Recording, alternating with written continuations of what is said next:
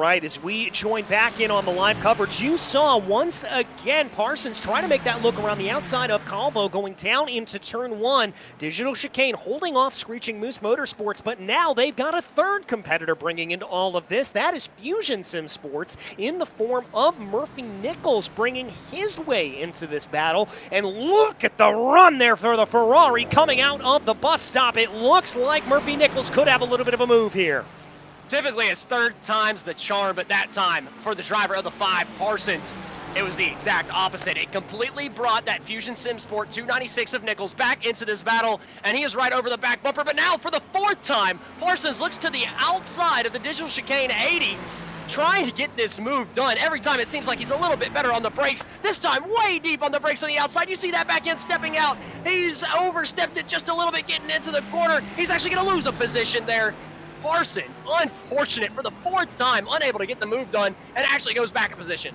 Oh, and I thought Nichols was going to go for a 2-for-1 there. Oh, but gets it a little bit wrong. Contact in the front, and Nichols spins around through the International Horseshoe. Oh, unbelievable. He just got back into the battle. Just a little bit of contact there with Calvo as it almost looked like he was going for a bump and run through the middle of the International Horseshoe. Loses about 5 seconds to that battle after he had closed him in.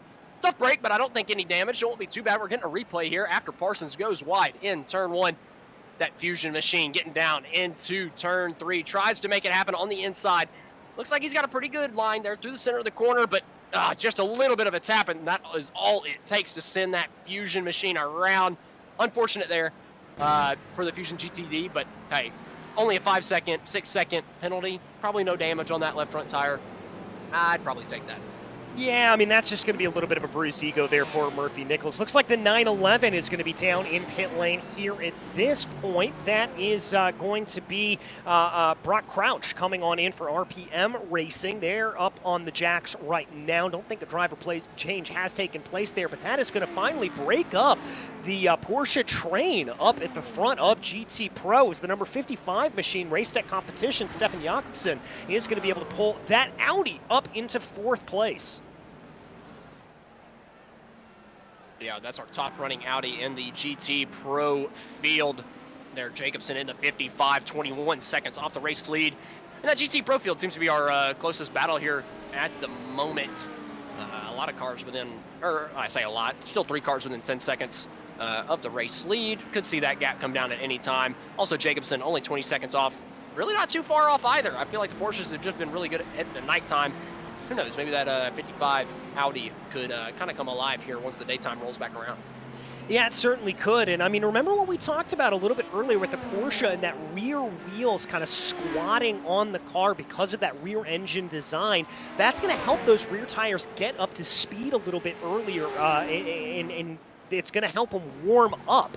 And so as a result, get up to speed a little bit better, and that could certainly help them out a little bit more. Here is GSE Racing in the battle right now for, looks like farther in the GT Pro category. They actually find themselves in a little bit of a battle in position on track, 35th overall. It's a battle with the GT Am, though. Yeah, the GSE Racing Esports GT Pro just kind of holding onto that overall position here. But Patrick Dorr in the 21. We've just saw him have a couple issues not too long ago, or at least the 21 entry had a couple issues back to back. I do believe there was a driver change in the middle of that, but trying to just kind of fight his way back up to the lead lap of the GT Pro. And again, I feel like a lot of these drivers are probably just sitting here praying for caution at this point. I don't know. There was a big 7-hour gap where I didn't call, so there could have been a longer no caution period, but we're nearing 3 hours without a caution. I got to imagine that's relatively close to the race record. Oh, this is the longest one I have gotten confirmation. So I've got to be thinking a lot of these teams are thinking, man, when is this yellow flag going to come out and give us an opportunity to come down, get a wave around, unlap ourselves? Probably setting ourselves up for a long caution period, though, whenever it does come out. Yeah, it's going to take a lot of time for these drivers and teams to be able to resort themselves in order as they get themselves around the track here at the moment. But right now, we take a look. Parsons Gonna dive down in pit lane, maybe thinking a little bit of an undercut could solve that battle with Calvo and the number 80 Ferrari up in front of him for digital chicane. Mercedes angled a little bit awkwardly into pit lane, but the digital pit crew gonna be taking care of it nonetheless. That's Avery and the number 29 machine, by the way. That is Firestorm Motorsports that makes their way out. Now Parsons for Screeching Moose Motorsports will be back out and onto track. Mercedes-AMG getting a fresh set of Michelin tires and full tank of fuel to be able to head back out on track. Yeah, kind of surprised Blind Deer Motorsport not making a driver change there in the GTM. Parsons coming back out onto the racetrack on that really, really slow pit exit, one lane, all the way until you get to the green cone right here before you can finally get that pit limiter turned off and then back hard on the loud pedal. But again, like you mentioned, probably just going for that undercut. I believe the driver change adds a couple seconds to your pit stop, so I really think they're just trying to get past that 80, who is a teammate to the 93, the race leader, which is probably why he was running him so hard and making sure Parsons could not get that second position away from him. Now with the 50-second gap, I don't know if Parsons would have ever ran that down, but the cautions are going to come out at some point, probably bring them all together once again. But I'm really interested to see the short pit. Does Calvo cover him off just one lap later, or does he have a little bit more in the tank? Well, we won't have too long to find out. Let's see what he decides to do here at this point. Bring that car back out as there goes Arnold coming back out of the number 21 Audi, running in 7th place in the GT Pro category. I keep wanting to call it GTD because that's what they've labeled it in IMSA, obviously, but it's the GT Pro and the GTM category. Gonna come out there. Oh, car prone in the middle of the track, almost collecting your leader of the race. Oh, that is a terrible, terrible spot to be sideways. Luckily, holds the brake for as long as possible. Finally finds a spot to back up. I mean, I feel like if you're on the inside of the track and sideways, at least there's plenty of room on the outside. If you're on the outside and you're sideways, at least there's plenty of room on the inside. But there, he was stopped absolutely dead in the middle of the racetrack. Only one lane on either side of him to get by. Dangerous, dangerous spot to get by. Very lucky nothing ended up happening. Going down to turn one, you can see the back end just already kind of stepping out through the entry of the corner. Gets it down to the inside wall. Ooh, did he back up in the middle and just kind of get stuck? Yeah, I mean, I guess he saw the guys coming. Yeah, he saw the headlights. He saw the headlights coming and just said, this is the better way to be able to handle this here at this point. It's not the best position to be in. You don't obviously want to have yourself prone across the track like that, but thankfully, Crouch there able to get out of any problem. Here comes Jacobson back down into pit lane, the number 55, that Audi that we were talking about a little bit earlier. Fresh set of Michelin's full tank of fuel. They'll be back out in soon on their way. Yeah, we still have not seen Calvo come down pit road. We have not seen the leader in GTM come down either. So it's going to be a couple lap of an undercut here for Parsons in the 5. But now we're looking for that second place battle in GT Pro. North Sim Racing, Kinetic Racing, a little bit of a bump in the middle of the turn 5 coming back towards turn number 6. That's 69. North Sim Racing Machine in front, trying to hold on to that position. Give it a hold a second. Actually stretch it out over that Kinetic Racing machine a little bit as Campbell in that 67 had to get through the GTM competition. Cost him a little bit of time. It's actually going to cost him the draft all the way down the Daytona Oval. Yeah, and that can really, really hurt you. That draft is going to be in full effect within about 1 second of the car in front of you, and you're going to completely lose touch at about 1.5 seconds. We take a look, though, as Campbreaker coming down in. Oh, and missed the pit box. That is Rising Panda Racing. That is your leader in the LMP2 category, making a very, very unfortunate error. Yep, coming down. Oh, actually making a driver change, putting Stockton back in the race cars. We see a couple faster class cars getting past that second place battle in the GT Pro category. D'Ambrosio holding on to that second place position for North Sim Racing currently. And actually Campbell coming down pit road. Whew, it's pretty fast coming down to that yellow cone. Able to get it slowed down. It does look like Campbell making that pit stop. Maybe another short or undercut that we're seeing here from the 67, trying to get that second place away from D'Ambrosio. Yeah, just trying to figure out a little bit of that strategy there at that point. That may be part of it. Here comes Guest in the 777 also coming down in. That's Tom Guest for Fusion Sim Sports. Stockton back out and on his way. How's that battle going to be able to play out with Gowan? As we said, Guest gets down and takes service, and it looks like a driver change for that LMP2. Yeah, as we get through this green flag pit cycle, this is the moment where a lot of these guys are probably a little nervous, right? They're coming down pit road, making these short pits, going a lap down to a couple of their class leaders. Really don't want that caution to come out at this point for a couple of these guys. Now, a lot of guys that have been kind of stuck a couple laps down kind of view this as a big opportunity, maybe extending their stint a little bit as we see the 531. Yeah, Toothman. He's already 16 laps down. We just talked to his teammate not too long ago. Toothman had been running really good laps here, even though he is so far off the pace just because of some misfortune earlier in the event. But coming down into turn 1, maybe just a little bit too heavy. Yeah, too late on the brakes. Get out towards the marble, spin that thing right around. Doesn't look like he made any contact, though, so not too bad. Gets back on the racetrack. And once again, he's 16 laps down. Not really racing anybody at the moment. Just kind of hoping for a little bit more attrition in that GTM category. Yeah, and that's one of the things that you've got to hope here at this point. You get attrition, you get caught just right when it comes to some of those yellow flags coming out. You maybe get a lap back, you maybe get 2 laps back. Next thing you know, you're fighting your way, fighting back up through the 4 as they go. All right, here comes one of the big questions, though. We've got a few more takers coming down into the GTM category right now. The number 93 coming back out here at this point, as well as the 161 of Van Gemmert. There's going to be a driver change there in that machine. Looks like Max Bajan going to be changing over for MMTQ Racing, so that's going to be the change there. Kaprowski now going to be back out on the track, though, in relation to that battle with Screeching Moose, and it looks like Parsons lost out big time, if my timing and scoring is to be believed. Yeah, I'm kind of surprised. The digital chicane 80 made a driver change, put Orovix in the race car, and Parsons is well behind him, coming through the kink right now, but his competition that he tried to undercut is going through the corner right in front, actually coming out of the corner right in front. So he's lost out by, a pretty decent margin. Now, you got to think, that 80 Ferrari's on cold tires right now, more than likely, right? He had to have taken new Michelin's, so he might be at a little bit of a disadvantage for the next couple laps. You got to think that Parsons has already gotten those tires that he's taken up to temperature, so he could have that advantage to where he could run that gap back down and be back into a fight for that second place spot. Yeah, it very well could be. We don't know how that's going to play itself out. We don't know what it is. Here's Gowan coming down into pit lane here at this point. Let's see if there's going to be a driver change in the number 18. Doesn't look like it. So that is going to be your presumptive leader there, and Nicholas Gowan staying behind the wheel of the car right now. So that'll put him out into a battle here with Pierce Stockton. That battle been going on for a hot minute up in the top of LMP2. Yeah, Gowan just hoping to come back out in the race lead.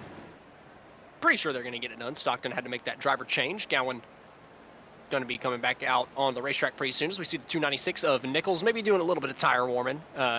Oh, he actually had a drive-through. My mistake. Oh. Heartbreaking there for Nichols. I don't know if they'd made their I don't think they'd made their pit stop yet.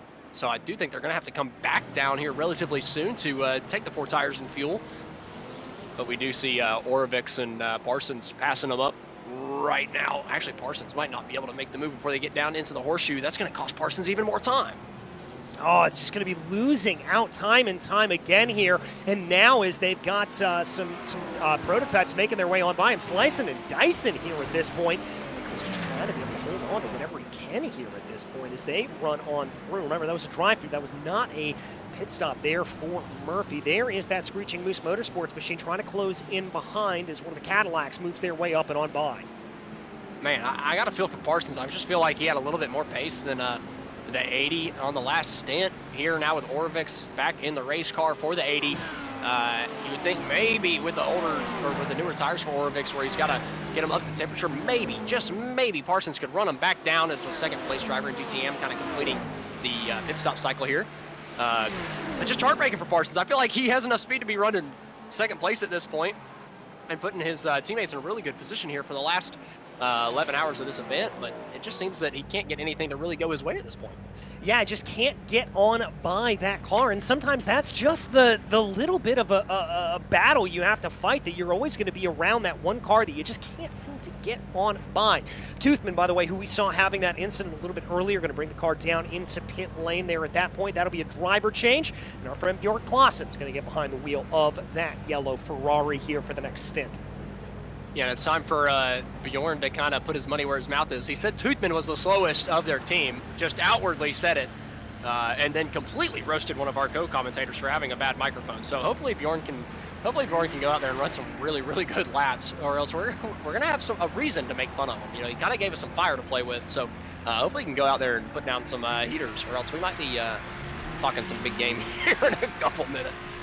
Yeah, we just might. We'll have to see there. We'll have to see what Bjorn is able to do, as now he's able to get out and on his way here at this point. We're going to check back up at the front of the field here. This is that Fusion Sim Sports machine. Murphy Nichols in the 296.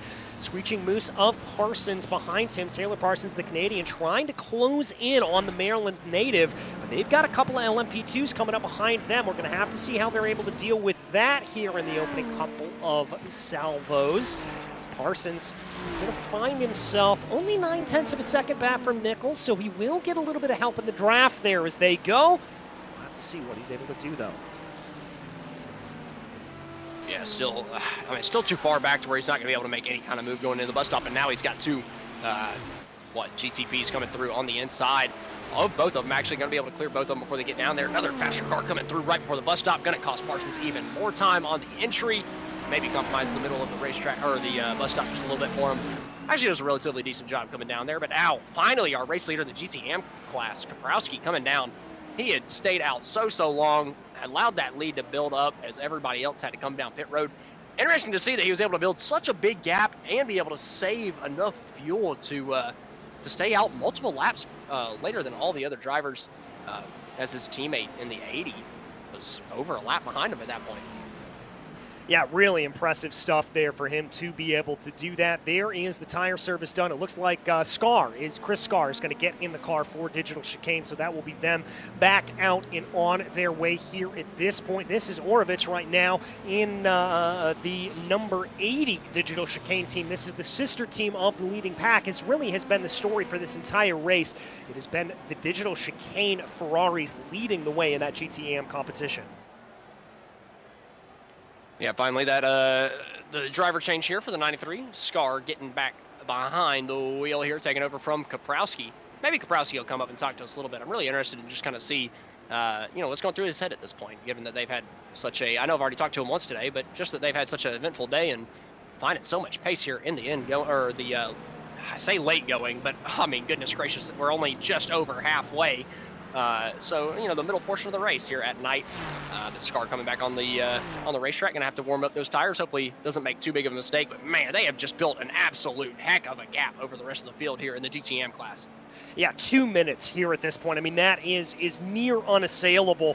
And granted, could have that yellow come out and change things around, but we'll have to see how that does. And this is all just good, clean racing, heads-up play for all of them as they continue to get their way out and around the circuit right now. Scar just letting those prototypes on by the Cadillac, and then they've got a couple, looks like it's a GT Pro behind them as well as a lapped GTAM car.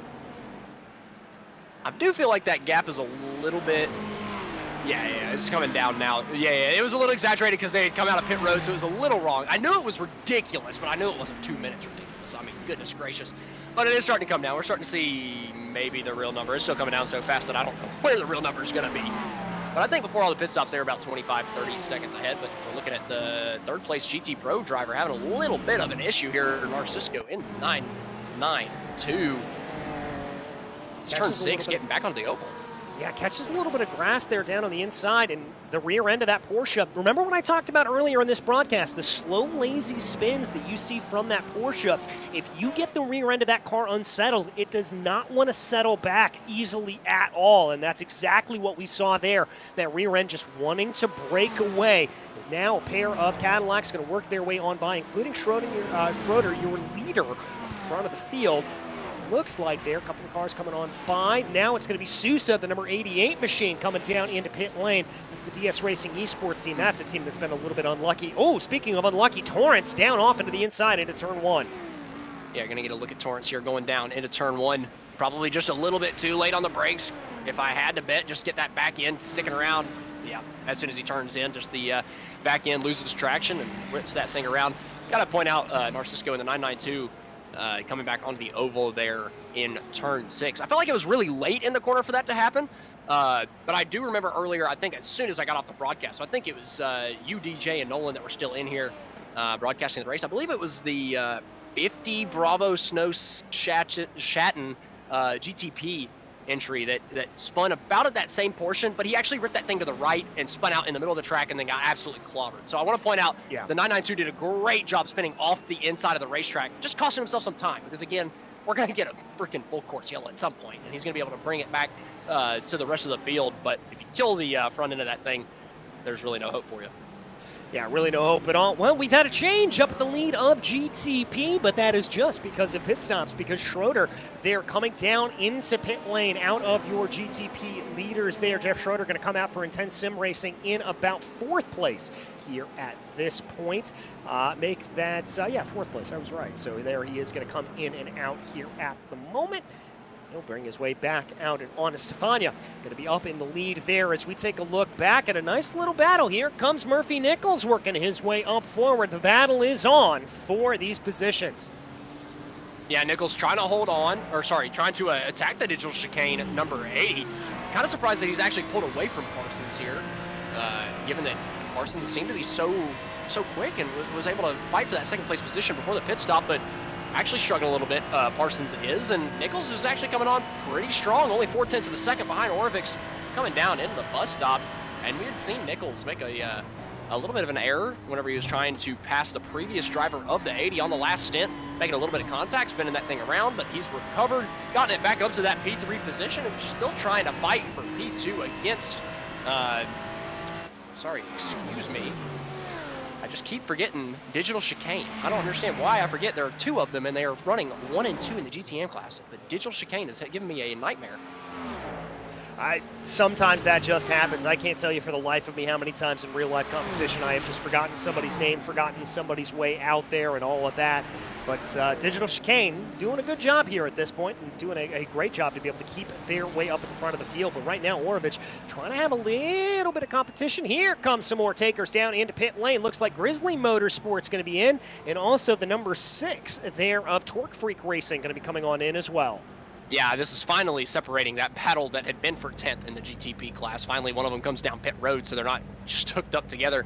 I mean, my goodness, I just feel like again, it's getting to that time of the night where I'm just forgetting all the team names and whatnot. But yeah, Short Freak Racing, Stop and Go Racing, they've just been side by side battling each other nonstop. Finally, this pit stop separates them a little bit as we see a couple GTPs coming down.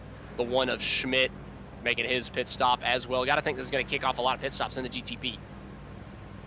Yeah, I think it will as well. Schroeder has been the earliest taker down pit lane for the most part. What is going to be interesting is just when everybody else kind of decides to do it. We're going to check back in while they're pitting in, checking back in on the battle here in GTM. This, again, the battle for P2 as they run. As Murphy Nichols just trying to close on in as much as possible here in that Fusion Sim Sports machine. Digital Chicane trying to hold them off to maintain the 1-2 of the Ferraris up at the front of the field. But it is a Ferrari 1-2-3 there in the GTM category. Yeah, the Ferrari's looking really, really strong at this point in the race. You know, we've kind of harped on it a little bit. They could just be really, really quick at the nighttime. Parsons keeping it close at this point. And remember that the driver of the that race team is the team that won the Roar before the 24, which took place in the daytime, and they were unbelievably quick the entire time. So maybe if I'm the Ferraris, I'm a little bit nervous, given the fact that 5 car we know is fast. We know they've got some really quick drivers behind the pit wall at this point, and that nighttime just could be maybe showing the negatives behind the Mercedes and showing all the positives behind the Ferrari. That could very well switch once we get around to 6, 7 a.m. in sim time.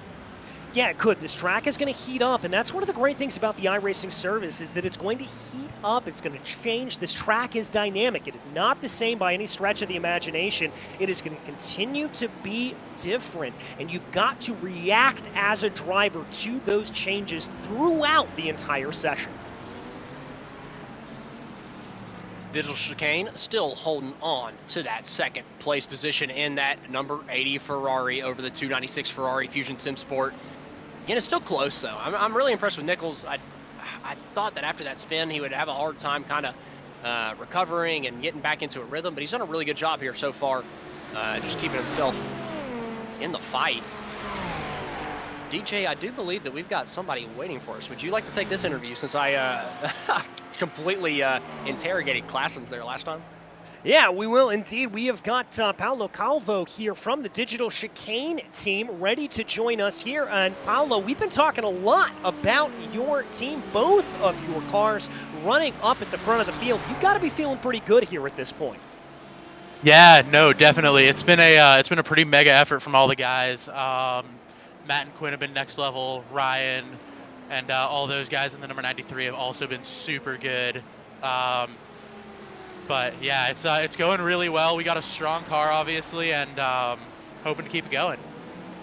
Well, obviously, this is not what you want to see, a little bit of pressure here from behind from Fusion SimSport as they come up from behind as we show you that. But I want to start just by asking kind of the basic question. How much communication is there between these two sister cars? And how much is there a little bit of a difference in between the two? We do have a good amount of communication. It's significantly more under full course yellow, and then you know, the little bit of trash talk here and there, of course, or the little bit of you know, compliments, you know, attaboys and all that stuff as well.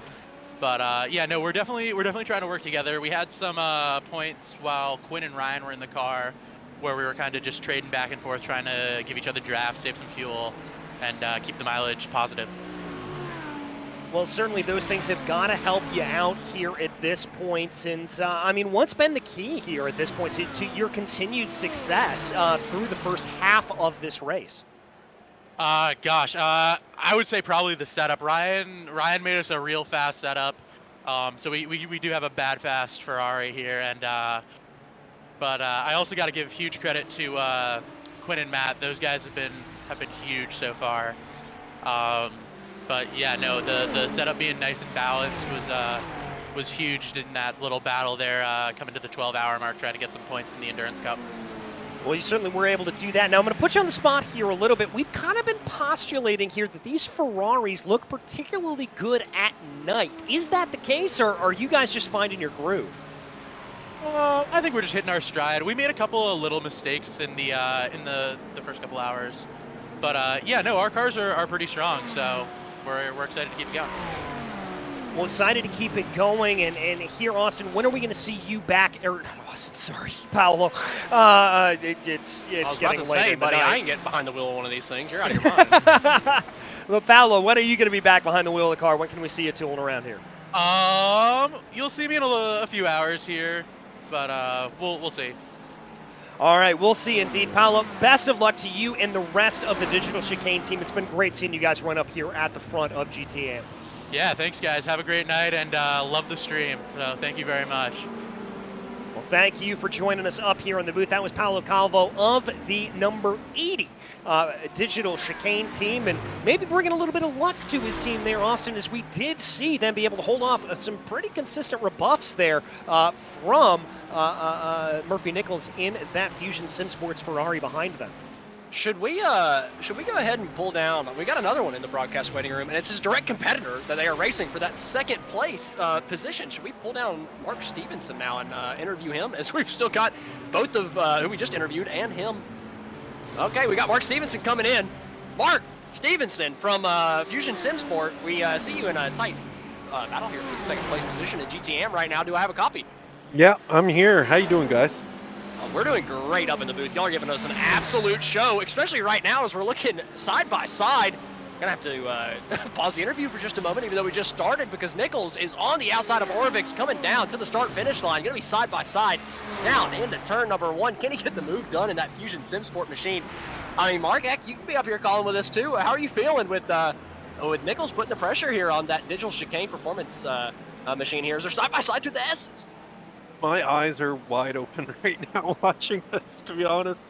No, this is awesome to watch. He's definitely putting the pressure on, and it's great to have these tight battles like so late in an endurance race. In officials, we would probably be on our own somewhere with like 30-second gaps on each side, but this has been great. Hopefully we get a yellow flag at some point in time so we can catch up to the 93. But having this battle between Murphy and Matthew is pretty awesome to watch. Yeah, the 93 has been absolutely rapid here in the nighttime, and y'all have been pretty quick, and I feel like that gap is kind of stabilized here. Now, the gap is pretty massive at this point, but hey, if it stabilizes, that means you got the speed as your teammate here, Nichols. Now looking to the inside before they get to the bus stop. He might be able to make this move under braking. He's going to have the preferred groove getting down into that first apex of the bus stop. We're going to look at it right here as they're still side by side in that Fusion SimSport machine, and it looks like the Digital Chicane 80 is just going to give it to him move Nichols up into that P2 position. Of Yeah. course, Orvix could come through back with the slipstream, but Nichols has been unbelievably quick. I saw just after all the pit stops, and I believe we were actually interviewing one of your direct competitors from Digital Chicane 80. We saw that the there was an LMP2 that tried to pass you and almost pushed you a little bit wide through, I believe it was turn 5. Can you just kind of walk us through, if you were watching at that point, just were you any nervous, kind of shaking there for a minute? Because I thought he was about to run you straight off the racetrack. Yeah, you know what? We've been dealing with these little things all night, and they just happen, and it's just the nature of endurance racing. You just manage yourself. Their car actually clipped ours, like net coated through our car. We got 0x from it, but it's been happening all night from lots of different places. But that's just the nature of endurance racing. You just go to the next corner and you forget about it. Well, hey, 12.5 hours into this thing, that thing still looks pretty clean, even if there has been a little bit of contact or netcode through contact. How are you feeling at this point? Do you think that y'all have a piece that could win this thing, even though we've seen you kind of fall off the back of the 93 currently? This is the longest run of straight green flag racing that we have seen all night. So do you think if we do get that caution that y'all could have a chance to fight that 93 here for the win? Yeah, I think we can. We need that yellow. Once well, it'll depend on drivers too, but yellow would, get us back on there so we could at least have a battle. Being 50 seconds off right now, we're hours away from being in a battle with them if we don't get a yellow. But hey, that again, nature of endurance racing. Things are going to come up. They might run into something, we might run into something, but if we can have a little dogfight with them, it'll be a good time. And I remember not too long before the pit stop. Sorry, I've been talking really quick for a long time, so I know I've been stumbling over everything in this interview. I apologize, but I remember a little bit before the cautions, Nichols, I believe, was in the car and actually made a little bit of contact with the 80 as they're side by side again, going down to turn 1. Looks like he's going to hold on to that position, but he made a little bit of contact through the International Horseshoe, spun that thing around. I mean, it just seems like there's a little bit of a heart-stopper moment for you just about every hour here in the nighttime. I think the 80 just was waiting to get on the gas just a little bit in that corner, because it is, you get on the accelerator a little bit late. If you get on it early, you're actually slow coming out of the horseshoe. So I think we just had a little bit more grip, and Murphy and, well, here we go. Oh my God. My God. Yeah, well, that's the Digital Chicane or going around the 80 of Orvix. We're going to have to get a little replay of that. Just to kind of see, that was the battle for that P2 position as we've got Mark Stevenson, a different driver for the 296 in the booth. Kind of a weird scenario there as they're racing for that P2 position and your competitor spins out there, looking to the inside there, a little bit of contact. I mean, that's just side-by-side racing, in the middle of turn number 5. What's your thought on that, Mark? It's kind of what happened in the horseshoe between us before, to be honest. It's just in reverse. It is what it is. I don't think anybody was in the wrong there. He went out a little wide and we were holding their line, but racing incident, it is what it is. Yeah, and y'all were put in a weird position with the faster class car coming through, so you had to be offline anyway. And hey, like you mentioned, or like we have been talking about, it happened earlier the other way around, and I don't think either one of the cars got any damage on either incident, to be honest. No. So, no harm, no foul. Just cost him about the same amount of time that it cost you. 2x, but honestly, like, when you get hit in the door, there's hardly ever any damage. This damage model, like, if you get totally T-boned, you hardly get any damage. It's the front and rear damage you need to worry about. Well, that's great insight. And Mark, I appreciate you coming up here. I held you a little bit long because I was really thinking there was going to be a little bit of a contact between the 296 and 80, and I would love it if I had one of y'all up here whenever it happened. Well, so I apologize. I kind of used you a little bit. If I could say one thing, it's funny you were talking about setups before with Paolo. We're really liking the standard low downforce endurance set from iRacing right now. Y'all haven't even worked on yours. It's just the standard iRacing standard. Yeah. Oh, okay. Well, if y'all win this thing with the default iRacing standard setup, the low downforce endurance is great. Oh my goodness, that's actually incredible. amazing. Hey, credit to y'all for running so good with that. And I mean, I got to point out, you've had contact with the 80 of Orvix recently, and y'all actually cut down the gap to the 93 over the last couple laps, even with that little bit of contact. I believe it was a little bit over 52 seconds, not too long ago, now under 51. Not a huge difference, but hey, just still showing that y'all have the speed in that 296. Yeah, it's blisteringly quick. Honestly, don't ignore baseline sets. Sometimes they're really quick. I'll take your word for it on road course racing. It doesn't work on the oval side of things, but No, I'm sure it you're doesn't. absolutely, I'm sure you're No, right it about the road courses. But Mark, thank you so much for coming up and talk to us and giving us a little bit of entertainment while we saw your competitor and your teammate get together there in the middle of the infield. Thank you so much for being up here. Thanks for having me. All right, that was Mark Stevenson, another driver of the 296. Currently Nichols behind the wheel of that machine in the GTM class. Yeah, and great job keeping him on there through that contact. Just drivers getting their elbows out here. I mean, that's really what that was here at this point. Now, my question's going to be, now that Nichols has been released, what is that gap going to be like between himself and Scar? Can Murphy start to work this down a little bit before the yellow flag inevitably comes out? What will happen there on that with Murphy Nichols? That is going to be my question here going into the next hours of this race. Well, it's kept shrinking since we let Mark go. I mean, it was 51 seconds whenever I mentioned it. Now they're down to 49. I imagine that was maybe a little bit of a lap traffic issue from Scar also, because it does seem to grow just a little bit right here. Another half a second added back onto it. That's part of endurance racing with all different classes. The gap shrinks and grows. It's about what happens lap over lap. You really got to pay attention to it for a course of 5 or 6 laps to really kind of get a good idea of what's going on. But yeah, I wanted to call that wreck, but I was really hoping to get a little bit of information out of him. But he just kept going, oh. But I get it. I totally understand. I wouldn't want to give away too much either. You could just hear the nerves in his voice, and I love that. It was so funny.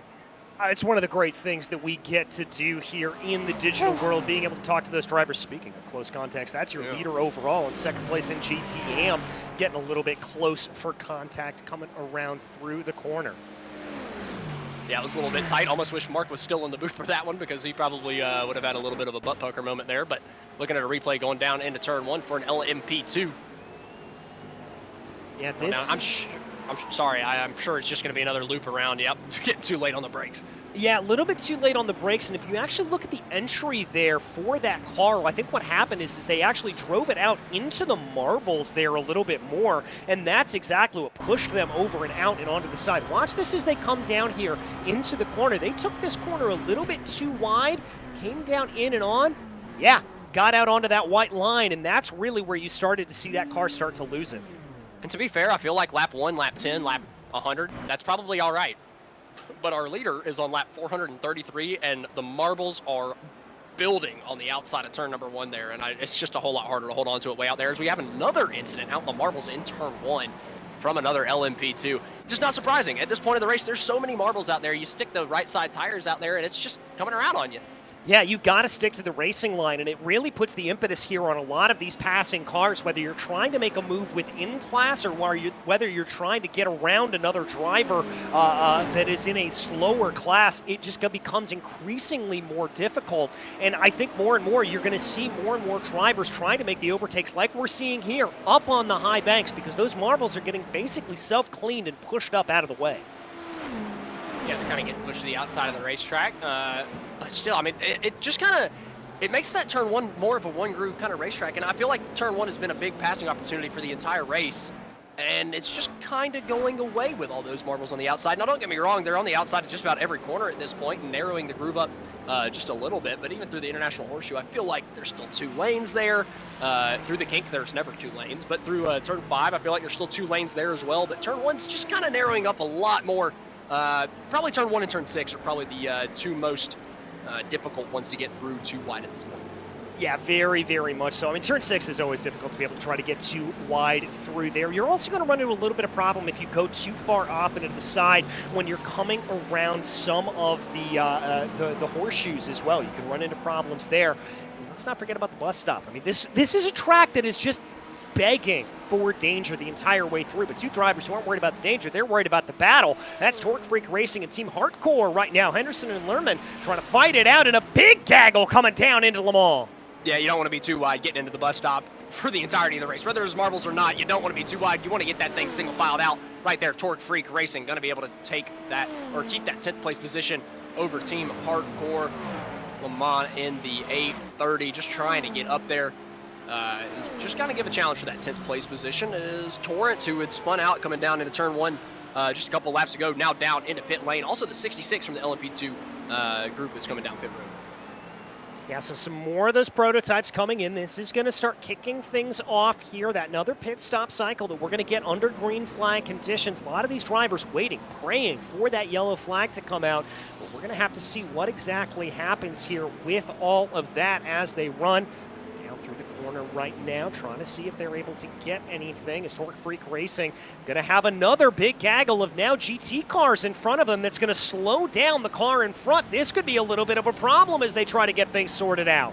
Yeah, they're side by side getting down into that second horseshoe. Makes it really difficult for the trailing faster car to get through, but they're able to single file out. Torque Freak Racing's Henderson in the 6. They're able to make it through, but it does cost them a little bit of time. Kind of allowing Le Mans to, I feel like Lehman, I don't know, probably Lehman, that makes a lot more sense, but Lehman coming up in that 11th place position, able to get a little bit closer here, coming through the banked curves here at Daytona, but it doesn't really look like he's able to gain too much as, man, every time we come down to the bus stop, it just seems like there's more and more traffic. Yeah, it really does. And you get into these kind of traffic rhythms around the circuit where you'll get 5-10 laps where you're just running in clean air and it feels absolutely wonderful. And then you'll get some moments where you get an absolute gaggle in front of you and it is absolutely terrifying to try to hold on and not run into any sort of problem. But here comes Lemon. Let's take a look at this. He's going to maybe take a little bit of a look down to the inside. No, defended well by Henderson. Now it looks like Lemon's going to come around the outside. Oh, man, Henderson really squeezed him out wide, just about to the wall, not giving him any room getting down into the braking zone. Henderson going to be able to hold on to the position. Good defensive driving, maybe a little late, but he hangs on to the position, and there was no contact between them, so not too bad. Man, just about a little bit of contact getting down to the International Horseshoe. Henderson having to get really deep down on the brakes, and it looks like they're just about side by side coming out of the corner, but Lehman is just a little bit too far behind before they get to the gate. Yeah, just not able to get the straight line grunt of that Cadillac naturally aspirated V8. Now going to dive down to the inside there of the 44 machine. That's the leader in GT Pro. And use that Porsche as a little bit of a pick. And that's going to slow Lehman down ever so slightly. Maybe cost him a half a tenth. But he's able to gain it back up with an aggressive move. Let's take a look here. We've had another incident back down in GTAM. Yeah, a couple competitors might be coming together. Oh, the 33 again. Looks like coming down into turn 6. Just gets a little loose on the apex. Might have clipped the grass coming onto the entry of that corner just a little bit to set off that incident. The 33 was the driver at the beginning of our commentary stint here. 2 hours and 45 minutes ago, by the way, which is crazy to me. He went ahead on into the inside pit wall. Unfortunately, in turn 1, I believe he had a little bit of help from an LMP2 there, just spinning out on his own through turn 6. But still, the battle for P10 and GTP is still heating up. Henderson trying to keep it, man, but Lehman is just right there. Yeah, Lehman not letting this go at all. Thought about trying to take a little bit of a look there. Now he's going to try to take that sweep around the outside. Here he comes! I'm sorry, the GTP race leader has just wrecked somebody out of Daytona, or the oval turn 4. Someone has gone hard into the inside wall, I believe, off of our GTP race leader's nose. Oh, that's Cowan. That was Cowan. That was P2 in LMP2. Unbelievable. He just absolutely ran him over coming out of NASCAR Oval 4. I don't know if he actually hit the inside wall. I was not on board with him. I was on board with the GTP race leader. But they're 3 wide, and he just doesn't lift. He just flips him in the right rear, sends him all the way down the inside wall. Oh, does make contact with the right front and right rear. P2 LMP2 taken out by our race leader, and you got to think that's going to be a penalty for the 73. And that's the second time we've seen that today from our race leader. Let us not forget the incident we saw with the Lamborghini coming down through the S's. That's absolutely true. The 73 has had a bit of a shocker over the course of our commentary time. I mean, they're 3 wide. There's nowhere to go there. I mean, he's got a 46-second lead. If I was Gowan, I would just be unbelievably mad. And again, I know I'm supposed to be unbiased, but I hope that they have a protest left. I would be absolutely furious if I was Gowan. I mean, that is almost indefensible there as a leader. You've got to recognize that there is going to be paths that clear to you, and having that 45-second gap, you've got to let that come to you. It was a 25-second gap last time that they made the mistake about 2 hours ago, and now we're seeing another one 2 hours later. And I got to be honest, both of them were the fault of the 73. I mean, if both of those teams have protests, I believe it works. The minimum penalty is a 30-second penalty at the end of the race, right? So I'm pretty confident that if we get any type of a late safety car, the 73 will not win this race because they'll have 2 30-second penalties.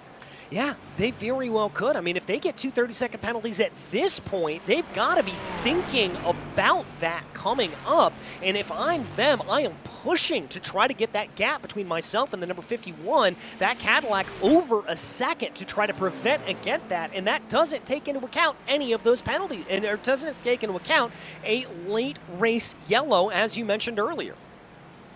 Yeah, I mean, in all seriousness, they could pull out a minute 10-second gap, and then the caution come out with 30 minutes left in the race, and they wouldn't win. They wouldn't even come close to winning.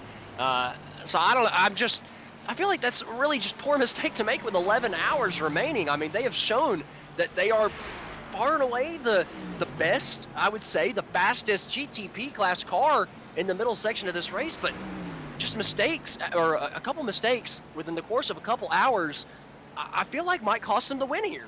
It very well could, and that's some of that aggression that you have to keep underneath you. You cannot let it go to your head, as it looks like Mork is going to be able to get in the car here for the 278 machine. That's going to be a driver change for 10th in class in the GTP category. But yeah, to your point, Austin, I mean, it just seems like a little bit of aggression and, dare I say, a little bit of arrogance. I feel like most of the time in the endurance race stuff, whenever a faster car comes through and hit checks or bump somebody out of position, typically I feel like there is a little bit of arrogance behind it. And I get it, right? You're the overall leader. You're dominating the GTP class by 45 seconds, but I don't know. I feel like you just got to take care of everybody else out there, especially whenever you got that lead, man. It's not like you got 20 minutes left and the gap is half a second. I mean, I still think it would be their fault, but at least I understand the aggression. With 11 hours and 15 minutes left, and you've got 45 seconds of a lead, there's no reason to be aggressive. And I'm sorry we're harping on this so heavy, but I'm just very, very surprised, man. No, I'm surprised by it as well. It is not what I would have expected to have seen out of this caliber of driver and this much of a lead. It's very, very surprising. Oh! Henderson off down into the inside. My goodness. The driver of the 6, the Torque Freak Racing machine. We have seen him in battle after battle, and just by himself loses it under braking. That rear end just comes out as he turns into the first apex. And the car just crumples. I mean, that thing is absolutely destroyed. Yeah, and I mean, that is literally just the impact coming in and shaking the back of it. Too much of that curve down into the inside. And yeah, that car, suspension gone. That car is toast. Oh, we were talking about, I believe it was, it was Klassen's in the 531. We were talking about they had 60 minutes of damage earlier. That looks about the same. I mean, that's going to take a long, long time for them to fix up. Yeah, it's going to take a very, very long time for them to fix up. We take a look back at the battle now for P3. It looks like that digital chicane team starting to lose a little bit of ground up at the front of the field. They've dropped from second, and they're under threat of losing third position as well. Yeah, digital chicane number 80, Orvix has fallen back, like you mentioned, not too long ago to the 296. They've kind of stabilized with their teammate of the 93 with a 52-second gap, while the 296 has actually shrunk that thing down about 7 seconds since they've gotten that P2 position. So very, very impressive from Nichols in the 296. But like you mentioned, Orvex now under pressure from Parsons. And this was the battle we saw about an hour and a half ago, the 80 and the 5. Parsons got to the outside going down to the turn 1 on 4 separate occasions and could never make the move stick. But again, the driver of the 5, or one of the other drivers of the 5, have come in to the broadcast booth and have talked to us about how they are really managing risk here in the early portions of this race and just making sure they get to the end, because we know they have great speed towards the end. But here, finally, they're trying to get back up to the 80 and trying to fight for that podium position. Yeah, trying to fight for it. And unfortunately here, I've got to leave you a little bit early, Austin, as I am being called to actually get into the car myself.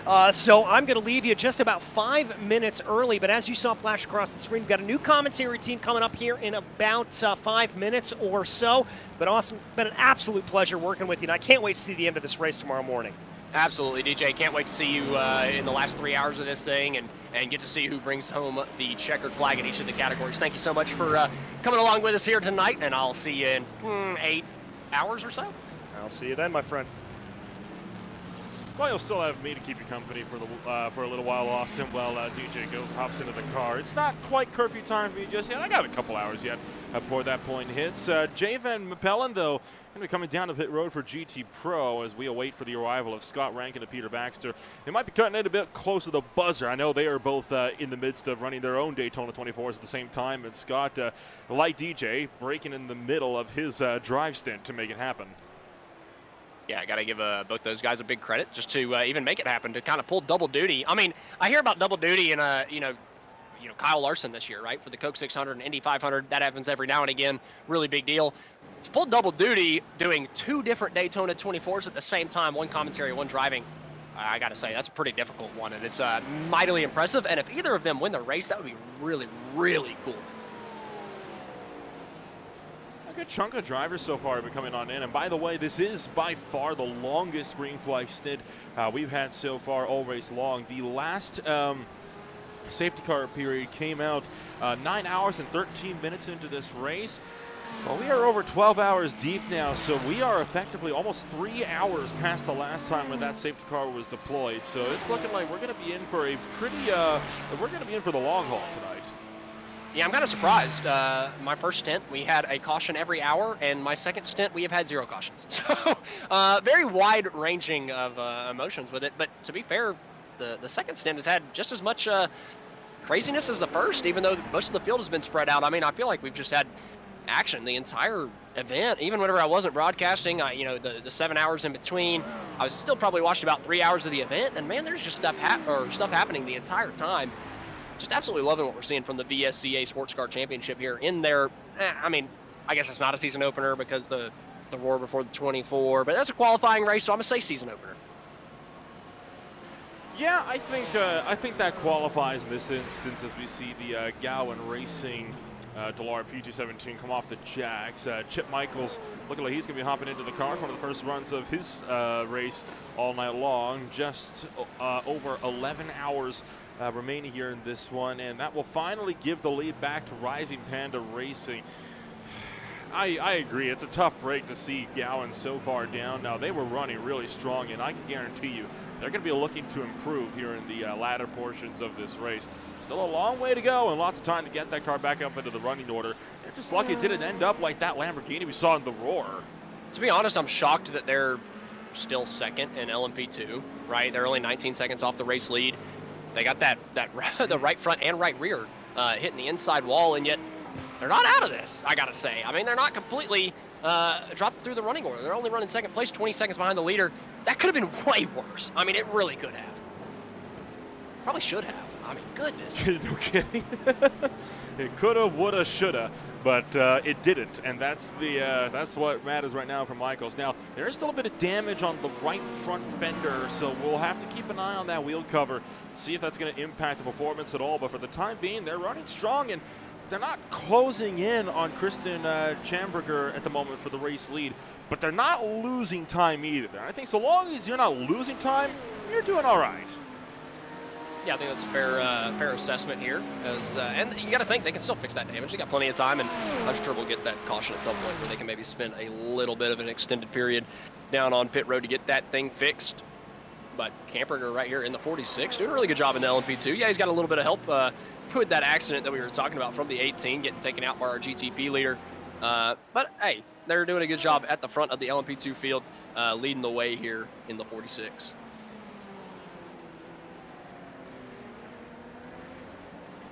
We just got word that Scott Rankin will be joining us momentarily, and I know Peter Baxter's already standing by as well. So, Austin, you're about to close out your stint here for the final 30 minutes, well, for the final minutes or so before we bring you in for the last 3 hours. So, well, while we got this time, let's take a rundown top to bottom one more time here in this field, and we'll run through it all again for Peter Baxter, who no doubt is already listening in. Jeff Schroeder for Intense Sim Racing, a bit of a controversial running into with their second place run in LMP2, but they continue to lead the way, 52 seconds clear from Carlos Hernandez in the World of Sim Racing team. David Schmidt brings it up in third for Grizzly Motorsports. Right now, only 3 of the GTPs are on the lead lap. Marco Villa at the moment for DS Racing Esports sits in 4th, with Trading Paints Racing back in 5th, also 1 lap down. Hawk Racing in 6th, along with Composite Performance in 7th, are also 1 lap down. It's a big shame for Patrick Vogel and their crew. They were looking like the favorites to win. How the mighty have fallen at Daytona. MSP's GTP entry runs in 8th at the moment, with Stop and Go Racing back in 9th. Team Hardcore is 9th. Bravo Snow Shatton is in 10th. DS Racing Esports team is in 12th. Fisher Motorsports is 13th, and then that just brings up Torque Freak Racing after that huge crash at the bus stop, down and out as the 14th runner in GTP. Leading up our LMP2 field, but coming down pit road, that's Camperger in the 46. That looks like a drive-through if I had to bet. Gowan Racing, who got taken out by our GTP leader not too long ago with a different driver, now with Chip Michaels behind the wheel in 2nd place. Fisher Motorsport Dallara number 14 in 3rd place. FRS Sim Sports in 4th. Torrance driving that number 100 LMP2 for Rookie Esports in the top 5. Really good job from that race team. VRG Sport in the 66 in 6th place. Every time I look at the 66, it is in 6th place, and it's rubbing me a little bit the wrong way. Either way, 7th place is going to be Tri-State Racing with Sherrard behind the wheel. 8th place is going to be GSE Esports Racing with Fusion LMP2 in 9th, and Scours GT, unfortunately, well off the pace, 124 laps down, and likely out of this event. Scours SS Racing, one of the only few contenders that's down and out of the fight for the time being. Looking back to GT Pro, right now Thomas D'Ambrosio, the Italian, takes it up in North Sim Racing. It is a Porsche 1-2 at the front of the field in GT Pro, with Kinetic Racing driven by Lyndon Swaby down in the number 2 spot. Stefan Jakobsen, the Norwegian, brings up the Audi, the first Audi for race tech competition. GS Racing Esports' Nelson Narciso is down in 4th. And then, of course, JVM Mapellin is up in 5th. Mark DeBoer is in 6th. Rounded out the 8-car GT Pro field. We'll, of course, have GSE Racing Esports' John Pascal Arnold, along with Benjamin Fisher himself, down by 17 laps. But so far, all of the GT Pros still on the racetrack. We're going to head up the GT Am field with Scar in the 93. The Digital Chicane, number 93. Got 2 Digital Chicane cars in the top 3. Actually losing a little bit of ground to our 2nd place driver of Nichols in the Fusion GTD. He was 52 seconds back about 10-15 minutes ago, and he's actually been reeling in that 93 non-stop over the course of the last couple laps. The teammate of the 93, Digital Chicane number 80, driving in that 3rd place position right now with Orovix behind the wheel. Tucker in the Trading Paints Racing Red Machine in 4th. Screeching Moose Motorsports, who I've still got to say might be my favorite to win this thing in the GTM, kind of who I'm looking at to pick it up towards the end, just made a driver swap with McKenna Dean in the race car in that number 5 Screeching Moose Motorsports entry. MMT Racing in 6th place with Firestorm Motorsport, 2 laps behind them in 7th. 8th place is going to be the 83 entry of Off in the S's, with 9th place being Real Pixel Motorsport. Unfortunately, MSP number 33 and number 34 at the beginning of this broadcast stint 3 hours ago both got shipped off in turn number 1, having major incidents that have dropped them down to 10th and 11th. 12th place is going to be Dangler Performance with Romaninski behind the wheel currently. Hayes in the Full Send Racing number 94 in 13th. Classens still trying to make up all that ground that they lost from that 60 minutes of damage earlier in the Yellow Submarine Squad Sim Lab Racing machine, the 531. And then KC Racing in 15th and Vulture Motorsports in 16th. Both those last 2, unfortunately, out of the event. So racing action continues over here in the VSCA Sports Car Championship, 24 Hours of Daytona. We're going to take in the sights and sounds as we'll ride on board with Jeff Schroeder while we get set for our commentator swap. We'll be back in a few moments.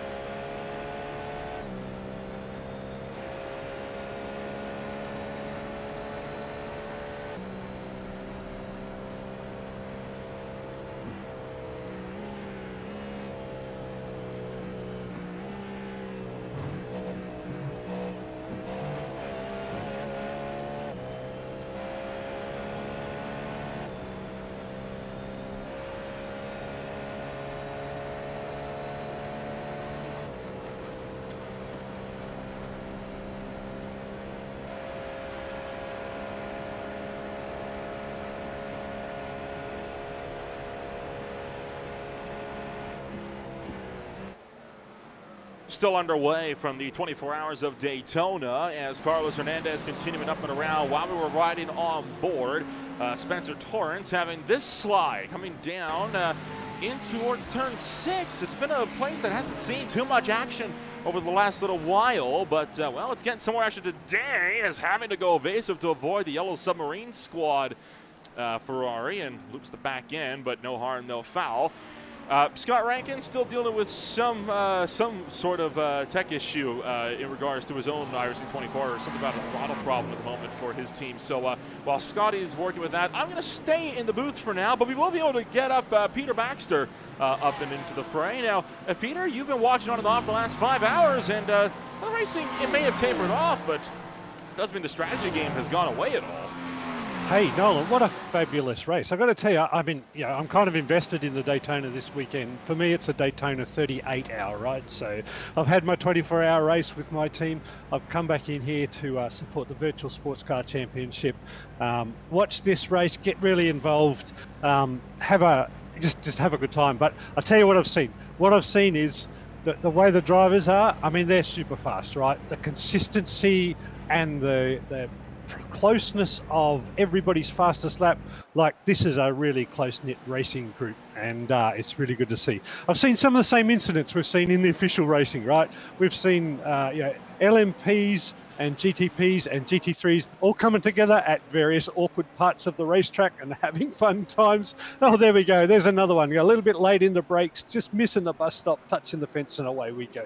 And the other thing I've seen is I've seen this race settle down. So it's gone through a number of iterations. I missed the start the first couple of hours, but I was lucky enough as I was on and off to see one of the full class yellows come out. So the cars mixed up, they all paused up, everybody got together, a fabulous restart, and seeing the cars sort of work together and work through as the different speeds of cars come through. And my God, this is a really entertaining race to watch. Glad to be here, and thank you for the invitation. Well, the race has been absolutely phenomenal so far as Miguel Spaldi just hopped into the car, replacing Thomas D'Ambrosio for North Sim Racing, the current leaders in the GT Pro category. So where one hops out, a new one will pop back in. We mentioned the race starting to die down for the time being. And, you know what? We got a bit of time here in this one, and we've got, in fact, 2 drivers that are standing by wanting to give us a little bit of a chit-chat. So, you know what? Why not? Let's get in touch with a couple of the guys that we've talked about them a lot so far tonight, and their car's been kind of up and down throughout the field. Right now, looking to be running in the number 3 spot, but it is the Screeching Moose Motorsports crew, and we're joined by both Jeff Schroeder along with Taylor Parsons, 2 drivers that have been putting in the work with that car. And for the both of you, it's been an absolutely phenomenal race, and hey, a podium definitely on the cards. Yeah. We'll start with Taylor. Who's going to start? Let's start with Taylor. Hey, Taylor, give us a rundown of your race so far and how you feel about where you're positioning. We're feeling pretty good. It's, right now, it's all about the attrition race, right? So right now, our big goal is kind of just get through the night, really just focus on plugging the laps, keeping the consistency. We've had some good fights with the digital chicane cars over the last few stints, and just keeping it clean as much as we can. Really, it comes down to the last 3 hours, in my opinion, after the attrition, as to what's really going to decide the race. So there was a discussion a little while ago from the commentators about teams leaving their last split or their last session free to pick their fastest driver over the race, and some teams leaving them blank, and some teams having selected their superstar to finish off the race. Have you got that sorted? Well, I can't tell you all our secrets, can I? I'm not going to ask you who it is. Not going to ask you who it is, but but I can say that we have definitely set up a plan to have our specific drivers set throughout the rest of the pace. Right now, we're all about plugging laps and really focusing on the pace later on. Right now, it's all about just staying clean. Yeah, and Jeff, from your perspective, how's that going? Yeah, so I'm pretty happy with my pace. I think we put a very good gap. We had an incident there at the end. I think you probably seen it with the LMP2 that I hit. But yeah, apart from that incident, I think I did a pretty good triple stint, and looking forward to the end of the race. So look, I'm new to the league and I'm new here. Let's start with some controversy. Hey, why not? Let's wind it up. You know, you're driving the GT3. How are you finding the faster class cars tonight? I'm driving the GTPs. Ah, the GTPs. I'm from Intent Sim Racing. Oh, There we I am go. so sorry. No, it's all good. Number 73 car. Nolan, you set me up with the number 2 runner in the race, mate. I'm on a 13-hour shift. All right, give me It's some all good. slack. It's all good, let me mate. update this here. No, that's cool. Hey, Taylor, that question's out to you, mate, as a GTM driver. How are you finding the faster cars? Are you finding that they've got the patience you need to get around the corners, or the good old classic sim racing, let's just have a crack and get aggressive? I would say for the most part, the GTPs have honestly been pretty predictable. The nice thing is the speed delta is very known, so you can kind of set yourself up correctly when you know the car's coming. The big one I would say is the LMP2 cars. Is for the most part they've been pretty good, but we've had an incident ourselves with an LMP2 car tonight, and just one of those things, right? Multi-class brings out chaos always. Yeah, absolutely. And Jeff, in my experience in my Daytona 24, I drove the GTP as well. I found the speed difference between the GTP and the GT3 was enough. You could accelerate past, or the braking distance was fine. But what I found was the LMP2s come off a corner pretty quick, so you do actually take quite a lot of time to get around them on the oval. But you had a braking advantage. Has that caused your team any grief tonight? Yeah, so as I said in lap 400, what was it, 436, the the LMP2, he crashed out. That was a pretty crazy moment for us. Apart from that, I think we managed traffic pretty good so far. We found out a lot about the other drivers, which lines they are taking. We know how to manipulate in-car settings in terms to get through traffic better. So yeah, I think the LMP2s they are a big problem on track in terms of overtaking them because they are so fast. But in the end, you can manage it. It's more of a problem in sprint races. Yeah, awesome. And Taylor, the Mercedes seems to be the odd car out, or the four or five Ferraris up the front there that you're racing. Was that a hard choice to go not with the Ferrari and go with the Merc? Honestly, so we used to run the Ferrari, but last year we decided to move to the Mercedes for our first VSCA championship. And we ended up coming second in the championship overall last year. We didn't see a reason to swap. The car did very well for us last year. It's predictable. We know it. We know how to build really good setups for it, get everything we need. We are noticing, like tonight, that we seem to have a lot less drag than the Ferraris, but they're a lot faster in the infield runs. So it's been kind of this cat and mouse that we've been playing all night. Awesome. That makes for some fun racing when you get a bit of cat and mouse. That's fun when all the cars are together. It can be a little bit raise the tension a bit too high. So yeah, that's kind of cool. Yeah, and Jeff, obviously the you guys. Sorry, yeah, Jeff, you guys are running the Caddy tonight. No, the Porsche. The Porsche. The Porsche. Oh, you guys have just moved up one, have you, into the lead? Is that right? Yeah, we are. They sure have. Yeah. We were in the lead already before, and we just pitted 5 minutes before I came on the broadcast. There we go. That's us catching up with a complete commentary change. So out in the front in the Porsche. Any particular reason for selecting the Porsche, Jeff? Yeah. So to be honest, when the Porsche first came out, I really wanted to make it work for me personally. But the first season, it was just nowhere, the Porsche. It was too slow. It was fun to drive, but it was super slow everywhere. And fast forward to this season, the Porsche suddenly got competitive. And it was basically, for us, it was either Caddy or Porsche. Because the BMW, it's fun, but I feel like we have driven the BMW enough for this last year or this year for the past time. So that's the reason we went with the Porsche. We like it a lot. It really suits my personal driving style. So yeah. Now look, and who around the world doesn't want a Porsche in their garage, whether it's virtual or real? That's true. Every one of my friends also wants a Porsche in their garage.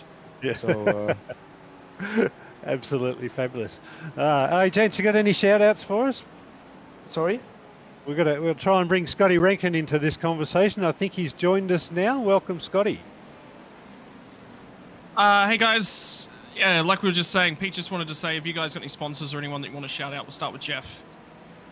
Yeah, so I want to give a big shout out to my other team I'm racing for. That's Hukeno Racing.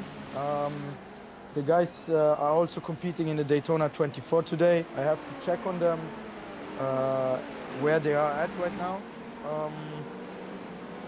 Apart from that, my friend Alem and all my other friends that have been watching the broadcast and will still be watching the end of the race.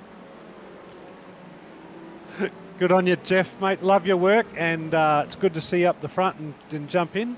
I know around the world, everywhere except for Australia, where us Aussies live, it's in the night time, and it's just going to be a long night for some. So come back in anytime you want, and we'll have another chat. Yes, of course. I have been up for 24 hours as well, so I think we can make it work today. Awesome. You might need to give Nolan some tips on how to stay awake for the next 10 hours. Caffeine, my friend. Caffeine, and if you feel tired, just get in the car, do a stint, and after it you feel better.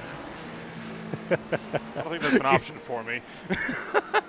That's what worked for me today. I was super tired, then I got in, did a triple stint, now I am back again. That's fabulous. And Taylor, how about yourself, mate? Yeah, I'd love to shout out our partners with Operation Motorsport, as well as MS Gear and Go Fast Photography, as well as, honestly, every single member of my team. We've all put the work in. Everyone's done a fantastic job so far. Yeah, that's fabulous. And you're sitting there running in second now, is that right? Screech Moose, that's the one? Yes. Yeah, Yes. we are. I'm Yes. I'm about to drink my third Red Bull of the night because I got to stay up for a few more hours for my next stint. Roger that. Hopefully there's no commentator's curse. Scotty hasn't talked too much. He's the one who puts the curse Oh on yeah, people. I'm great so, at that. Yeah, so that's why we've You kept them don't quiet. want us to win, is what I'm hearing. look, No. I'm accepting bribes for me to talk about your competition, so no, it's part and parcel of commentating. There's a guy in another league that I talk about. He's also named Scott, and we joke in the commentary box all the time that he's probably my favorite driver in the field, love him, yada, yada, yada. Every single time without fail that I bring his name up or anything, he ends up in a crash. It's generally not his fault. So it's just, yeah, it's a thing. It's part and parcel racing. It happens, man. Like, you will have your drivers that you select. I mean, look at Radio Le Mans. I swear, every time they're like, oh, they're on to win the race. And then 2 corners later, they're done. Pretty much. I think that's how it goes. Yeah. Well, thank you very much for Alrighty, dropping by for a chat, Taylor. Been a pleasure chatting to you, and best of luck for the rest of the race, brother. Thanks. Enjoy the night, guys. All right, thank you. And Scotty, welcome to the booth. Is it time, Peter, to talk about your curse? No. The lovely ladies and gentlemen that are watching this broadcast tonight are not ready for that yet. They don't know us well enough. We are brand new. Oh, is that one of the digital chicane cars going off the track? Ooh. Yeah, wow, they're now down into 6th place. Looks like they've just overshot the bus stop a little bit into the wall. That's going to be a long repair in there. That's a little bit untidy. That's going to put them down. And here we go. So, oh, and again, that's unlucky. That's just trying to avoid and stay wide for the faster class car coming through. Just losing a little bit of the back end, and no damage there. So we'll get back on the track and keep going. So that's yeah, a little bit of excitement. Drivers are obviously pushing hard. 10 hours to go. I mean, that's the thing. Have a look at the phase of the race that we're in right now. We're deep into the overnight period. 3 a.m. sim time for a lot of these guys. talk about the mental aspects of sim racing, and I think part and parcel of why you and I are so picked up by the friends and the teams and loved by the friends and the teams that we drive for, Pete, is because we're on such an alternate time zone that it makes driving easy for our teammates. They can go to sleep. Yeah. Are you still live to YouTube, by the way, Nolan? They can hear your microphone. Good. Okay, we got the GT Pro leader here, Mr. Van from the Fisher Motorsport team. Oh, I was unlucky enough. Is it Van? Oh, okay, Dan Van Palen. I was unlucky enough to be on when the team boss was in the car, and an LMP2 did a Pete Baxter on him, Scotty. Just had its own accident, turned right into the path of the second Fisher Motorsport Porsche, and it was doing 250, 60 kilometres an hour, nowhere to go, just right into the side of it. You've brought up my the God, cars I'm now, not Pete. even So now driving. we've got to describe it. Yeah. I mean, so No. for those of you guys who are watching along at home, Pete and I have been friends. I think it's been 2 years now, hasn't it? I'm sure it's more than 2 years at this point. But Pete and I have been friends for 2 years. We have a stout love of racing, obviously, but we met through doing some race controlling together. We just got shoved in, and that formed a lovely relationship where we talked through the ins and outs of rules, making rules, applications of rules. And I think one of the best parts for me was that every single time I got behind the race controlling booth with Mr. Pete Baxter, I learned something about racing. And if you're alongside people within a race controlling booth that do that, you can never go wrong because you're always going to keep improving. Unfortunately, though, that spawned a love of us racing together, in particular in the IndyCar. And our producer in the background, Nolan, is actually chuckling away at this one because he has no idea what's about to come out of this. But Pete Baxter is the most unlucky sim racing driver I have ever met. And I say that with I've checked, I've looked at numbers, I've looked at other drivers. If there is an accident that's about to happen, if you see Pete Baxter within 0.3 of a second, half a second behind you, you're about to get into an accident, is effectively what happens. It regularly, it's like somebody throws a water bottle or something under the front wheel of the car directly in front of Pete, and it all of a sudden just kicks off. And it happened for, what did you say at one point, Pete? 18 months in a row. Every race you registered in. Yes. And for my Daytona 24-hour yesterday, it happened within the first 5 seconds of me exiting. Well, it wasn't even the first 5, it was the 20 meters. He hadn't left the pit lane at Glen line yet when it happened.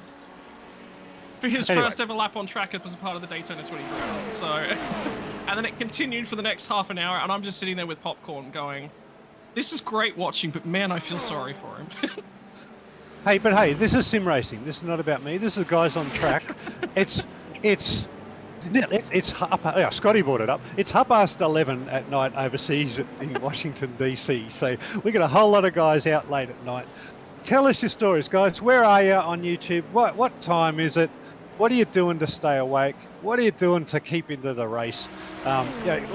Get those stories out there. Make sure everybody knows how hard it is to actually do a 24-hour. I've just come off mine, and as Scotty said, we've had some incidents, but in our case, we're the Australian link for our US-based teams. So we do the midnight to 7 a.m. shift of driving, and that's where we do a big chunk of driving, and then we get out of the car and our team takes over. Do you have that luxury of somebody around the world who can jump in and do those shifts for you so you can have a rest? Give us your stories. That's what I really want to know.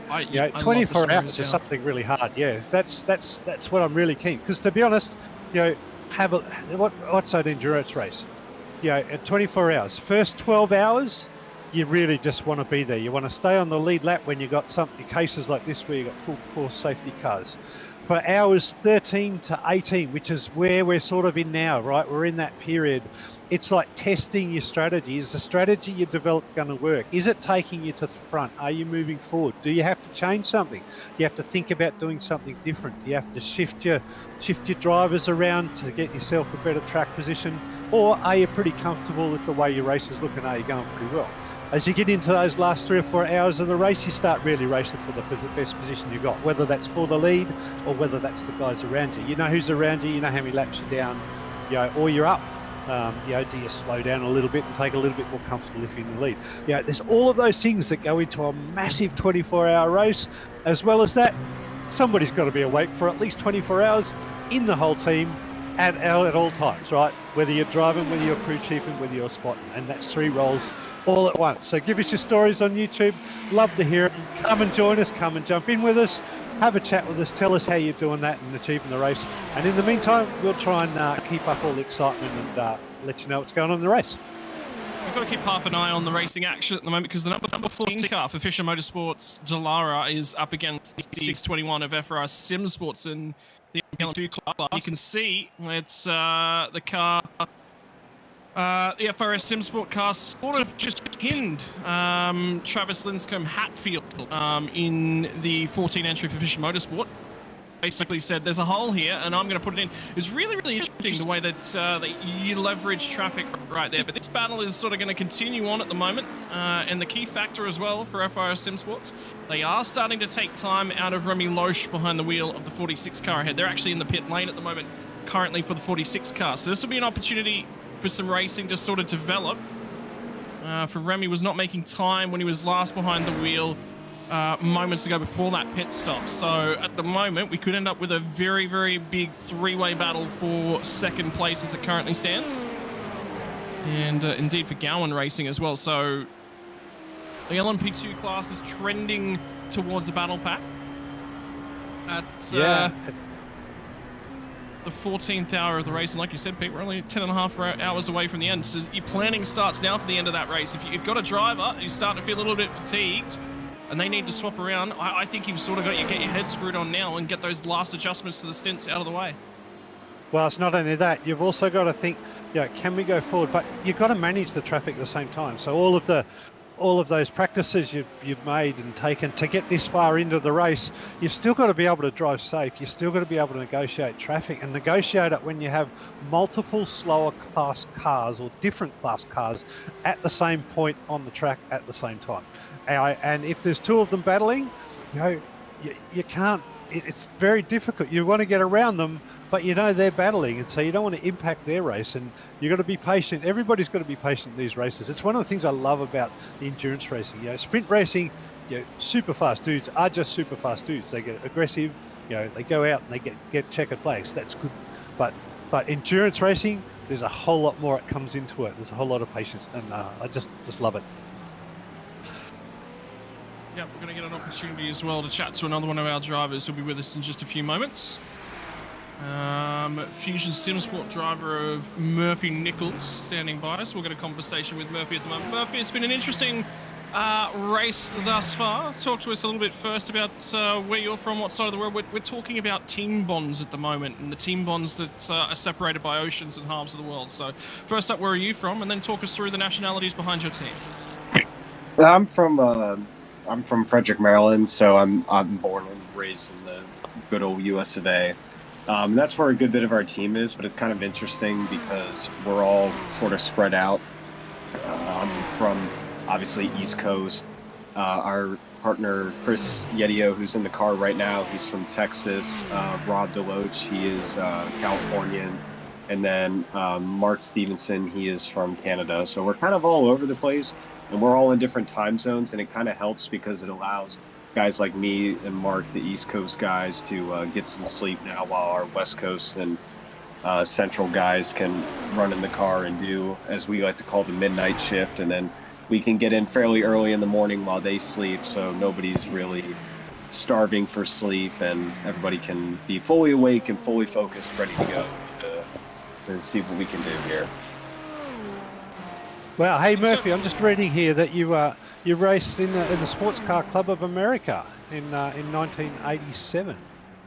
In your '87 Nissan 300 ZX. My cousin has a lot to do with the Sports Car Club of America out of DC. Yeah? A fellow named David Fitzgerald. Do you know him?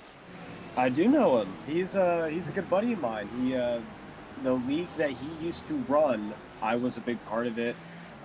We did some races back and forth. He was an awesome guy, and he used to run at the same track that I run at now. And I'm hoping he comes back racing because I'd love to race him in real life.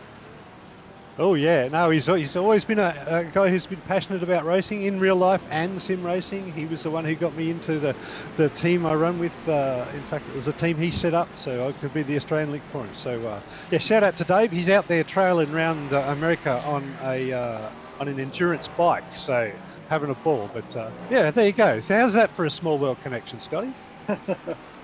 Yeah, it's pretty cool. Talk to us a little bit about your race at large at the moment. Obviously, sitting in fourth place as it currently stands in terms of the GTM class.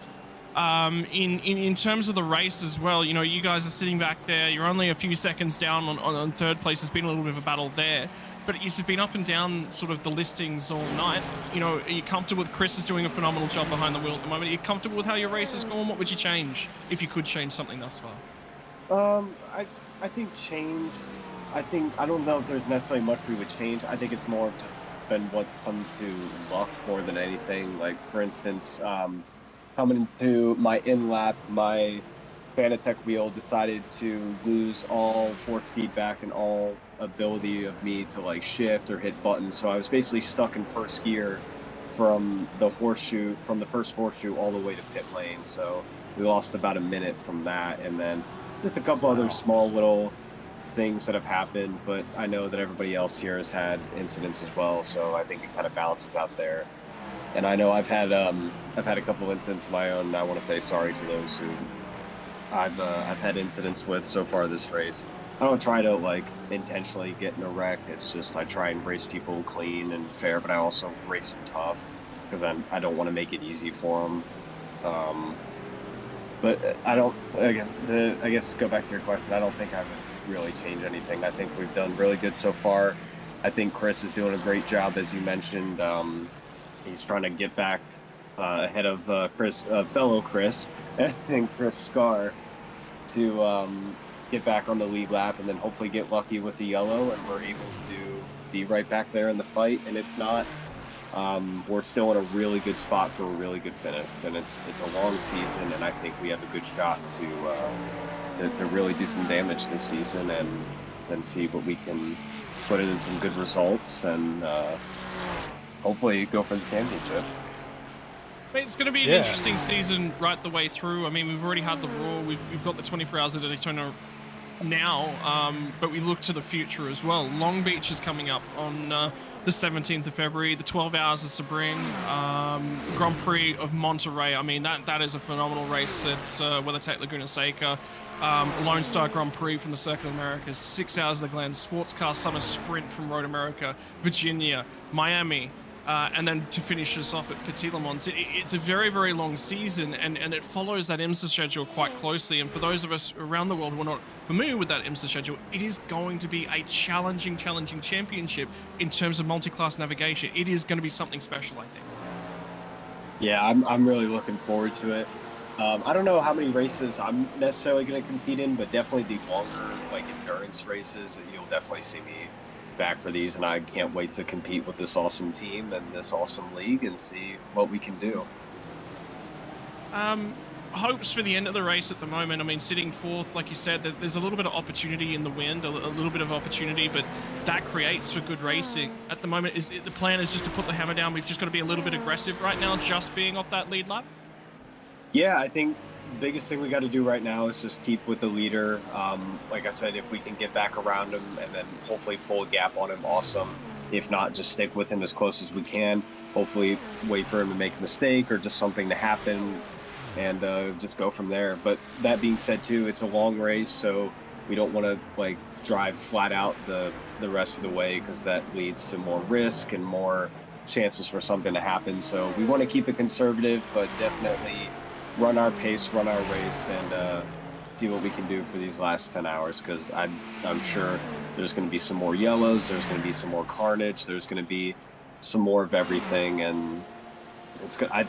With how this race has been panning out, I can see it going down to the last. I can see it going down to the last lap, being realistic. Yeah, well, you're sitting in your own window, sort of in the race right now, with the big gap to the car in front and a lap gap to the car behind. And the Digital Chicane Esports boys have called you out as somebody who's real quick on YouTube right now. It's Murphy too, so just keep a lookout for them. All right. Yeah, I mean those guys are quick too. I'll give them credit. Like they said, they got a. I was listening to them earlier in the when you guys were talking to them. They got a fast car, but we do as well. I think everybody's got a fast car looking at the times that I'm seeing, Scotty. Yeah, just about. And something else that's sort of worthwhile and noting at the moment, we're just talking about some. Yep. So sorry, my apologies. I just printed up the YouTube stream just to keep half an eye on a few different things. I heard myself talking to myself, which was never a good, disconcerting thing. Talking about things at this point in time, fatigue management, particularly for all of you guys being within America. Talk to us about the planning and preparation that went into that one, because getting everybody on sort of offset sleep schedules is not an easy thing in the lead up, in the middle of work weeks and whatnot as well. Oh yeah, especially coming back from like holiday break, like it's hard to get time off. It's kind of nice with me because like I'm just a college student and I got a just part-time job, so with me it's a little bit easier to take time off. But I know with some of these guys who have full-time jobs and wives and lives outside of sim racing, it can be a lot harder for them. But through good communication, just through talking with these guys and racing with these guys before, knowing what our schedules are like, it's a lot easier to base schedules off that way and just really figure out what's best for what person and make it all work for everybody. All right, mate. Well, it's been an absolute pleasure chatting with you about your race thus far. Best of luck over the final 10 hours, and any shout-outs that you'd like to give out before we let you go? Shout out to Team Fusion, obviously, first and foremost. Love these guys. Been racing with these guys for over 2 years now. Also, shout out to the guys down at PRG and my buddy Morgan, who is racing the real-life somewhat equivalent of this in the Michelin Pilot Challenge race. You can see him in the 80 VGRT Hyundai Elantra TCR down in Daytona this weekend. Shout out to you guys for a great broadcast, to VSCA for a good season opener so far, and shout out to my friends, my family, my parents, and my lovely girlfriend Kate, who's given me support the whole way through. Thank you very much for your time, Murphy. It's been a pleasure chatting to you. Best of luck, and we'll hope that you get back on that lead lap and make it a fight. Thank you, guys. Have a good one. Hey, Scotty, I love the shout out to his girlfriend Kate. That's a wonderful thing, because to be honest, my wife's taken off for the weekend. Crash. What have we just seen? So, Oh, is that from 3-2? That's a Screeching Moose car. Car number 5 from turning back across as well. DPM. Is this going to be contact between the Ferrari and the Mercedes? It will be on the corner exit. I wasn't quite sure. Ferrari out on the marbles, unfortunately, in the 161 entry. Ferrari just staying wide for the faster class car to come through. Must have just got a little bit of a slow exit on the marbles, and the Mercedes just giving it a tag. Scotty, that's the ultimate race control request, isn't it? Well, I mean, it's tricky. It's something that I noticed quite a lot, was that the ability, as soon as you park, particularly down turn 1, is we're going to have pit stop cycles begin for the 14 car, situated 4th, and they were in a tight battle as well with the 621. It was still only about 2 or 3 seconds up the road. This car actually off at the moment through the chicane, the bus stop. Will be the 7th place car at a GTM is the 29 Firestorm car. And it was just... Yeah. Just a little bit overshoot. Yep, too wide. Missed the bus stop. Take the safe inside route while the faster cars go around. Good driving, actually. Or good recovery, I should say. That was them straight into the pit lane as well, I believe. So they may have been a little bit tight on fuel, which might have necessitated the slower entry to the bus stop. But anyway, they are into the lane, as is the 33 Mercedes out of GT3M. Currently sitting... So we hit an incident limit there for the 29 car. Was a drive-through penalty. It was not actually a pit stop service. But we are going to see our GT Pro leader come through the lane at this point in time, Pete. As we hit about 10 hours and 20 minutes. And the 911, that was an aggressive pit lane entry. That was really tight in terms of things. But the fact that they're both entering the lane at the same time says that's on schedule. No, and I'm just looking at the GT Pro field, and it looks to be the closest field at the moment. There's really only about 40, 50 seconds between the top 6 cars. So that is one hell of a race going on in the GT Pro. So we have a few up and down the field that we'll keep our eyes on within that class, and with both of those cars pitting right on top of each other. That's another LMP2 car making its way down pit lane is the 86. I believe with Harmoning behind the wheel, will hand on over potentially at this stop to a teammate. 10 hours, 20 minutes to go. The problem for those GT3 cars, Peter, this time slot, this is a little bit awkward. They're going to have a splash run, I think, when we get down to the tail end. So safety cars are probably going to play their way into the strategy for that class and actually be kind of a lot more important than a lot of people might realize. Yeah, I think so. Because the GT3 car, in my experience, the full tank of a GT3 car generally lasts about 60 minutes. So it's really close to the hour. The LMP2s and the GTPs are around about the sort of 45-minute mark, in general. So to see the GTP sort of off sync of the hour means that they could be out of sync. But to be honest, Scotty, if they're pitted during a safety car in the race that's midway through, they're going to be off sync till the end of the race, and they'll be in sync with everybody else, right? Yeah, and update of the GT3 times, so it's about 55 minutes Pete, that I was seeing in terms of things. So it's not right on that full hour mark, actually. You're right, it used to be. The old marker used to be, you get 60 minutes out of a tank, and as the GT3s have developed, it's actually been less and less. It's been more around the 52, 53 mark. I think Catalonia, actually, a full stint in terms of fuel is actually around about 52-minute mark. So it dips away quite a lot there. Sorry, I momentarily forgot. We're talking about fast drivers, right? Average drivers like me we'll use 60 minutes to use a sticker fuel. Yeah, the more time on the pedal on the right. That's how they do it. Yeah. The superstars we get to watch. This is a good thing about commentary. You learn how slow you really are. I mean, some of us take that as a good thing. Some of us are over here like, yeah, I think I'll give up. I think I'm done. So we've got the current race leader, Mr. Hernandez, in the World of Sim Racing GTP, the Porsche. Seems to be a nice little sort of semi-camouflage colours there in the brown, black and white. These guys have been up the front for most of the race, so only have a small 4-second gap, so that's probably a pit stop changeover, because the M10 Sim Racing team was at the front a little bit earlier. So a little bit of change for the lead, or we've got a pit stop upcoming. Yeah, so there'll be a few things we'll keep an eye on up and down the field throughout this pit cycle. Second place out of our GTD field, GTM, is a screeching Moose Sport car, is into the lane. And Dean behind the wheel of that Mercedes at this point in time.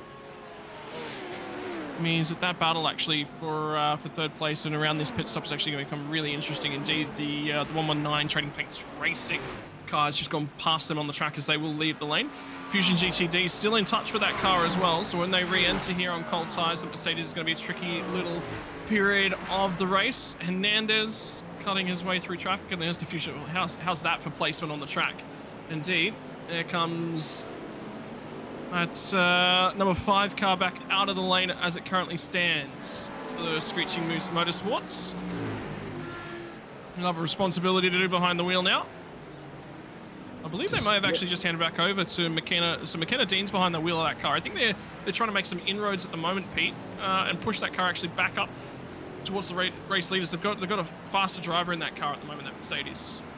Yeah, I think the fingers crossed are in that team to get a full course yellow, because you will get a lap back under the full course yellow, and that will put them back on the lead lap. So that will bring them back from the incident that Murph talked about, and get them back up into the race. And it looks like they're competitive on time. So, just a little bit of luck and bring that field closer back together.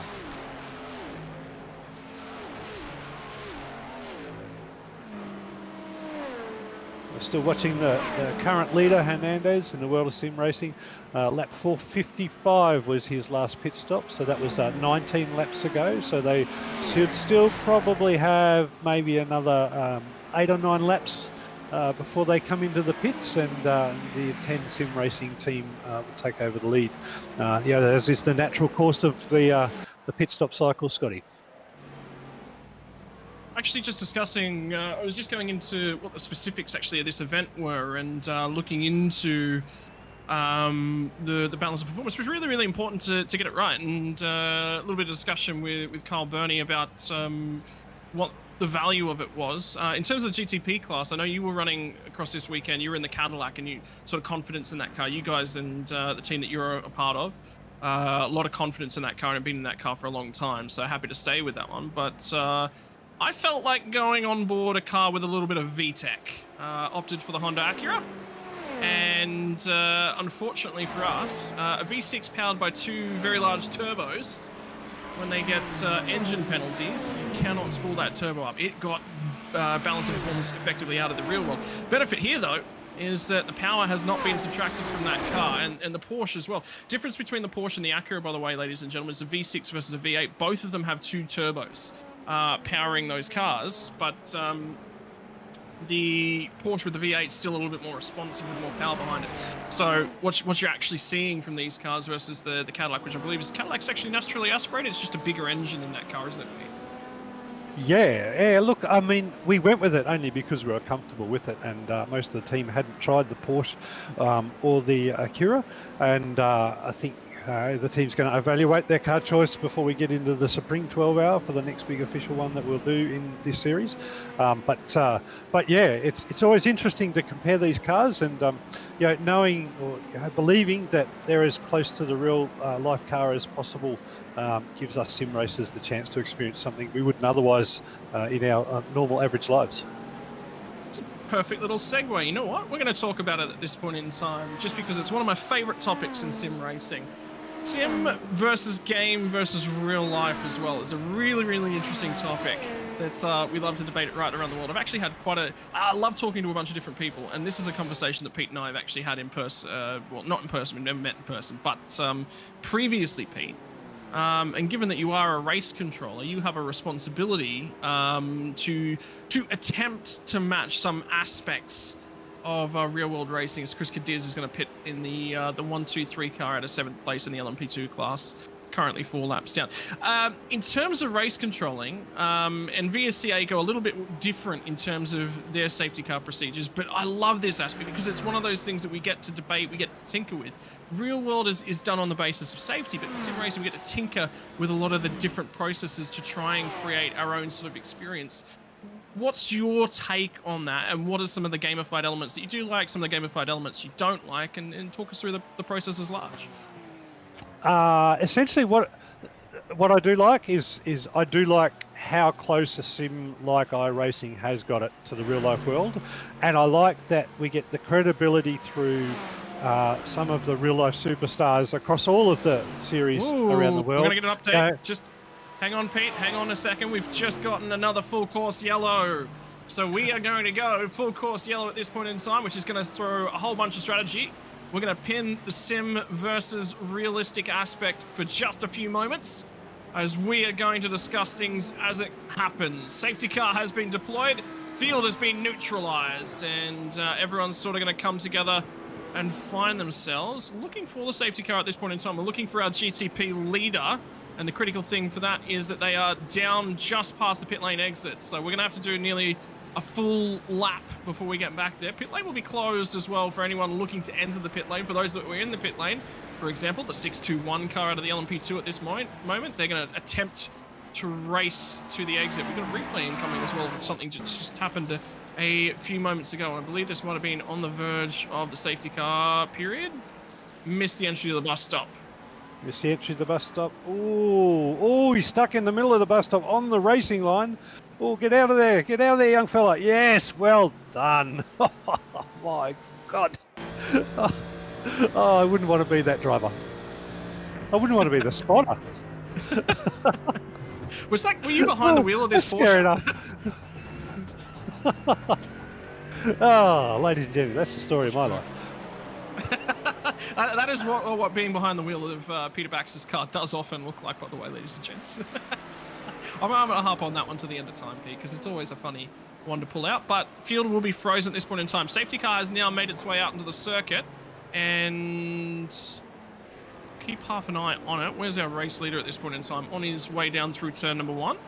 So we're looking at the car. Yep, we're looking at the race leader, Scotty, and nobody can pit at this stage under the safety car, right? So right now for this series, this is about normalising the field and bringing it all together.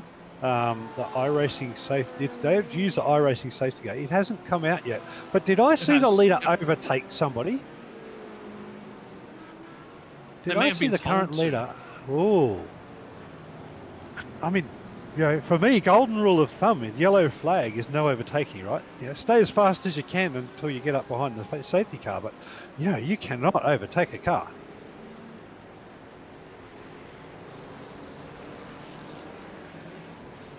It's a green flag running.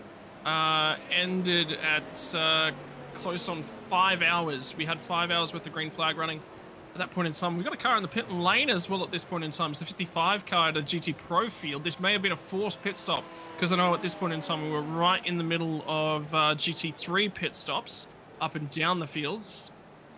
So they may not have had an option. Yeah, if you run out of fuel, you have to come in the pits, right? You can't just settle into the safety car if you don't have enough fuel, even to drive around at slow speed. So, that's unfortunate. It's really unlucky timing. But that's the nature of full course yellows. Unlucky timing for some, really good timing for others. So Screeching Moose Motors, for example, talking about needing a safety car, this is going to bring them back onto the lead lap of the GT Am series. So, it's flip of the coin. It's always difficult, the safety car. Win some, lose some. That's racing. We're going to have to talk about safety car strategy at this point because it has been deployed a bulk of the time throughout the field. I mean, for our race leaders, this is effectively a free pit stop. And at this point in time, I think they were actually in the pits only recently. It was Carlos Hernandez behind the wheel of the 51 entry. No, they would be coming up on due. Their last pit stop was like 4:56, so they actually are right on due to come down the lane in terms of things. They would have gone immediately into full save mode. Another moment coming through the bus stop as well. That's another car that's out of fuel on the way through the bus stop or attempting to make their way back in. Was this the Santos car that we just saw that was potentially out of fuel?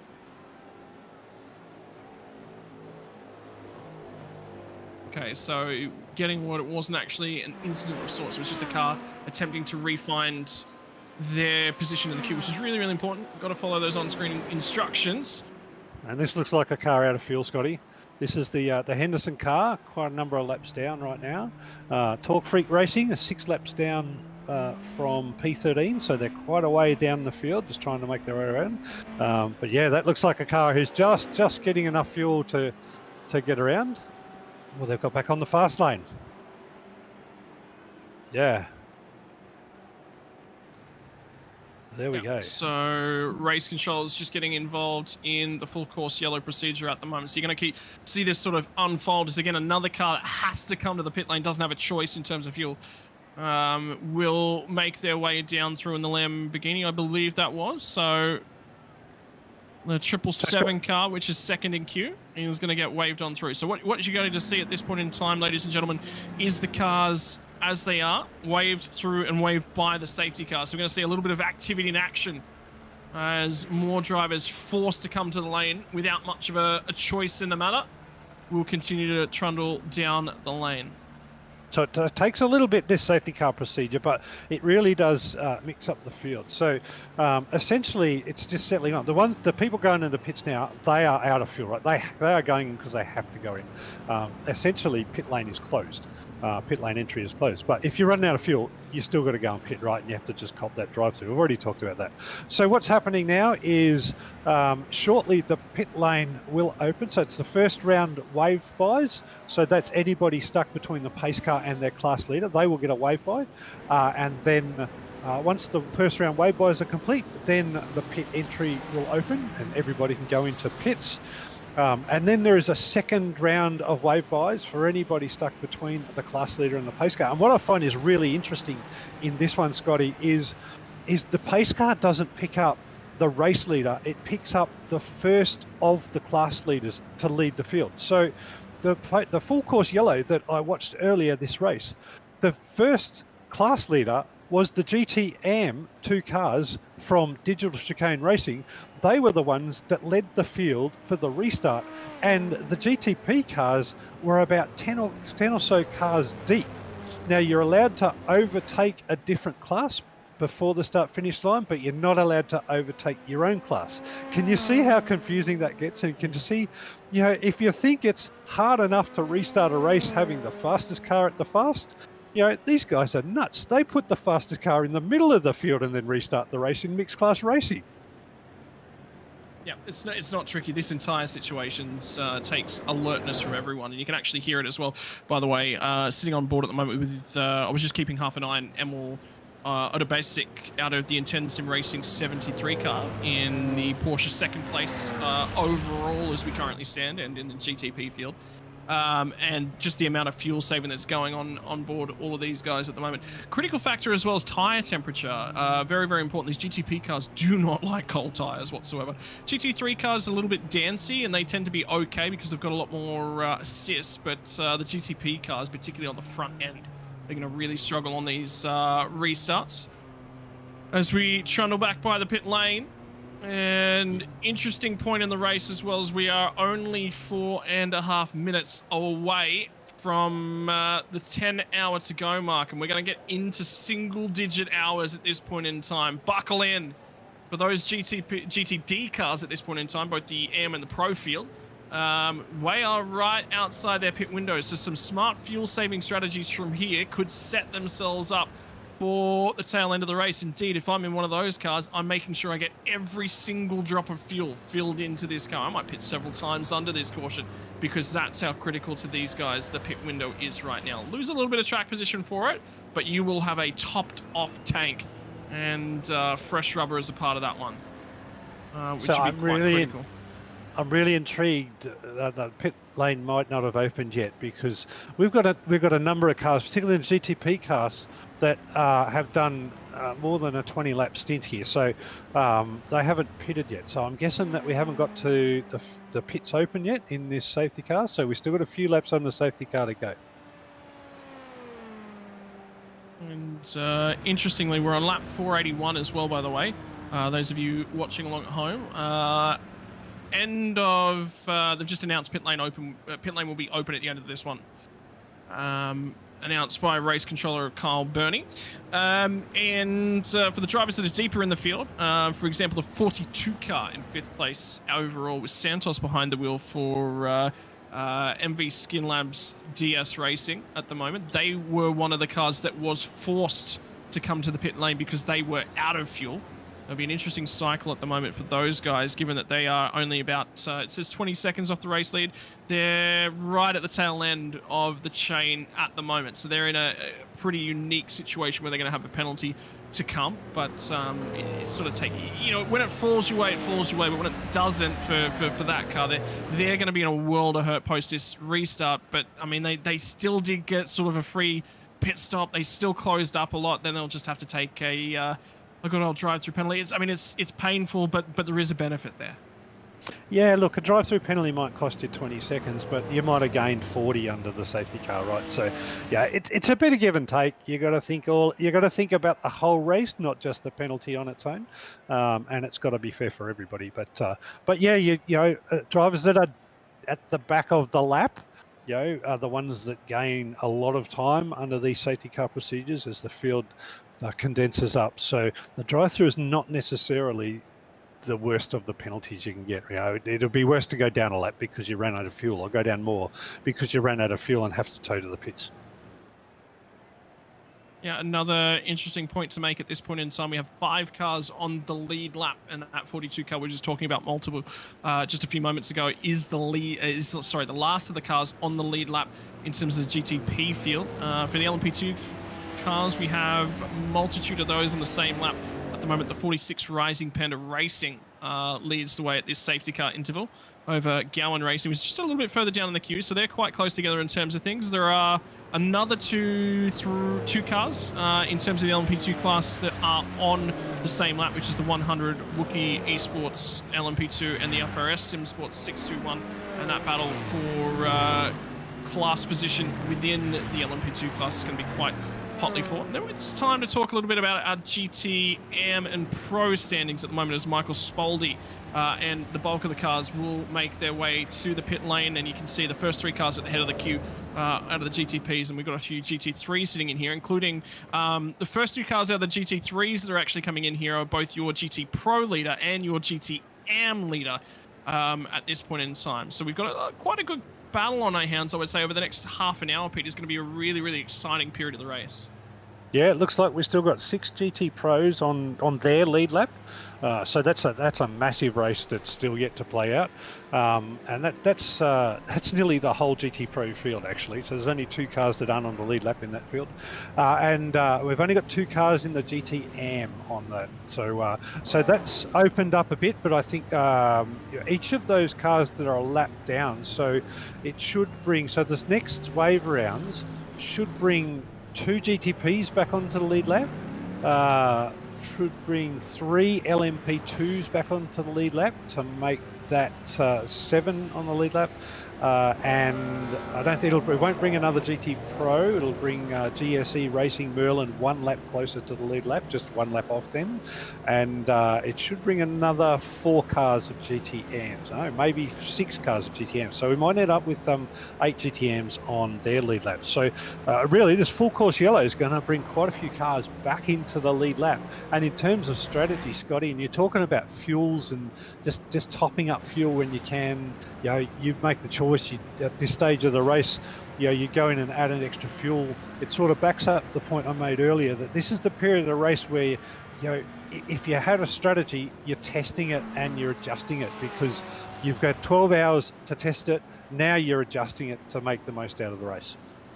Ladies and gentlemen, we're going to step away for just a couple moments and take a breather. It might be time to top up on the coffee if you're late in at night. If you're looking for a quick snack,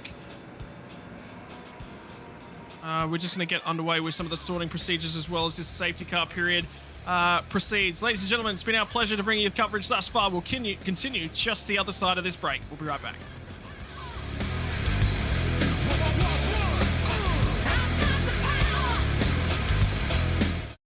Racing isn't easy, but experiencing it is. iRacing puts you in the driver's seat with the industry's leading sim racing game. Drive on laser scan replicas of the greatest racing circuits from around the world. Go head to head against other drivers chosen by skill-based matchmaking to ensure competitive racing at every level. Compete across all your favorite series. In officially licensed cars, engineered to deliver the most accurate driving experience possible.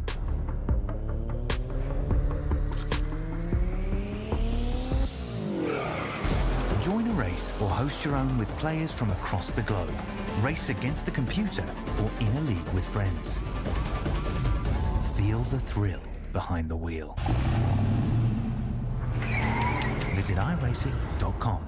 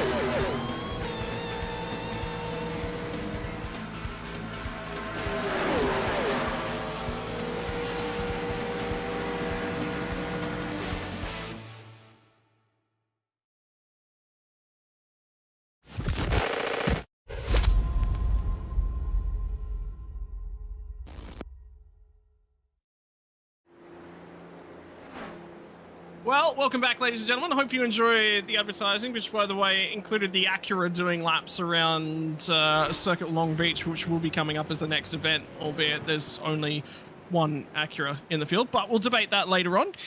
In the meantime, for those of us not powered by VTEC, there is a race that's still unfolding at this point in time because we've now got our second wave buyers done and the field is starting to normalize. It's going to be our GT Pro leader who will have control of the field when we go back to green flag racing. Albeit at the moment, we are still sorting out and getting some cars back on the lead up. It's going to be a really, really interesting opportunity here, I think. We got an instant. I think there might be a slow car actually at this point in time. We've got a couple of cars down on the apron. I think really, really slow. No? Yes? No, maybe? No, I think the field just seems to be still. There's quite a lot of wave around, so the field is still sort of bringing itself back together, Scotty. So there's about half the field condensed up behind the train at the moment. And yeah, so we've got quite a few wave rounds, and it might just be a case of cars just sitting on the left-hand side of the track for the wave rounds to happen. It's the 42 Skin Lab DS racing car that's trundling slow, and they've got the 6th place GT Pro car just in front of them, which will be, I believe, Race Tech competition. Indeed, it is at this point in time. So. Still under safety car at this point in time, and as you can see, that's them there. So yeah, I'm still catching myself up with racing procedures at this point in time because it's quite interesting. Just to sort of note, every league has a different take on it. Every league has a different take on why we do it and how we do it, and that's a debate that Pete and I will get back to when we get back to green flag racing because it buys into the sim versus real life argument. Australia, we use manually driven safety cars, which is a unique thing. And one of the reasons we actually do that is if a car has to tow, did you know when the iRacing safety, the iRacing safety car is called, the iRacing yellow flag comes out, it actually doubles the towing time? No, I didn't know that, but I do know that when the iRacing safety car comes out, it closes the pit lane. Which is another one of the reasons that we don't use it. And in Australian racing, we allow cars on that first lap, as the safety car's been called, to enter their pits, do their pit stop, and then come out behind the safety car. So essentially, that's one of the reasons why we use a manual car, so we don't end up having to condense the field before pit lanes. But I understand in a lot of US-based racing, it's condensed the field first, and then you have a whole lot of havoc in pit lane all at the same time. Yeah, there's a couple of differences that maybe that's a northern and southern hemisphere thing, Scotty, or it might be a European versus American. Yeah, it's just a different spin on it, which I mean I both like and don't like at the same time. And this is one of the debates I think one of the points we'll center in on. I've seen racing from VSCA in the past, and whilst there was changes of rules which I've loved, you know, the best part about any racing series is that you have to continue to improve the rule set. You have to continue to improve the racing. You've got to continue to improve your drivers, the commentary team. Everything has to continue to evolve, continue to improve. But as a league, you can only do that within your own bounds. Yeah, you can talk to people from outside the league. Yeah, you can take on some feedback. But at the same time, you have to run some procedures and some policies and test things. And for what I've seen from VSCA, I was actually around for one of the very first events of actually VSCA. The policies, the procedures and everything have improved profoundly based upon where they started. And, you know, that's all credit to the team over here. So I'm glad that they have continued to look at their policies and procedures, go, we like that, we didn't like that. Because if you don't tinker and you don't try things, well, trial and error is a big, big thing. And one of the things that may not work for another league will work here within the VSCA side of things, and it's for a different reason. And like you said, it's the manual versus the iRacing safety car. It is a different thing that is done for a very specific sort of reason, a specific rule set. And for a 24-hour race, what it does enable is it actually enables less race controllers to be on hand and still get a safety car procedure in, which is a big, big thing. Yeah, and look, to be honest, whatever VSCA is doing, they're just doing right. Have a look at the caliber of the competition you've got here, Scotty. Yeah, because what do people in the sim world do? If they don't like the league and the way the league's being run, they'll go and find another one. So you've got a whole lot of high caliber races here, and I can tell that by the closeness of the times. By the way, everybody's still together, and the clean racing. This is a high caliber league. For the drivers to be involved in, and they're not leaving. And they're here. You've got teams that have been here for a number of years. You've got teams that are defending championships. So VSCA is doing something right. And the other thing is also have one of the other ways that you can tell that you've got a successful league on your hands is the way that the drivers talk to each other. And every single driver that we talk to at the moment, and even comments from YouTube, from everywhere that sort of look, is, we're here for the fight. We're here to have fun, and we don't think anyone's doing anything untoward. If you're hunting for a championship, or you think people are edge casing the rules, or yada yada, they won't talk about each other in that sort of a light. There will be a little bit more offense taken, and just the manner.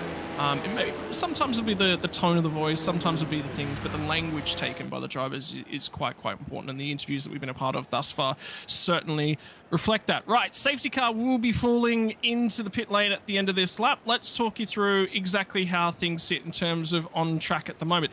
The GT Pro cars were actually ahead of our GTP cars at this point in time, so that will be leading us back to green flag. And the reason for that is you don't want to wave one half of your field past the safety car and not the other half. That is race impacting. For those of you watching along at home, which is part of the reason why they would have picked up this strategy of going with the cautions. This safety car will pit into the pit lane. And from there on out, it is going to be the first two cars will be your GT Pro cars of Fisher Motorsports Racing Porsche and the RPM Racing Porsche as well. So your 44 and 911 cars at the head of the field. From there, it's your LMP2 leader with Kyle Hakema behind the wheel in the 621 car. They did not come down pit lane under this caution. The problem for them, though, is they've got a pit stop now to include probably somewhere in the next 15-20 minutes or so. So that position will change. From there, it's Emil Ottobasic, who actually leads the way of the 73 car for Intense Sim Racing. They had slightly shorter pit stop than the 51 car in terms of your GTP field. From there, the fifth car in queue will be another LMP2. It's actually the second place car in the LMP2 field. Your leader of your GTM cars sits in sixth place in terms of the course. So there are quite a number of different cars and categories. You're going to see this field string out. That safety car is about to pull off into the lane, and we are going to get back to green flag racing in just a few moments as the safety car takes the left-hand turn down the pit lane. 9 hours and 42 minutes on the clock. And for the driver behind the wheel of the Fisher Motorsports Porsche, does not wait in the slightest. He wants to get back to the power pedal. He wants to get the run down to pit lane. And for Stephen Nobes, he's now going to have an LMP2 crawling all over his rear bumper as they run down to turn number one. The 73 Intense Sim Racing car as well is right there. So the traffic starts to fan out. And have a look at it deep in the pack. There was multiple opportunities for 3 wide on the run down to turn number one. And the field are all going to try and find their way through. Cold tires up and down the field, Pete. And this is multi-class racing. Classic multi-class racing, Scotty. I've got cold tyres. You've got 3 different classes, massive different speed differences under acceleration and brakes and cornering. There you go, 3 wide in the international hairpin. 1 car coming back onto the track. You've just got to look out for each other. You can't go side by side. You can't weave side to side in any of these cars, because you know that if you're in a GT3 car, you've got faster cars coming through. It's going to take a whole lot of patience and about 3 or 4 laps for this field to settle out before we see the GTP cars all pull away and jump in front of the field, and it cleanses itself for about 10 laps, and then it'll all get messy again. It's good stuff, this multi-class racing. I tell you what, it's that entertaining. I've got a cat at the moment that's attempting to watch the broadcast from over my shoulder. This is going to be an interesting bit of racing at this point in time. Right now, Stephen Nobes in the 44 car for Fisher Motorsports got a good getaway and got reasonable traffic handling in terms of his portion at the front end of the field. It means that he's built a 4-second margin over Brett Crouch behind the wheel of the 911 car at this point in time. Although Crouch didn't pit, both of these cars at the head of the GT Pro field did not pit under that caution. So they're attempting to buy a little bit of a ticket further up the field in terms of their current track position. Chris Scarr, from the leader of the GT field and the number 93 Porsche as well, is showing a little bit of aggression on our GT Pro second place car as they run down to turn number one. Everyone sort of tries to tip it on in, and keep your eyes out for the traffic management at this point in time. Cars are going to be ducking, diving, dodging, weaving, looking for anything that they can possibly do. And as well, consider those tires. They're not up to temperature, and that might be a mistake that's come out of the 19 car with Hazard behind the wheel in our GTP field at the moment. Tires not necessarily up to temperature. Runs a little bit wide. Over the curb. Doesn't take anyone with him, Pete.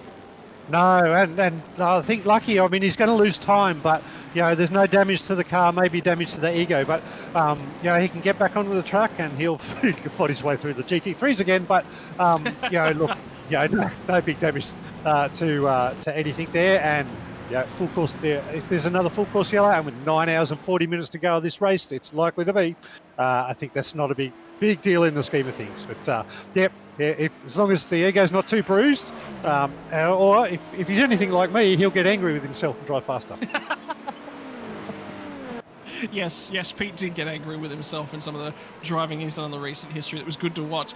Everyone's starting to settle on down here now. GTPs have pulled away. Our race leader at this point in time, the Intense Sim racing car, have about a 3.5 second margin, up to 4 seconds as they get down turn number 1. They've managed to navigate the traffic. This is a lovely gap for Autobasic, isn't it? In the Intense Sim racing Porsche, that thing is flying. He had a nice little gap of traffic to get himself away out of that safety car restart, and he's going to make the most of it. A nice little 4.5 second gap, which means he's got no pressure behind him. He can just have eyes forward and drive fast, which a good spot to be in. All of the other cars are still going to sort of have awareness with who's around them, whether they're going to have a dive here or there, whether the cars, just putting themselves halfway out of their mirror and making them something to think about. We get someone to miss an apex and make a mistake. So Autobasic there is on his way and looking like he's going to have a nice little good stint there. Probably time as well, which we'll get to. I reckon we'll give it probably another 10 minutes at the moment. Let this sort of settle itself out, play itself into things at the moment. Keep your eyes on the battle. It was just on screen as well. Battle in class in the GTM is less than half a second at the moment for P2 on the road. At the moment, the Trading Paints racing car has nabbed that one away. The Screeching Moose Motorsport car. Remember, Pete, they pit not too long before, and I think most of the GTM cars actually pit not too long before we actually ended up with that full course yellow. So for them, it was a shorter pit stop.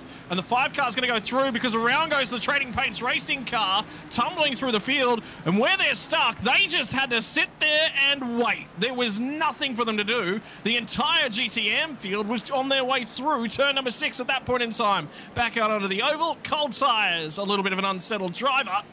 And for the Trading Paints crew, losing a little bit of ground, and have a look at Fusion GTD. We were talking with them, only 45 minutes or so ago. They're back on the lead lap now, into the 3rd placing car. Yatito behind the wheel, and more chaos and more drama down at turn number 4.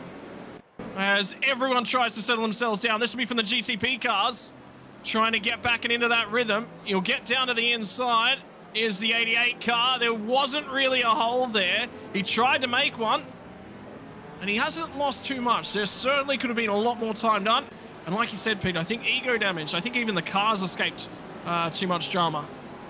Yeah, so far it's just about settling back down, because after the pit stops, we'll have some new drivers in the cars. We'll have cold tyres. You've got a condensed field, and essentially you just got to settle back down and get cleanse the field first of all. It's the first thing you've got to do, right? Get your class ahead of the slow class, because you're going to have about at least 3 to 5 laps where you can just have clean racing and you're racing your own class, and then you get back into the boxing of multi-class racing, right? When the GTPs, the pros, come up against the GT3 cars for the first time, the GT3 cars are still going to be line of turn, and you're going to have to weave through slowly. You can't just be aggressive under the brakes. You have to find your moment, and if 2 GT3 cars are fighting, one might have to move to fight the other, and that might create a 3 wide or a 4 wide on the oval, which we know, Scotty, is always very exciting.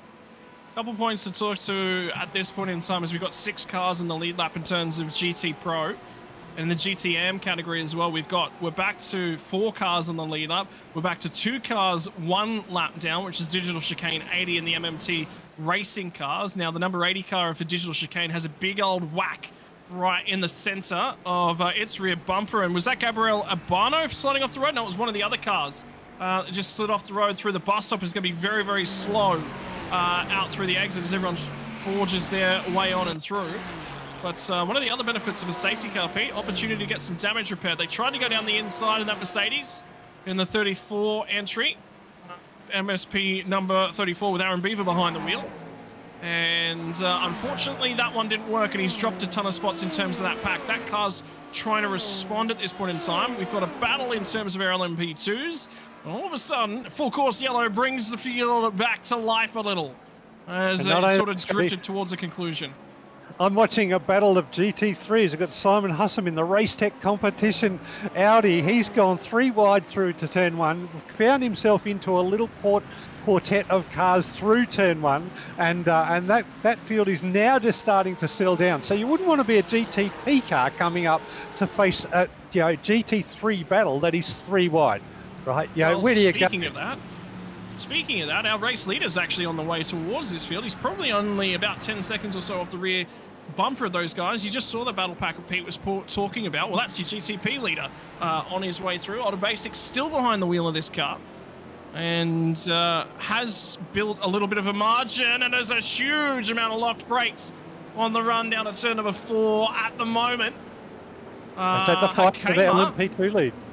Hakema not happy with that one, Pete. Was that a potentially moving under brake situation? Well, he squeezed him at turn 1, and then it's going to continue down here. He's still to the right-hand side as they go through the left and right, and then covers it as well.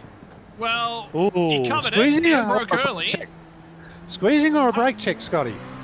Well, that wasn't a brake check. I think he was planning to brake there and was just caught a little bit untoward with the 621 car, was just not ready for that braking. It was good racing all the way up to that point. Cars side by side, lost tight. Oh, there we go, the Trading Paint car having their spin.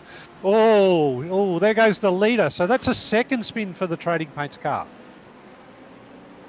At the moment, words to the 119 Trading Paints red car with Jeffrey Miller behind the wheel. Oh, my word! That is a huge incident. It slides off the exit of turn number 1, and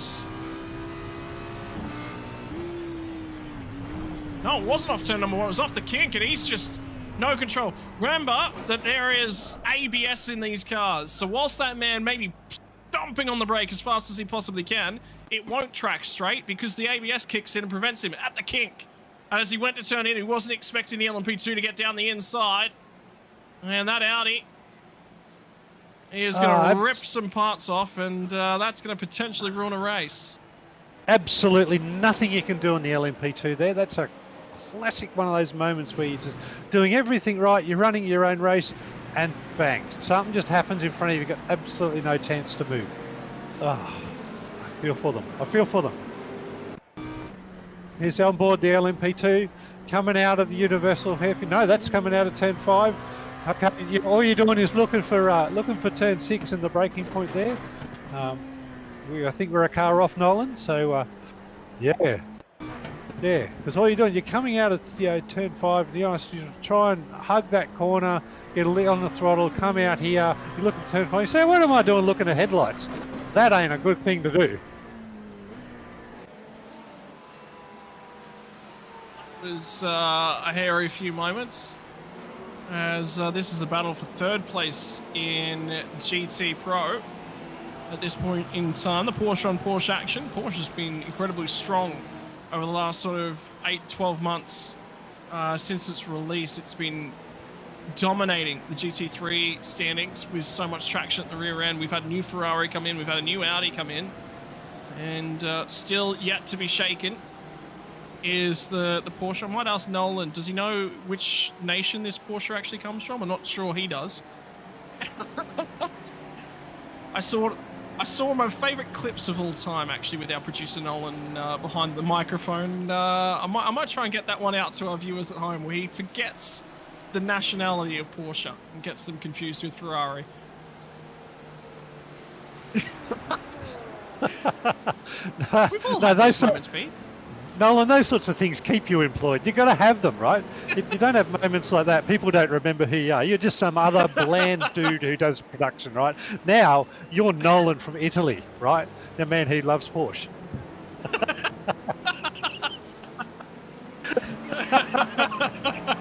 You guys can't hear Nolan in our ears, which is great because he can be as upset as he wants at us as commentators. But I'll have you know, the fans watching along at home, Nolan, they're absolutely entertained, and for their benefit, you have to link the image, the clip, because I think everyone will benefit from watching 5 minutes of racing action. The commentary team has not been sacked. The producer has. Yeah, that's right. Oh, bugger. Oh, how good is it? Sorry, Nolan, you did bring 2 Australians onto your broadcast, and one of the things you've got to learn about us is we're not all serious, right? We like to have a joke with everybody. We like to have a whole lot of fun, and it's normally the bloke that brings us here that'll cop it the most. So thank you. Yeah, you're employed us. He's paying the bills. It's his problem to deal with. At the moment, we'll talk a little bit about lap times up and down the field. Chrissy Tito in that 296 Fusion GTD car at the moment is making a little bit of time, as is the number 5 car as well.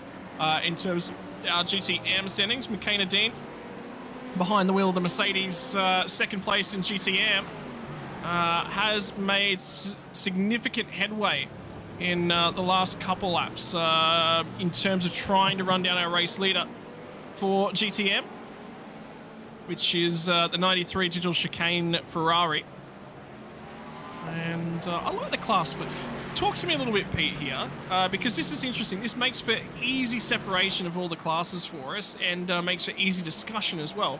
Splitting the GT cars up by make and model. So the GT Pros have the option of the Audi, the Porsche, and the BMW available to them, and the GTMs get access to the rest, effectively, which is the Ferrari, the Mercedes. I don't believe the Ford was actually on that list, but it makes it interesting from a broadcasting perspective as well, because, yeah, sure, it limits your entry list, but what it means is that we all know what class you entered in as well. Well, it does. I mean, you can do that a number of ways. You can do that with the colour coding on the cars, and you can see that the Porsches and the Audis there, they've got all the red tips around them. So that's a clear indicator that they're in the GT3 Pro class. And then the AM cars have got green tips around the mirrors and sides. So pretty easy to pick out from a broadcast perspective, and that's really well done from the league. You're not overdoing anyone's paints. They're just there, and you can see straight away that red is Pro, green is AM. You know, how do you get into the pro field? I guess you just got to be like super fast or be a paid driver. I don't know. I'm neither. I'd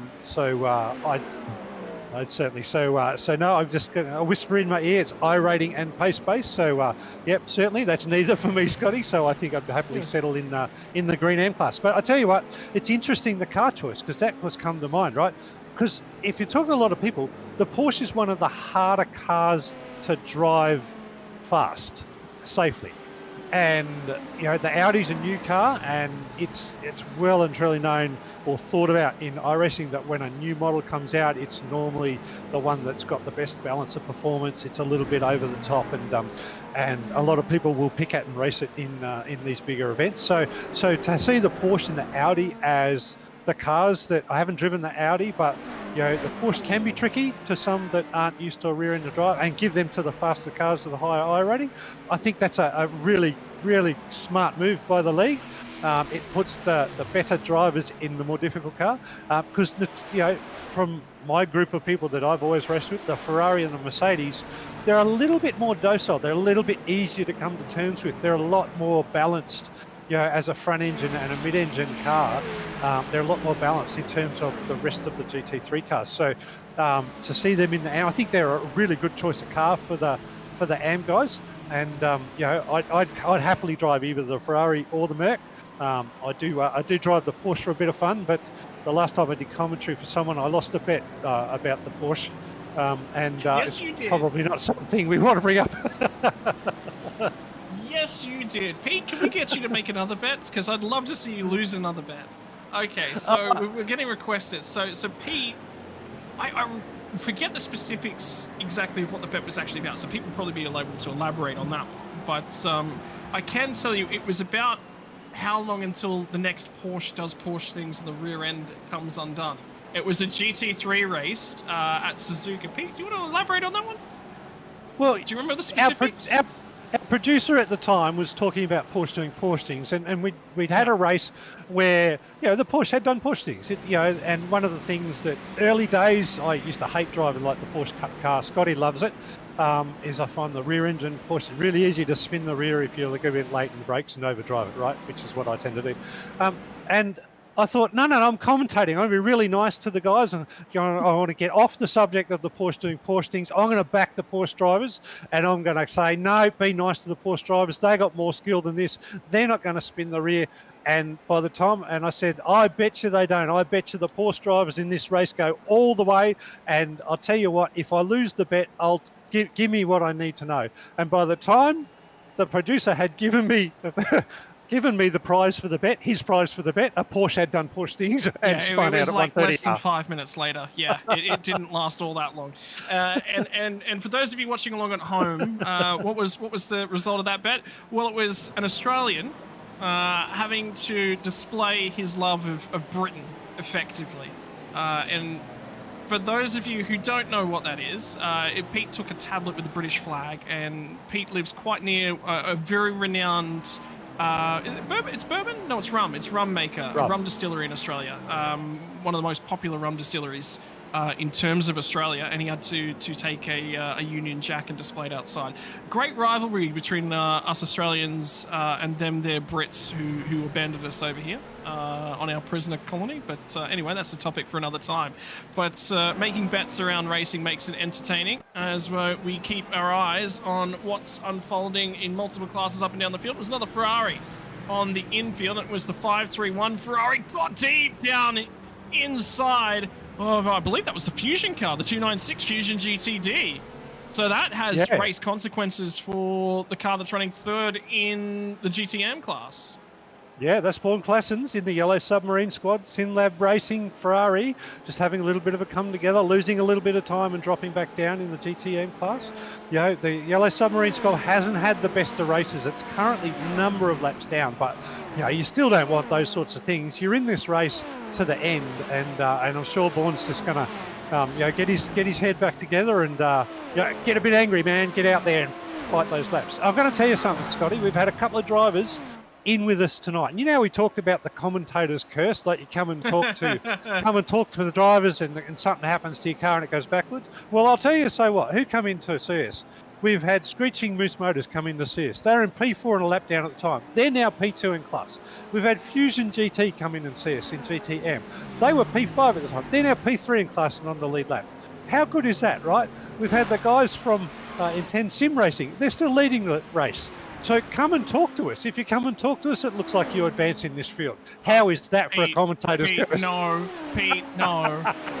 No, sir, you've condemned. Well,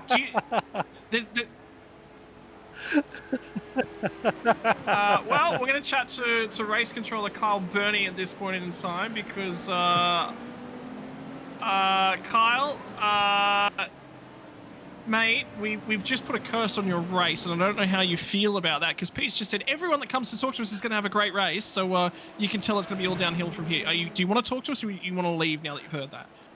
Can't really been any worse than it has been. I mean, we've been anywhere from first place all the way down to 9th, 10th place, and 2 laps down, so all good.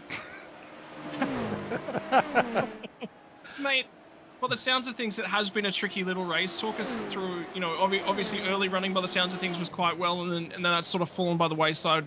Was it incidents that are taking you backwards a little bit, or, how are you feeling thus far?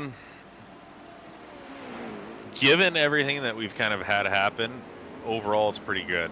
For me, it's been a tough race just because I'm fighting technical stuff. I've been fighting it the last 2 weeks. That's that's the reason why we went out at the Roar, was technical issues. So I've been fighting that all race. But other than that, we haven't had any serious incidents. We've had a couple of small car contacts. I think there was only one of them that resulted in a spin, some minor damage. I think overall it's been about a minute of repairs. But for the most part, it's just been kind of strategy, technical issues has kind of thrown us off strategy, but we're there. I mean, the pace is there. We're matching everybody else. The front runners, we're running overall fairly clean. So all our goal right now, even, with 9 hours left or however long's left in the race, 9 hours left, is really just be in contention in the last hour or two. Have a clean car, be in contention, be on that lead lap, and then that's when we kind of hand it over to our final driver and just say, have at it, do what you can do. But that's the goal. In terms of things, do you have a strategy at the moment to sort of play yourself a little bit further forward? I mean, you guys have managed to move a fair way back up the field now and are in contention back on that lead lap at the moment. You know, what's the goal from here? Do you have a target spot that you really want to finish in? You know, talk us through a little bit of that. I mean, ultimately, we want to have a repeat of last year, but I don't think we're going to be doing that. Last year, we were leading at all the Endurance Cup marks and led the most laps and won the race by 7 laps. So ultimately, that would be what we want. But I think realistically, what we can do is if we can get out of here with a top 5 for a race result, and hopefully maybe top 4 or top 3 points after everything is done with the bonus points that we have on the line. I think that would be ultimately very, very good, given the race and how it's kind of played out so far. Talk to us a little bit about the administration duties that go on with an event of this size, this length, as well as the season as well. And mixing that in with your driving duties is not easy either, because to see this sort of an event function and be successful, somebody's got to do the hard yards. And for you, that's a lot of time in planning and preparation, dotting your I's and crossing your T's. It's not easy by any stretch, and then to drive as well. Yeah, it's definitely not easy. I mean, it's 9:45 p.m. for me. I've been up doing stuff for this race since 5 a.m. And I think I actually woke up around 4:30. So it was kind of, do stuff, get the race going, do the first couple yellows, get in the car, get out, do admin stuff, do another yellow, get in the car, get out, another yellow, in the car, get out. So it's kind of like I've been wanting to do certain things and do this and that, but if I wasn't in the car for a full course yellow, usually one happened that it just kind of worked out for where it is for me being out of the car. As far as the things leading up to the race, it's, what do we need on the back end for working? I mean, we have 4 or 5 guys that are doing race control doing the full course yellows today. So it's getting them up to speed. We had to build a document that we can all use that is kind of like a cheat for us to just document everything, so anybody can kind of come in and do what needs to do for the full course yellows, and we always have a history of it. And then on the other side of it, we have Jordan, who's doing all the designs, getting all of that worked out. Ben's doing everything with the website. Usually I'm part of updating regulations. We all discuss internally, but I usually do the regulations in terms of just documentation of it.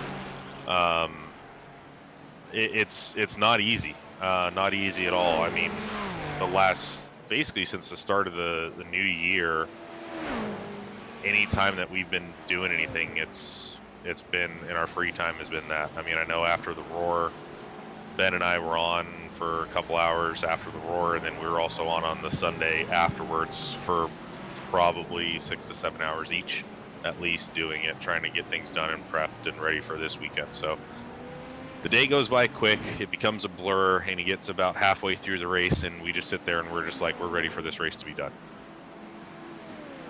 It's a massive commitment from obviously you guys and the team, man. But are you happy with how the procedures have progressed? Are you happy with the rule systems that are developed? We just had a conversation not too long ago about you've as a league, it's not easy because you've got to keep your in essence they are and they aren't customers at the same time.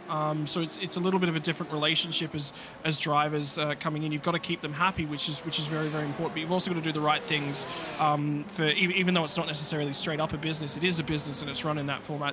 But you've also got to develop the league and you've got to develop your approach to everything. Are you happy with how that's gone for the run into the 2024 season? I think so. We've learned a lot the last 2 to 3 seasons, and we've taken that and taken feedback, kind of figured things out. We're fine-tuning it.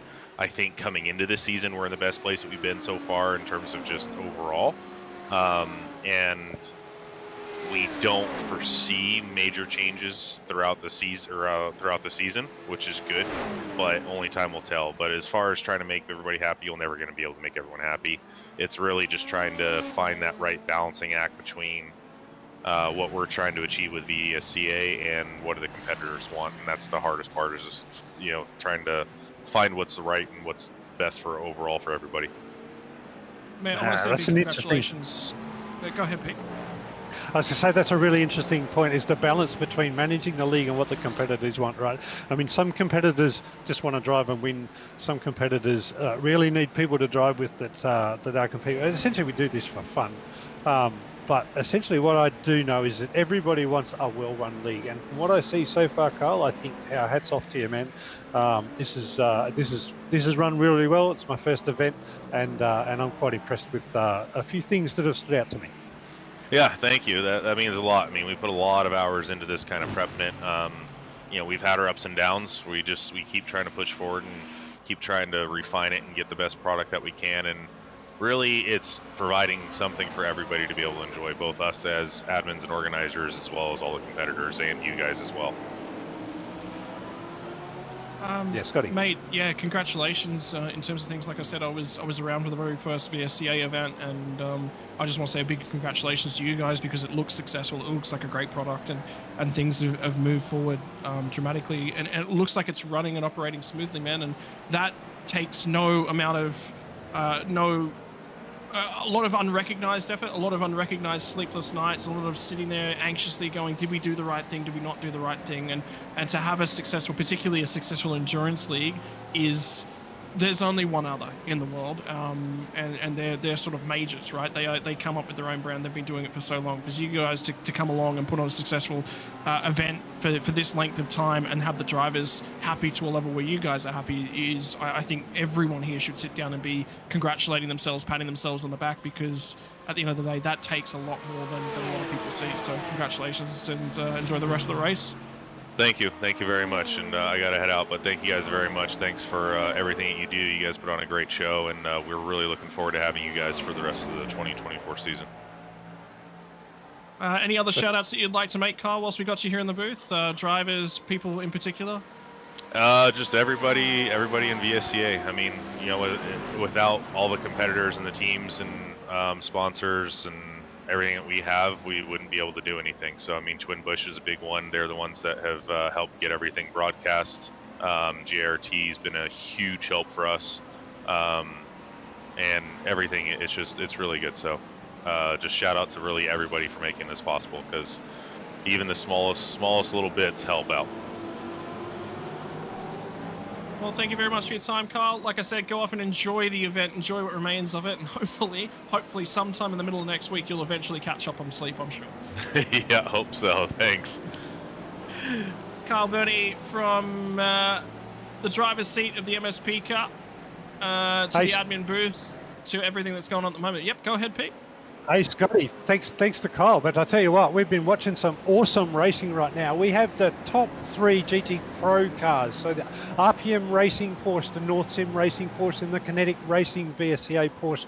They have been within a second of each other for the last few laps. At the same time, the GTP cars have been coming through them like a dose of salts. Oh, there we go. That's a GTP and LMP. Little touch and a spin. That's something to get our throws, Cole. Yep. That is actually the 73 car who was actually leading the race at that point in time. So, which they still are leading the race, but Dino Vela in the 777 Fusion LMP2, I thought they were actually doing a little bit better a while ago. So we're going to go through a host of replays as we currently see them. There's a few mistakes happening up and down the field at this point in time, and with still 9.5-ish hours to go in terms of this one, this is another replay of that incident between our race leader and the LMP2 car down in 9th place at that point in time. A little bit of missed timing there, I think. That's a little bit of a tag, but might be in trouble with race control for that. Yeah, well, they're pushing hard behind the wheel of the 73 car. This GTP Pro race, Scotty, this is a brilliant race. 3 cars, line astern, faster cars coming through. The guys are keeping up with each other. Now, are they racing for position, or are they just racing their strategy? terms of things, when did they all last pit? They all... actually, leader in class at the moment is Brack Crouch. Now, remember, there was another car that was actually leading this pack of cars. It was the 44 Fisher Motorsports car. And the reason that Brack Crouch is at the head of this queue at the moment is because both the 911 RPM racing car and the 44 Fisher Motorsport pit at that last full course yellow. They took the opportunity to get a lap back and get to the head of things with a lighter fuel load. You know, they were looking for a little bit of track position. Well, right now, the two cars are in behind them with Michael Spaldi and Vincent Herbie behind the North Sim Racing 69 car and 67 of Kinetic Racing, respectively. Both of those guys have pits, so I get the feeling that Brack Crouch is only hanging on to this one for a little bit longer. Now, the benefit he's got, a lower fuel load on board this car at this point in time, means that he is going to be a quick car in terms of a straight line. But at the moment, he is getting hunted down, and there was a significant lead he had over his competitors through that last pit cycle. More pit stops continuing as we find ourselves deeper into the 15th hour of the race at this point in time. 9 hours and 10 minutes on the clock. We had a full course yellow 45 minutes or so ago. And we've hit the max tank distance on both the LMP2s and the GTP cars. They're both expected in the next couple laps. Yeah, it looks like half the LMP2s have come in already, so they've burned in a bit more fuel than the GTPs after that safety car. So that won't necessarily put them down too far, but they'll get back out and into the mix. Have a look at this battle that continues for the GTP cars. I did notice that Brack Crouch covered the inside all the way down into turn number 1 as Thomas Hazard is the GTP car for Trading Paints Racing Black. And the number 19 car is cutting his way through at the moment. Trying to get to the head of this. And we've got an LMP2 as well, which I believe is Michael Adamschick for Fisher Motorsports Solara 14 behind the wheel, trying to cut their way through. So that buys Brack Crouch a little bit longer of a reprieve. And for Brack, he's got to be low in that tank at this point in time. Remember, we're looking for about, 55 minutes or so of full tank running. Well, we're at 45 minutes or so as it currently stands. So there will be next to nothing in terms of that RPM Racing fuel tank left over at the moment, Pete. I get the feeling North Sim Racing, Kinetic Racing are sort of just going, okay, these guys are going to pit soon. We might save some gas here. Yeah, there's a 9-lap difference between their stops, so I wouldn't be that's not that great. So it's not, it's not much of a tank difference, but it's probably enough to give Brack just that little bit of an advantage to stay in front of the draft and a little bit of extra or a little bit less weight, and he'll be able to go through places like the bus stop and corners just a little bit faster. So maybe hold on to the lead, but we're going to see the pit cycle normalise the field anyway. He's coming down to the pit lane this time by. So he will pit from the race leader, GT Pro, and the car will keep an eye on for where they are in terms of their overall current standings will be the 44 car. That's who they were fighting for in terms of strategy. They're quite close together, those two cars in the strategy, as now become our GT Pro leaders, Spaldi and Herbia, behind the wheel of the 69 and the 67 cars, respectively. We've got to keep half an eye out for that 44 car. Where is it on track at this point in time? Just coming onto the oval. Just coming onto the oval as we currently stand. So for the 911 car, that is the car they're keeping half an eye on. Stephen Nobbs behind the wheel of the 44 for Fisher at the moment. They're going to do a driver change here for the 911. I think they might have actually just done a drive change. Yep, so Mark de Boer just gets behind the wheel of the number 911 Porsche, Pete. And this second stint after a safety car now becomes just that little bit more important.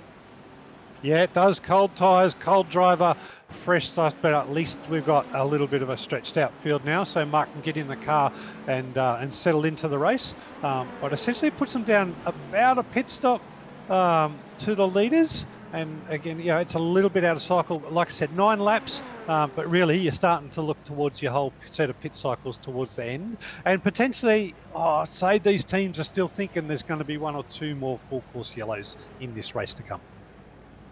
So we just saw the number 100 car just have a spin. That was actually on cold tyres. They were just recently out of the pit lane. They have had to come back down because that spin that you saw on screen gave them enough incident points that a drive-through penalty was required. So that one was quite important to their race. So not only do they lose time in the pits, and I was really concerned they were going to end up with the back end of that car and potentially a rear wing embedded in a tyre. Well, they survive, come out the other side, and then trundle down pit lane to add to the pain of the number 100 in LMP2. A lot of basics now going to come into the pit lane. He's hit the end of his full tank stint.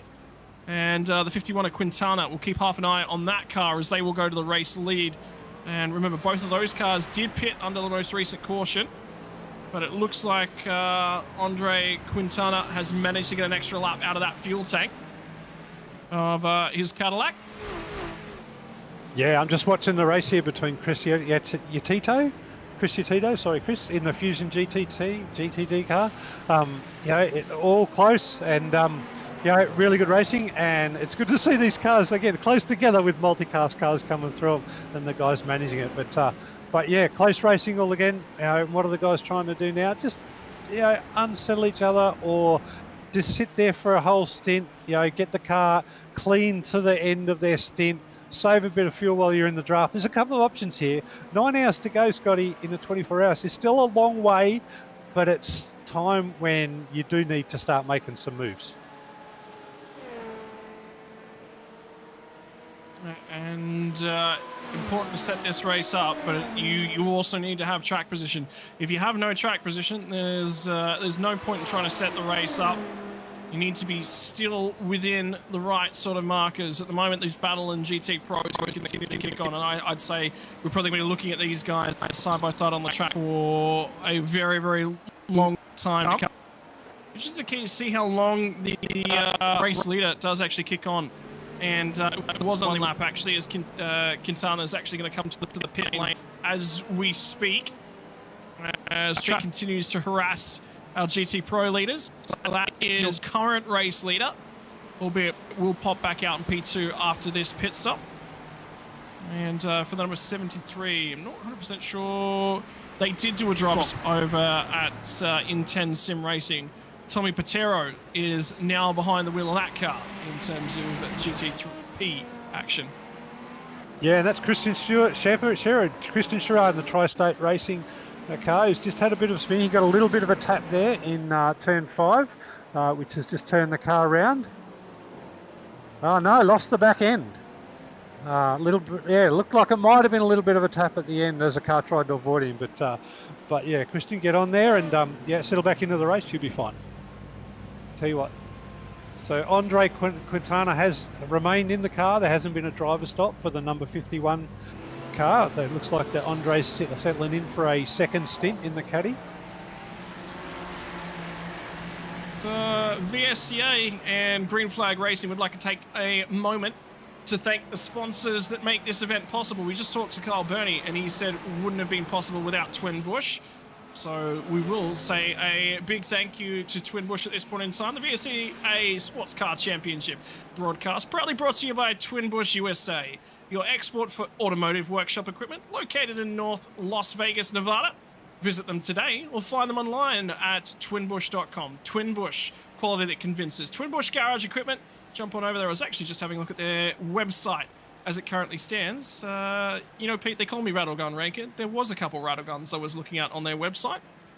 So if you're looking for some new garage equipment to enable the workout and moving bits and pieces, perhaps you're trying to get yourself a car prepped for a endurance race. The 24 Hours of Lemons was actually something me and my teammates were actually discussing during the 24 Hours of Daytona was, can we get ourselves a Lemons car prepared? You'll need some garage equipment to make that possible. Jump over to twinbush.com. Thank you very much for supporting us, and a big thank you from everyone at Green Flag Racing and VSCA to Twin Bush that make it possible today, Pete. It's important to have good equipment underneath you, so there might be some of those that'll be headed at the way of Twin Bush. It is, Scotty. I got a message for Twin Bush. Please put Scotty Rankin on your do not sell rattlegun list too. There are many quality mechanics around the world that I'm sure use your gear to good effect and prepare their cars really well as those rattleguns. But Scotty Rankin is not one of them. No, do not sell me a rattlegun. For your own safety, do not sell me a rattlegun.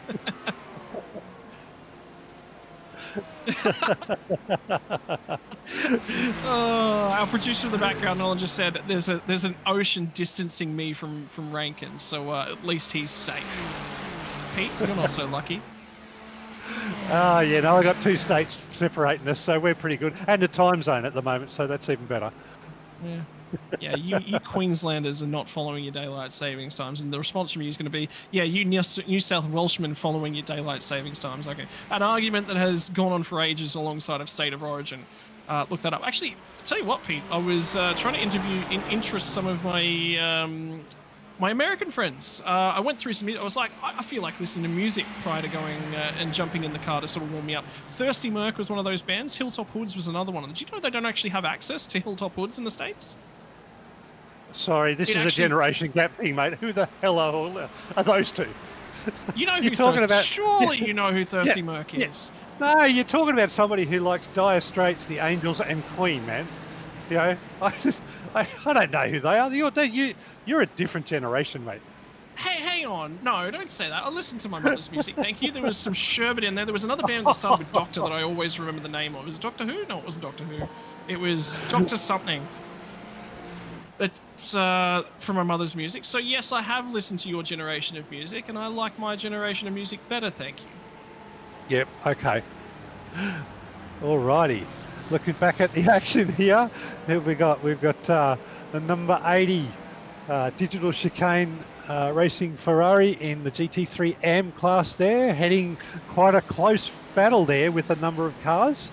Not necessarily, the car right behind, 161 car, it is 4th position and on the same lap, 0.4 of a 6 second behind, but the other cars are a couple of laps down. So leading a little battle pack there, and that is a battle for track position between the 2 cars you can see on track.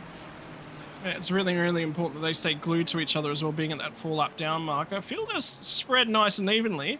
I'll tell you what, these two are ahead of another 2 cars just in behind them. A 3rd place car out of our GTM is that Fusion GTD with Chris Tito behind the wheel, and just in behind him, I believe, is Theo Taylor. Unfortunately, is that a crinkle in the front splitter of the 296 Ferrari that I just saw? I think my eyes are deceiving me. Is that just a black? That's just a black splitter, I think. Yeah. Okay. Yeah, so that's just a black paint. Yep. I think your eyes are deceiving you, or you've been on the sim too long. Yeah. So okay, I'm just glad that car doesn't have some damage at the moment. Tito's actually just jumped up into P2 because the number 5, the Screeching Moose car, has come down to the pit lane, and they're doing a driver swap, I believe, as well. So there'll be a new driver behind the wheel as Anthony Bill climbs into that car, and it was McKenna Dean climbing out from behind the wheel of the number 5 Mercedes. So driver swap time. And this might be hammer down time, actually, for the number 5. This will be an important portion of this race. Dean was in the 44s quite consistently behind the wheel of that car. Anthony Bill was in the lower 44s. So this will 100% be looking to add a couple tenths worth of pace to this car. I think at the moment it'll be an important stint for Anthony Bill. And those guys are on the fight back trail because they had that incident earlier in the race before we come on, Scotty, and they talked about needing that safety car to get back on the lead lap, and then having the option or the opportunity just to fight back now. So it's a good time to put a superstar in and see if you can make some place back up and get some of that track position back. As the race settles in, we are now going to go under 9 hours left to go, ladies and gentlemen, watching along at home. Have you got a fan favourite? Is there any car that you'd like us to keep half an eye on as we look at the Digital Chicane? And is it the MMTQ car coming in behind them? So both of those cars pitting off of the same lap. So 5th place, and they both pit on the same. It's very easy to track the car that you're racing for position when they pit at the same time as you as well, Pete. And the Fusion car just came in behind them as well. The 296 Ferrari will pit 1 lap after the number 5 Screeching Moose car. So everything starts to settle down. But I do want to know from our YouTube audience, if you're watching along, you've got a fan, is there a car that you want us to check in with? Because we can keep an eye on these guys, potentially get somebody in the commentary booth up and down the field. There's a lot that's on offer, but if you don't say anything, we don't know about it. No, that's right. It's hard to pick what people want if you don't know what they need to look at. But anyway, we'll just try and bring you the most exciting parts of the race, and keep abreast of everybody's race. At the 9-hour mark, it's probably wise to have a look at the top 3 in each of the classes. So we've got the Inten Sim Racing car number 73 currently leading the race in GTP ahead of Composite Performance and World of Sim Racing. Horses. That's a penalty. Is that a penalty? That car's still sitting there. All of its rivals have already rolled off the lane. So there was an extended stop there for the... That's not a penalty. I wonder whether or not there was a driver not ready. Whether there might have been a bathroom break actually just conducted in the middle of that pit stop. Or maybe they're taking some optional repairs just to make sure they don't lose too much speed. That's another valid criticism. If that, I mean, the case was under that most recent caution. I think that car actually stayed out. No, they would have had to have come in actually. But why wouldn't you stay on pit lane under the caution to pick up some of that damage? So maybe they did, or conversely, it's only just happened to that car. So they're looking to keep that car pristine. But it wouldn't surprise me if we get a check in with that car and they say, yeah, there was an extended bathroom break there, because that's what that looked like. Oh, that would be not having a spare driver ready for a pit stop, wouldn't you? Do you give up 10 seconds for a bathroom break? Well, see, my bathroom's actually right outside my sim racing room, so it's I can get it done inside a pit stop. But for some people, it's the other end of the house, isn't it? So. Well, that's right.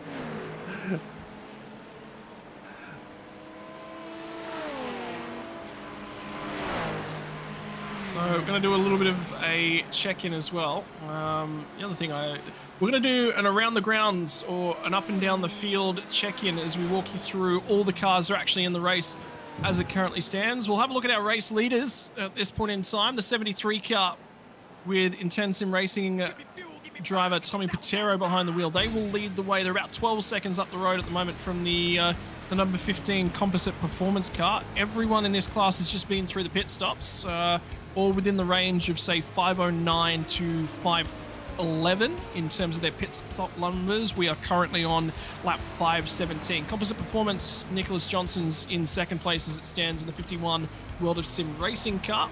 The Cadillac is in third place. So in GTP, it's Porsche, Cadillac. We'll go to the third Cadillac in a row, which is the 111 HAC Racing car. Currently has Matthew Roughton behind the wheel. They sit in fourth spot and 40 seconds off the race lead. Then in fifth spot, the MSP car, Kyle Burney. We spoke to him just recently. The number 3 car behind the wheel there sits in fifth spot, the second of the Porsches in that class. Sixth spot, MV Skim Labs Racing 42 car. The 19 Trading Paints Racing Black is in 7th. The 278 Stop and Go Racing car in 8th. The first of the cars 1 lap down. At 2 laps down, we have Team Hardcore 830 Cadillac. The first of the Acuras, also at 2 laps down, is the 50 Bravo Snow Sutton. The 88 car as well, DS Racing powered by Rubigar, is at 4 laps down, also battling with the number 1 Grizzly Motorsports car at 4 laps down. 6 laps down, we have number 4 Fisher Motorsports GTP, and at 12 laps down, Torque Freak Racing VSCA are the only GTPs running. Pete, why don't you take us through the LMP2 field? Yeah, no problems. In first place for the LMP2 fields, we got the Riser Panda Racing Dallara, and they're all Dallaras in the LMP2, so that's going to make it easy. With Ryan Ware at the wheel. 5 seconds down, we've got Kyle Huckema in the FRS Sim Sports Dallara, and 8 seconds in third place, we have the Gowan Racing team with Jack Hedgecox. Sitting in fourth position in the LMP2 class is Michael Adamchak in the Fisher Motorsports Dallara, and then in fifth we have the Rookie Esports LMP2, and that's being driven currently by Nick Dawson-Latham. Sixth position we have Nick Nelson in the VRG Sport Dallara. He's currently won the first car 1 lap down. Further 2 laps down in 7th position we have the Tri-State Racing of that's Christian Sherrard in the 7th positions. 8th position, Luca Harmoning in the GSE Esports Racing Dallara, another 2 laps down. Another further lap down is the Fusion LMP in P9, driven by Garen Batten on the road. The Scowers GT048 LMP2 is out of the race, and will take 10th position for that class for the Daytona 24-hour this year. Scotty, GT Pros. Back to GT3 Pros, and it's been a tight battle between our race leaders in this class. You just saw them moments ago. They're going through the middle of their pit stop sequence at the moment. This should be the final of the pit stops for the GT Pro cars. To get us back on level pegging, Vincent Herbie leads the way in the 67 car post pit stop, although he was 2 laps later coming to the lane as you just saw him come out. Thomas D'Ambrosio in Norsim Racing's 69 car will re-emerge just behind him as he gets his tyres up to temperature. Might see the 67 car be a little bit vulnerable the next couple laps. The 911 RPM Racing car pit 7 laps prior to Thomas D'Ambrosio, and they were leading the race when they pit. But as you can see, cold tyres have not aided them. The 992 Digital Spirit DS Racing car sits in 4th spot, still on the lead lap, before we throw it back to the 44 Fisher Motorsports car, still on the lead lap, although on live timing overall, they are 1 lap further down. The 55 car is now going to sit in 6th spot for this class as the first of the Audis, and also on the lead lap before we'll throw it back to the final of the GTP Pro cars, I believe still running at this point in time, is the 84 car Fisher Motorsports. They are 15 laps down on class. So of the 7 currently running GT Pro cars, we have 6 on the lead lap. And remember, the 21 had that huge accident inside the last hour where they got nudged off at the kink and unfortunately came across the way of the GTP car, and unfortunately that did end the race of the 21 GSE Racing Merlin. Before we'll throw it back to Pete to finalise our GTM standings. Yeah, I'm going to pause just for a little bit because we got a GTM car in the pits that's going to mix up the order just for a sec. But I will say for the GT Pros cars, that's the series with still 6 drivers on the lead lap, Scotty. So I think that's going to be our class to watch. That's going to be one where we really don't know how that's going to settle, and strategy is probably going to play the biggest part in that one with so many cars staying on the lead lap. So really good to see. But okay, so let's run down the GTM now.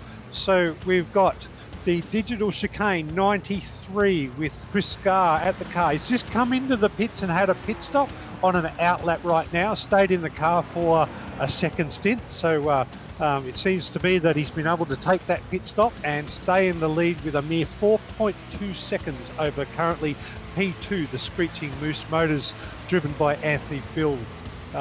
In second position, car number 5. So third position, we've got Robert Deloach in the 296 Ferrari, driven in the Fusion GTD Ferrari, 18 seconds, so about 22 seconds behind the leader. So those guys are all on the lead lap, and they are fighting hard with a whole lot of strategy looking towards the end. They've all recently pitted within the last 4 or 5 stops too. P4 in GTM is the Trading Paints Racing Ferrari of Jeffrey Miller, the 119 car. Those guys have been fighting back after a couple of little offs and spins, particularly after that little safety car. So that's been interesting to see them fight back. And they're still in the race. They're about a minute off the lead right now. A minute, just about to go down another lap, I think. But we'll see how they end up.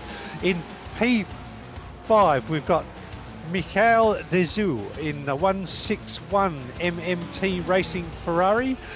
Those guys are hanging around 1 lap down and just in there, and followed by P6, the Digital Chicane 80 Ferrari, being driven by Paolo Calvo right now. So those guys with the full course yellow will be back in the hunt and back onto it. A little further down the field, another further lap in P7, the Firestorm Motorsports car of Sean Hatfield, the number 29, followed in P8 the 312, driven by Ronald Gross in the Real Pixel Motorsport. I love that name, Real Pixel Motorsport Ferrari. In P9 we have the 83 off in the S's racing car, driven by Joseph Okpin right now, and in P10 the 33 driven by Gabriel Albano is the first of the MSP GT AM cars, MSP 33, about 3 laps down from the leader, 4 laps down from the leader there, and the second MSP 34, the number 34 being driven by Thomas Baker. Paul Romaninski is in P12 in the number 16 Dangler Performance, and we've got David Sotter in the number 94 in P13, Full Send Racing, and bringing up the rear of the field is the Yellow Submarine squad with Josh Toothman at the wheel of the 531. Scotty, that's the whole field. That's a pretty big rundown, and we've still got a hell of a lot of racing to go. Yeah, and as the timer ticks down past 8 hours and 45 minutes and about 30 seconds from now, 10 seconds is the difference in the top class as Patero leads the way from Johnson. But Johnson's got a little bit of pace, although traffic in the GTP field tends to cost you quite an extended rundown.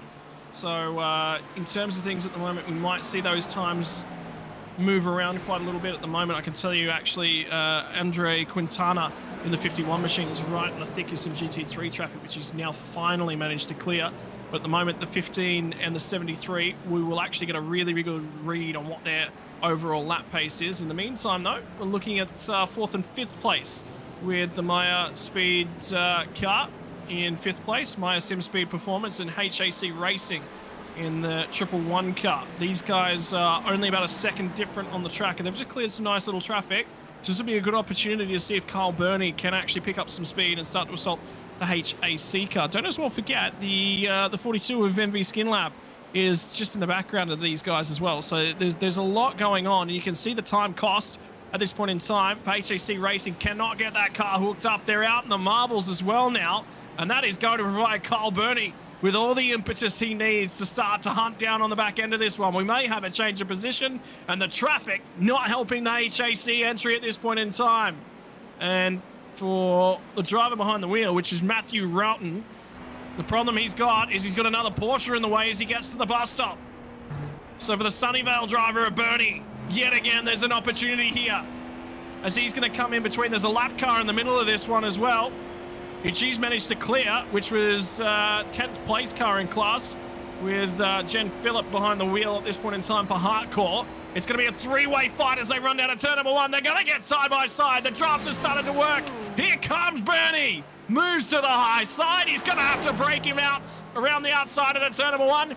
But with 8 hours and 45 minutes, they're even on the way to turn number 1. Can he turn it in from the outside? Can he find the drive? They're still alongside as they go through turns 2 and turns 3. Now it's going to be slight advantage to Roughton, and down the inside goes Burney. Doesn't clear him though. Looking for driver on the outside. Won't find it. Burney will find the spot. And it was the marbles that played the biggest factor there as finally the 3 car gets by the 111. The problem he's got now is can he get enough of a headway and a lack of traffic to find some space.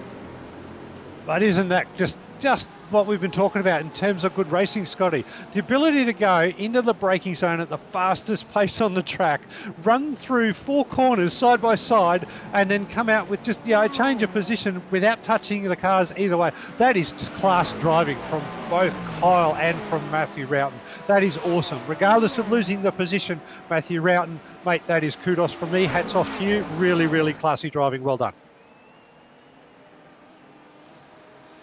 All right, they'll finally settle themselves back down in now, and this will be an opportunity for Roughton to see if he can stick with Burney. He's going to have another draft here. There is 3 GT3s on track just ahead of them. They'll clear the first one of them, which is actually 3rd place in GT3 Pro. So this is our GT3 Pro leaders that they're coming up on, and have a look at the run that now Roughton will get the opportunity to send the reply. And the track is basically blocked up ahead because there's a change of position in GT Pro. Mark DeBoer had the lead of that one, but now it's going to be Vincent Herbie who cuts his way through as a battle for 4th place in GT Pro gets split up by the first place in GT Pro gets split up by the GTP cars. And Burney will use them to defend a little bit more. So there was a change for position, and this is how it happened. You can see he just let that one happen. It's Herbie said, yep, I'm going to sit back here and maybe save some fuel, try and hang on to the rear bumper of that Porsche. Not a bad decision with still 8 hours and 40 minutes on the clock.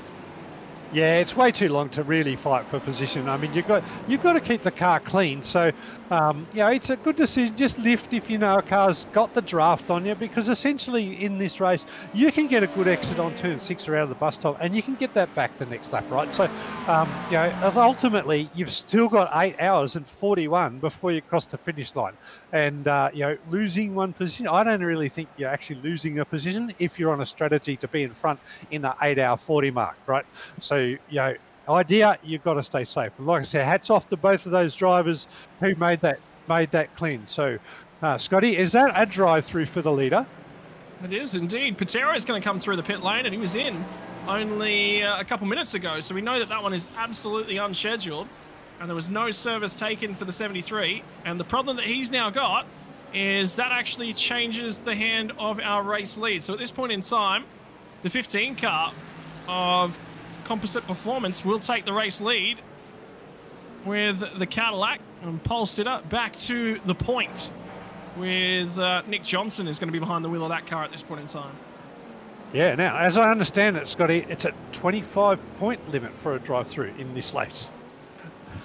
You and I have just come off the official series, and it's 100 points before you get a drive-through. So 25 points in the off-tracks at Daytona, that doesn't take long to accumulate if you're just skipping the bus stop. Yeah, and I can tell you, Pete, I have struggled to get through that bus stop in a GTP car without picking up instant points. It's been my Achilles heel all week long. So for these guys with a more stringent limit, that is not easy, let alone if you make contact with another car. And don't forget that Patero, was it Patero? I don't think it was Patero. I think it might have been Otto Basic was behind the wheel when they made contact with the 777 car. That's 4 incident points right there. Yeah, well, that's close to 20% of your incident point limits, isn't it? Contact with the car, 20% closer to a drive-through. So, the need to stay clean is not just to be a good racer. The need to stay clean is pretty important, so you avoid those drive-throughs. The fewer of those you get in the race, the less time you've got to make up. So that's not a good thing for a previous race leader. It was a slow car, actually, just heading down through the International Horseshoe at this point in time, and the 55 car was actually stopped on the inside at that point in time. It was actually, they made their own sort of error. The rear end of that Audi got out into the marbles and then just come around, and you'll see this one here in a few moments. I saw Mercedes diving out of the way. I thought it might have actually been a GTP car. Yep, so that's Simon Hussam driving the GSE Racing Merlin Auto. They're down at the back of the GT Pro field, so they're having a bit of a tough time. They are a number of laps down. They're 18. Oh, they're lots of laps down. So they're having a really tough race. Don't worry about it, Simon. Get your head back into it and get that car to the finish, mate. Yeah, it's critical just to keep turning laps because they're still on the lead lap in GT Pro at the moment. So critical for them at the moment is to get that head back down and settle back in. Lap 466 was their last pit stop. So they've been out there for about 11 laps at the moment. So a good chunk of time. And we've got a three-way battle now. Is that LPM back to the point again? It is. No, we saw that battle, that one resolved on screen. But the 69 has brought back into this one as well. So this is quite critical. Yeah. As there's now, that's an LMP2 car that's in the middle of that one, which is Luca Manning for GSC Esports in the 86 car. Cuts his way through, clears Mark de Boer. This three-way battle in the GT Pro car series, that's been going on for about 3 hours now. So, it's good patient driving by all of them, and to stay together. Oh, there's a lot of mess coming out of turn 1 and turn 2. Whole lot of cars going through each other right now. So it's a tricky part of the race. All of the cars are spread all over the place. So you don't know whether you're coming up to a GTP or a GT or an LMP2 or a GT Pro. Cars are mixed over. And while we got cars racing close together, when you get a faster car class come through, that can really upset the balance in your rhythm. So, these guys are doing a wonderful job in the Pro Series, particularly the 911, the 67 and the 69. Those three Porsches, they are just having a cracker of a race, and being able to stay together like that, I don't think any of them could say they're going to win this, but they're all going to say we're fighting for it. I would love to say put the opportunity out there actually to talk to one of the drivers from one of those teams if they are actually available, because talk about the mindset, and I think that's quite important. Is obviously when you're driving one of these cars at this level of performance, it's important to get yourself in, to get the practice. But at this point in time, it's also important to go, do we want to be in front right now? We want to pick ourselves back a little bit and just be a little bit more conservative, under drive a fraction, just make sure that we're not pushing those markers so we've got a little bit more of room to push on with a little bit later on. And different teams will take different approaches to that. Well, I always find that it's the team strategist is the person who's really got to take control and control the drivers, right? Because a super fast and aggressive driver always wants to get to the front. And when they get in that car, the red mist of being a driver comes down, and all you want to do is drive the car fast. A really well-disciplined driver, and some of the best professionals, the guys that race endurance in real life at Nürburgring and things like that, guys like that, they're not out there to set fastest times. They actually go out there and they can set a time to the chief strategist's time that they've been set to the 0.1 or 0.2 of a second, right? And that's over an 8.5 minute lap. And that's what endurance racing is all about, right? Because you've got a strategy. It's not just being the fastest car. You've got to be the fastest car over the time limit. And that's where the strategist has got to be a psychologist for the drivers. And I don't know how he does it or how they do it sometimes, because I tell you what, some drivers in their egos, they love to just drive. They love to go fast, and you're one of them, Scotty. You're one of the kind of guys I find when you get in a team, come on, Scotty, slow down. No, I don't want to slow down. I can go faster, right? I know it. You'll like it. You've done it to me, and I call you out on it now. And I reckon there's some guys in this race, and there's probably some strategists at 4 o'clock in the morning in Washington, or 2 o'clock in the morning, Washington DC, pulling their hand out, saying, "Righto, guys, you've got my guidance, you've got my rules," and they'll wake up, have a little bit of a snooze, wake up and go, "Hey, what did you do? That's not what I said." Actually, what time is it in EST at the moment over in America? Because I believe the bulk of our drivers are over there. 1:30 a.m. Washington DC EST time. 1:30 a.m. So we've got a large number of drivers, and then West Coast is 3 hours back on that. Depending by state. So for the Americans, we're starting to head into the graveyard shifts, and the most difficult portion of the race in terms of fatigue and driver management is right now. For the drivers that are behind the wheel, the 69 car, Thomas D'Ambrosio is an Italian. Vincent Herbier is a Canadian, so we'll be on that East Coast time. And Mark DeBoer is, I believe, Central America at this point in time. So you've got a number of drivers, whereas I believe our European entrants, unsure where... Actually, what I can do is go ahead and look up D'Ambrosio. European. So in Europe right now, let's say in Germany right now, it's 7:30 in the morning. So rise and shine. We've got the early birds up who in sim sunrise is a couple of hours away. So yeah, we're probably actually I want to say that. I was going to say we're aligned to GMT and sim, but no, we're about an hour and 15 minutes off it. So, yep. So early morning over in the UK and Europe right now. So we've got the breakfast races. We've got the midnight races in the continental United States of America and that time zone. And in Australia or in Australasia, we've got the afternoon races. You mentioned sunrise, so I've actually just done some Googling. Thomas D'Ambrosio is based out of, and I don't want to get this wrong, so we'll actually make sure I read this off correctly, in Vorio, Italy. And we actually have a couple of the drivers from the North Sim Racing team, Michael Spaldi, who just got out of that car, and the last stint was also from Crema in Italy. Guess what? Sunrise in Italy is right now 7:32 a.m., which it is currently in Italy. So it is actually sunrise for those drivers right now. So we're going to see some accidents. There's two GTP cars coming together. The 50 car, who is off the pace and I believe a couple laps down at this point in time. And there'll be more as well. This is a exiting pit lane incident. Yeah, so Rip Souza has just come out of pit lane in the DS Racing powered Porsche Cadillac, and it looks like the number 50 car has just taken the normal racing line, has come across and just tagged him as he come out. I know how an incident like that, Scotty. Look at this, what's this? Yeah, I've seen that. In the last 24 hours you've had one. Exactly there we go. Oh, Rip, I feel really bad for him. I think every driver has a right to come out of pit lane and go straight ahead.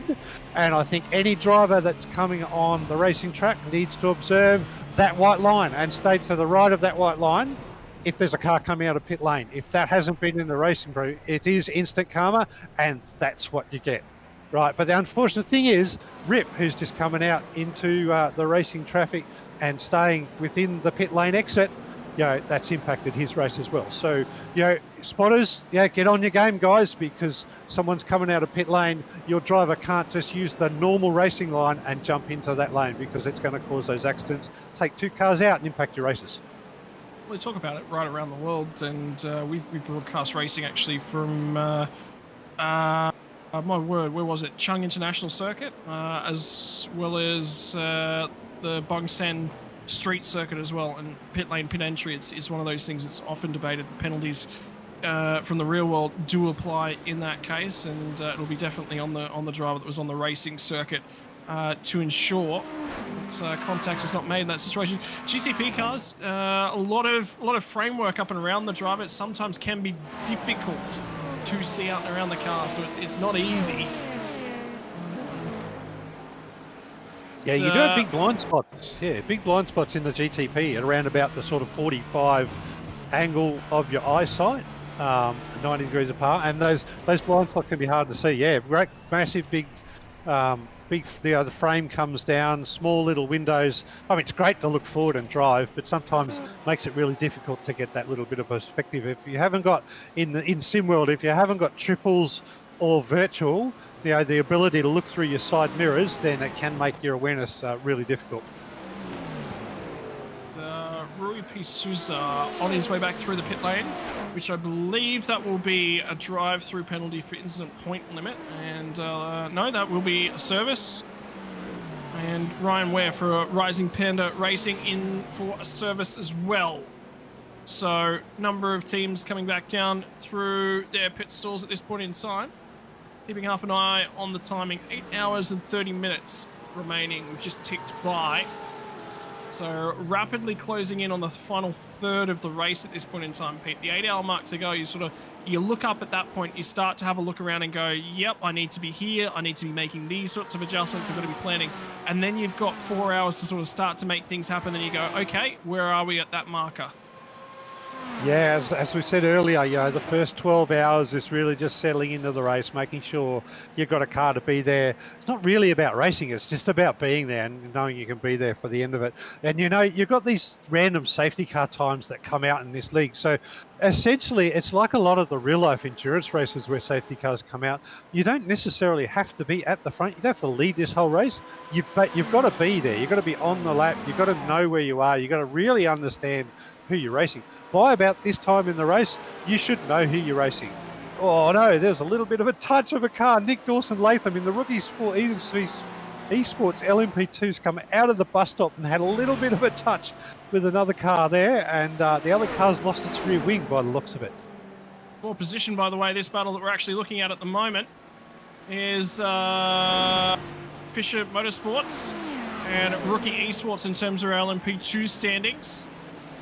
And it's going to be Rico Colmeyer behind the wheel of the number 14 LMP2 car. Watches on as Nick Dawson-Latham ahead of him in the number 100 car. Remember, we saw that 100 car go around and had to serve a drive-through penalty nearly about 10-15 minutes ago. Well, right now, they're getting chased down as well by the 14 car. So there will be a battle for position as they fight their way through traffic.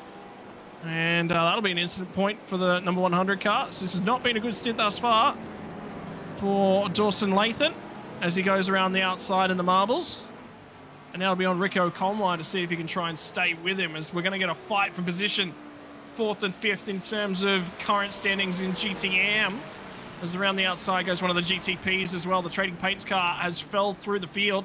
Since resuming racing after that full course yellow, they'll go side by side and head to head when they get down to turn number 1. MMTQ Racing trying to go around the outside. Not done at this point in time, at this juncture. But will they get the opportunity to get down the inside? They do. And now the Fusion car's down in there as well, who's 3rd place in class, albeit a lap ahead. So they've bought into this argument and sort of helped decide it.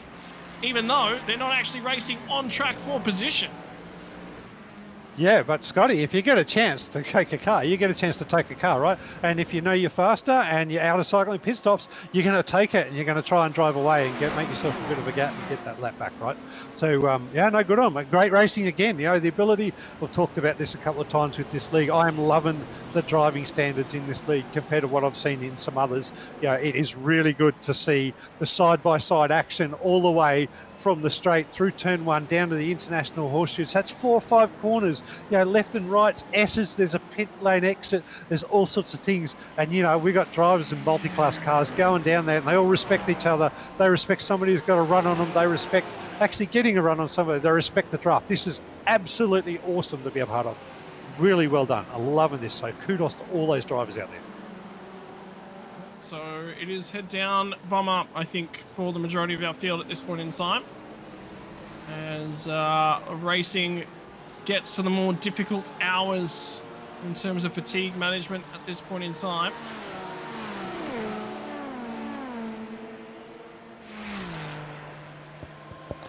Yeah, that's right. It's interesting. It's an interesting time, like the 8 hours to go. Like as a crew chief, I'm starting to look now and saying, all right, where are we looking for? What are we realistically looking for? And who are we really racing, right? Am I racing P1 in my class? Well, I might be if I'm in the lead lap and I'm fighting around them. Am I still going to get back to them? Can I race them if I get back onto the lead lap? If the answer to all of those questions is yes, you're still pushing hard. If the answer to the questions is no, I think those guys have naturally got a little bit more pace on me, then essentially you're racing to put yourself in the best possible position and you start to think about result and championship. But right now, with 8 hours to go, you've still got to stay in an endurance mindset. You've still got to keep your dream. You've still got to probably, you know, if you've got double stints in the GT3 classes, you've still got at least 4 drivers. You've still got a stint each for each of the drivers to come up, a double stint each, right? So you've still got lots of driving, you've still got lots of drive changes to go. And as somebody mentioned earlier, I think it was Kyle mentioned earlier, he had a problem with his Fanatec wheel. And you know, as we say in motorsport, it only takes a 20-cent part to upset a race. And on a real life circuit, that could be something like a washer or a nut or a bolt. In the sim world, that's a washer, a nut, a bolt, or you know, a sim rig problem, which is the equivalent of a standard in real life 20-cent part problem, right? So your equipment has to be good in sim racing to make these 8-hour endurance races, and there is such a long way to go. And the guys have got to make, you know, got to make sure that all their kit is working properly, and it has to work properly all the way through the race, just like the cars have to work properly, and just to get to the end, right? Because the first thing you got to do is get to the end before you claim a position. Yeah, just had a look at Vincent Herbio a few moments away, by the way, in the 67 Kinetic racing car. We saw him actually on pit lane. That was for a drive-through penalty for incident point limits. There was a huge moment that sort of happened through the bus stop the previous time by, where there might have actually been contact, I think, with one of the LMP2s that caused a huge checkup, and the 69 North Sim racing car also picked up an incident point as a part of that on the way out of the bus stop. But that sort of changed things up in terms of who's at the front end of the GT Pro standings at the moment, sort of taking the 67 car out of things right now. For now, RPM Racing and North Sim Racing stay toe-to-toe, but the 992 car of Digital Spirit DS Racing's brought their way back in. And this will be... No, it was the previous time by, so it was the one... So we're going to have a look and see if we can find that one for you. But there was a little bit of a moment as they went through the bus stop. It was multi-class racing where things got awkward. It's I'll go back and find it and get our producer to bring it up for you. So take over for a moment, Pete. Yeah, go and have a look. Look, I'm interested right now because in the GTP class, Scotty, we're coming up to pit stops for the P1 and P2 cars. So we'll see whether the drivers are going to do a driver change. I don't recall them changing on the last pit stop. So Andre stayed in the car and Tommy Patero stayed in the number 73 and 10 Sim Racing. So if they're triple stinting, they're staying in the car. So those pit stops are coming in. It looks like the N10 Sim Racing. So Tommy Patero has just come into the pit stops for GTP, and we'll see how long that pit stop takes. we've got an extra lap here out of Andre Quintana's car and the World of Sim Racing GTP. So at the front of the field, we've got pit stops happening, which will put the composite performance guys back into contention to take over lead. That's Nicholas Johnson at the wheel there. He's just slotted into second position live at the moment in the number 15 car on live order. So things are changing at the front in that GTP car. So let's keep an eye on that for another 20-30 seconds or so. I do expect Andre to come in. Maybe one more lap. He's done 26. He's on his 27th now. So at the end of this lap, see if Andre pits.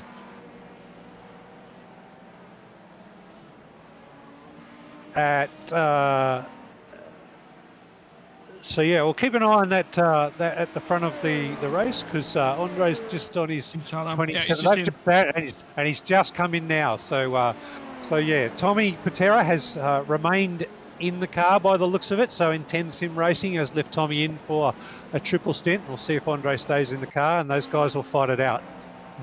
It looks like Andre hasn't changed at this stage on my timing. So we're just trying to see if we can kind of replay that incident through the bus stop for the 67 car, and don't necessarily know that we did. Yeah, yep. No, unfortunately we just don't have the footage of it. But what I was starting to note from those GT Pro Porsches was that it was multiple cars going in there, and it looked like a little bit of loss of either front downforce or front tire condition from the Porsches, because all of them are starting to struggle, and I think we're getting towards the back end of the stint for the GT3 cars as we currently stand. And for those cars, actually, all of them are starting to struggle to carry speed through the bus stops. So as the track starts to heat up, that could be something we might want to keep half an eye on, is tyre condition, Pete. Yeah, and big news at the front of the field. So Andre Quintana has stepped out of the car. Alvaro Martinez has taken over the wheel of the number 51 World of Sim Racing Cadillac, and he's just coming onto the track now. Cold driver, cold tyres, hot race. Welcome to the race, Alvaro, and let's see how he settles in. He has got some racing ahead of him, I'll tell you that, given what we've seen. There's been a driver change as well for the number 111. We were talking about them not too long ago, as the MSP Racing number 3 car overtook them. It is going to be Matt Roughton stepping out of that car. Christopher DeMay will step in for the HAC 111 car. So like Pete said, few different driver changes happening up and down the field. Nick Johnson stays behind the wheel of the number 15 composite performance car. Patero's still in behind the wheel of the 73 car, the 19 Trading Paints black car. Thomas Hazard will maintain the wheel of that one. So different couple strategies. I believe Marco Vallela has been in the Skin Labs DS Racing car for a little while and will remain to be so.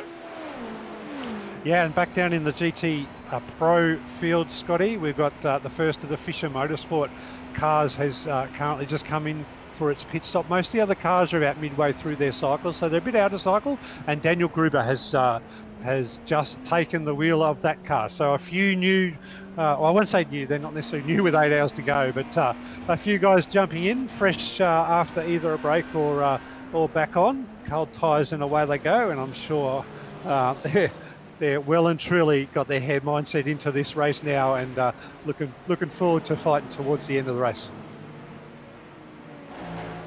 8 hours, 17 minutes on the board as it currently stands, which means we're in the final 18 minutes of the second third of the race. The bulk of it now sits in the rear view mirror. What will the drivers do with the time they have left in this one? The battle for the lead in GTP is quite tight, but right now it's actually the battle for P2 is exceptionally tight at this point in time, as the 19 Trading Paints Racing black car is about a second away from the rear bumper of Tommy Patero in the Intense Sim Racing car. We had that battle pack going on for LMP2 class lead as well. GT Pro settled down a little bit in terms of things. We went from having 3 cars battling away to losing one of those to a drive-through penalty. There's a few battles at the moment, Pete, up and down the field. Yeah, there's a couple of good battles still in the GTP. P2 to 4 are about 5 seconds apart, so they mightn't be right beside each other, but certainly the drivers will be battling each other on position on the track. But also in P5 and 6, the HAC Racing and the MSP number 3 car, they're really close together on track. They're close enough that if there's a little bit of impact from a slower class as they get through, then the MSP3, Kyle in the MSP3 car will be able to have a crack at Chris DeMay. So a few things to watch there, and it's just exciting racing. I love it. Look at these LMP2s going at it, Scotty. Is this P1 and P2 on the LMP2s? It is too. So that's the 621 of the FRS Sim Sports car. That's Christoph Bakos. Sorry, I might have got that wrong. Christoph Bakos. Leading in the 621 FRS from the Rising Panda Racing with Ryan Ware at the wheel. These guys side by side. Looks like Ryan's picked up a bit of a draft going down the main straight, looking into the braking zone. Here's another opportunity. We might see some really classic racing. Ryan's going to have a go on the outside. No, he's not quite there. He's going to tuck into the back of Christoph, have a look up the left-hand side, but maybe he's going to look down towards the international hairpin and see if he can have a go. No, he's actually looking for the switchback here, Pete. Now he's looking to go right around the outside, but he's on the marbles, and that means they're getting the throttle down. Whilst you have the momentum on the outside, it'll become the inside when they get down here to the kink. Still going to go side by side now. The 621 of the 46, but it's the straight line speed of the 46 is mega. He's managed to get to the front. Ryan Ware takes over your LMP2 class lead. Right on, 8 hours left to run. 8 hours and 15 minutes. Have you? Well, he's got change to get there. Might have planned for it at the 8-hour mark, but he's got there a little bit in advance. I tell you, I've said it before already, and I'm going to say it again, Scotty. That is brilliant racing. That is side by side through multiple corners, a switchback. Didn't quite get it. I might have a look. I'm going to have a go. I'm going to go on the outside. I'll touch the marbles. I mightn't get out of there. Oh, hang on. I've got a good run. I'll take the inside. Thank you for the position, ladies and gentlemen. That's 6 corners, 1 position. Well done to Ryan Ware. And again, great driving by Christoph Bakos to be able to just let that happen, without incidents. As you and I both know in the sim world, those things rarely go 3 corners without incidents. So the quality of this field is on show this evening. No, it's still not over as well, because they're going to get a draft as they come back down to turn number 1. That was the car entering pit lane ahead of them. That is what the battle looks like out in front. And it's still looking for the overlap. Is Christoph. He's going to go the long way around. Supreme under brakes is the 621. He hasn't given this one up. Now it's his opportunity to look for the switchback. And although it might have been Ryan Ware that got to the front, this one isn't decided, and I don't think it's going to be decided for a while yet. These two guys are going to go toe-to-toe. Better drive off of turn number 4 for Christoph Gergely at this moment. And for Gergely Bakos, he's trying with everything. He recognises this is critical to their race. And in the background, mind you, this might become a 3-way battle pack, because at the moment, Jack Hedgecox is just in the background for Gowan Racing. And I'm going to apologise to everyone at home. My cat's just decided he's going to knock over the bin for the 4th time in the last hour in the middle of that battle pack. So as everyone finally starts to settle down and look like they've got it, Ware looks like he's got speed through the infield at the moment, Pete, and that's where he's pulling away. But the straight line capacity and that drafting capacity is keeping Christoph in the game. Yeah, Christoph's doing a wonderful job to stay up, but he's also fighting. So sometimes fighting will cost you positions and slow you down. But look, Christoph's got an opportunity now to settle in behind, maybe save fuel. Because you can still got multiple pit stops, and if you can follow a car closely, for a long period of time and save 5 seconds worth of fuel, you're going to come out in front of it at the next pit stop. And this is where strategy beats driver, right? So rock, paper, scissors in the world of endurance racing. Do you sit behind him at 8 hours to go, or do you play strategy game? Do you save a bit of fuel and do you get him in the pit stop? And just say, I gotcha, off we go, because that's an easy pass, right? But again, your crew chief, psychologist, superstar of any team, keeping a driver's red mist at bay in these situations is a very, very difficult thing to do. I'm sorry, did you just say tell a race car driver to use their brain and not go for every gap that's on offer? You're mental. Yes, I am, and I'm more of a crew chief than I ever will. I have. I'm more of a crew chief than I ever will be a race car driver. By the way, the interesting factor for Pete, and for those of you who don't know watching along at home, they call him the drunken crew chief because his strategies tend to get wackier and get better at the same time after a glass of red. Pete? Yeah, we're not supposed to talk about this. This is a friendly adult racing rig, isn't it? Hey, look, Nobody drinks wine and gets on iRacing, do they? Here's the thing. Here's the thing. If my strategies as a crew chief get better with wine, and I mean we're talking wine here, we're talking classy, we're talking respectable. All of a sudden, if anyone wants my services, I'm saying, look, you got to buy me a bottle of wine, and I'll be there with bells on. Hey, Scotty, you owe me in multiple cases then. In that case. Gee, thanks. Yeah, I've thrown myself under the bus there. You see what's happened? You don't talk about everything about to do with Pete Baxter. You might learn something. Ryan Ware still managing to hold off. In the meantime, the Gowan Racing car, which had Hedgecox behind the wheel, will dive into the lane, the 18 car. So, this might be a drive-through penalty, actually, for the 18 car, and there's more trouble for the 55 Audi, flashing the headlights there and struggling to... They are having a torrid time with this car. This is multiple issues in the most recent stint.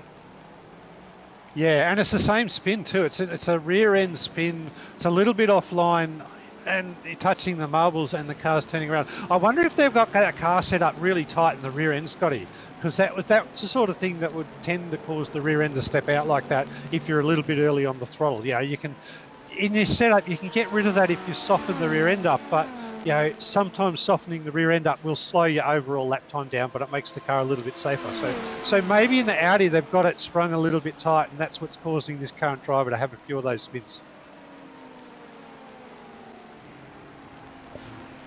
I'll tell you what, 8 hours and 9 minutes now, so another 5 have gone by. There's an issue for the 44 Ferrari as we currently speak. Having multiple spins, attempting to get it out of turn 7. I've got it on my track maps. My apologies to 531. 44th place currently overall. Yeah, that's the yellow submarine bringing up the rear of the field. Having a difficult day of it, but look, still out there fighting. So go, guys. I got your back. Quite a few laps down, but hang in there. Yeah, no, it's just... We'll get out of the way. Oh, yes. Yes. Oh, no. That's just a little bit ambitious trying to get away too quickly the second spin. So, yep, get back on the track, guys, and fight. Yeah, you've earned your right to be on the track and be there. I know it's a tough race. So, yeah, but we want to see it at the end. Well, it's important to maintain out there and get out there. And part of the fun of a 24-hour for some drivers is sometimes just making the end of the race, and they're making their best attempt to. Talk through the cars we've lost thus far. From GTM, we've lost 2. It's the 016 Volta Motorsports car and the 53 of KC Racing. We've lost one of the LMP2 cars of the 048 of SCO WRS GT048. And then finally, the most recent retirement, and it was a huge incident, the 21 car of GSE Racing Merlin. Those are the only 4 cars we've lost. 1 from GT Pro, 1 from LMP2, 2 from GTM is how it stands at the moment. In the meantime, the 15 car with Nick Johnson behind the wheel in GT Pro has put about 5 extra seconds in terms of his overall race lead at this point in time since jumping behind the wheel. So Patero's got some trouble. Might have been traffic affected on this stint as well. Martinez, I thought, was a fraction closer in GT Pro as well. So margins in GTP, my apologies, starting to extend out just a little bit, as have the GT Pros as well. So I wasn't wrong. I was just right in a different right by mixing up our producer. Scotty, you were right in your own way, right? So, look. But to be honest, it's the first time we've seen the GT Pros spread out like that. So, and again, as the race goes on, is this now strategy being executed?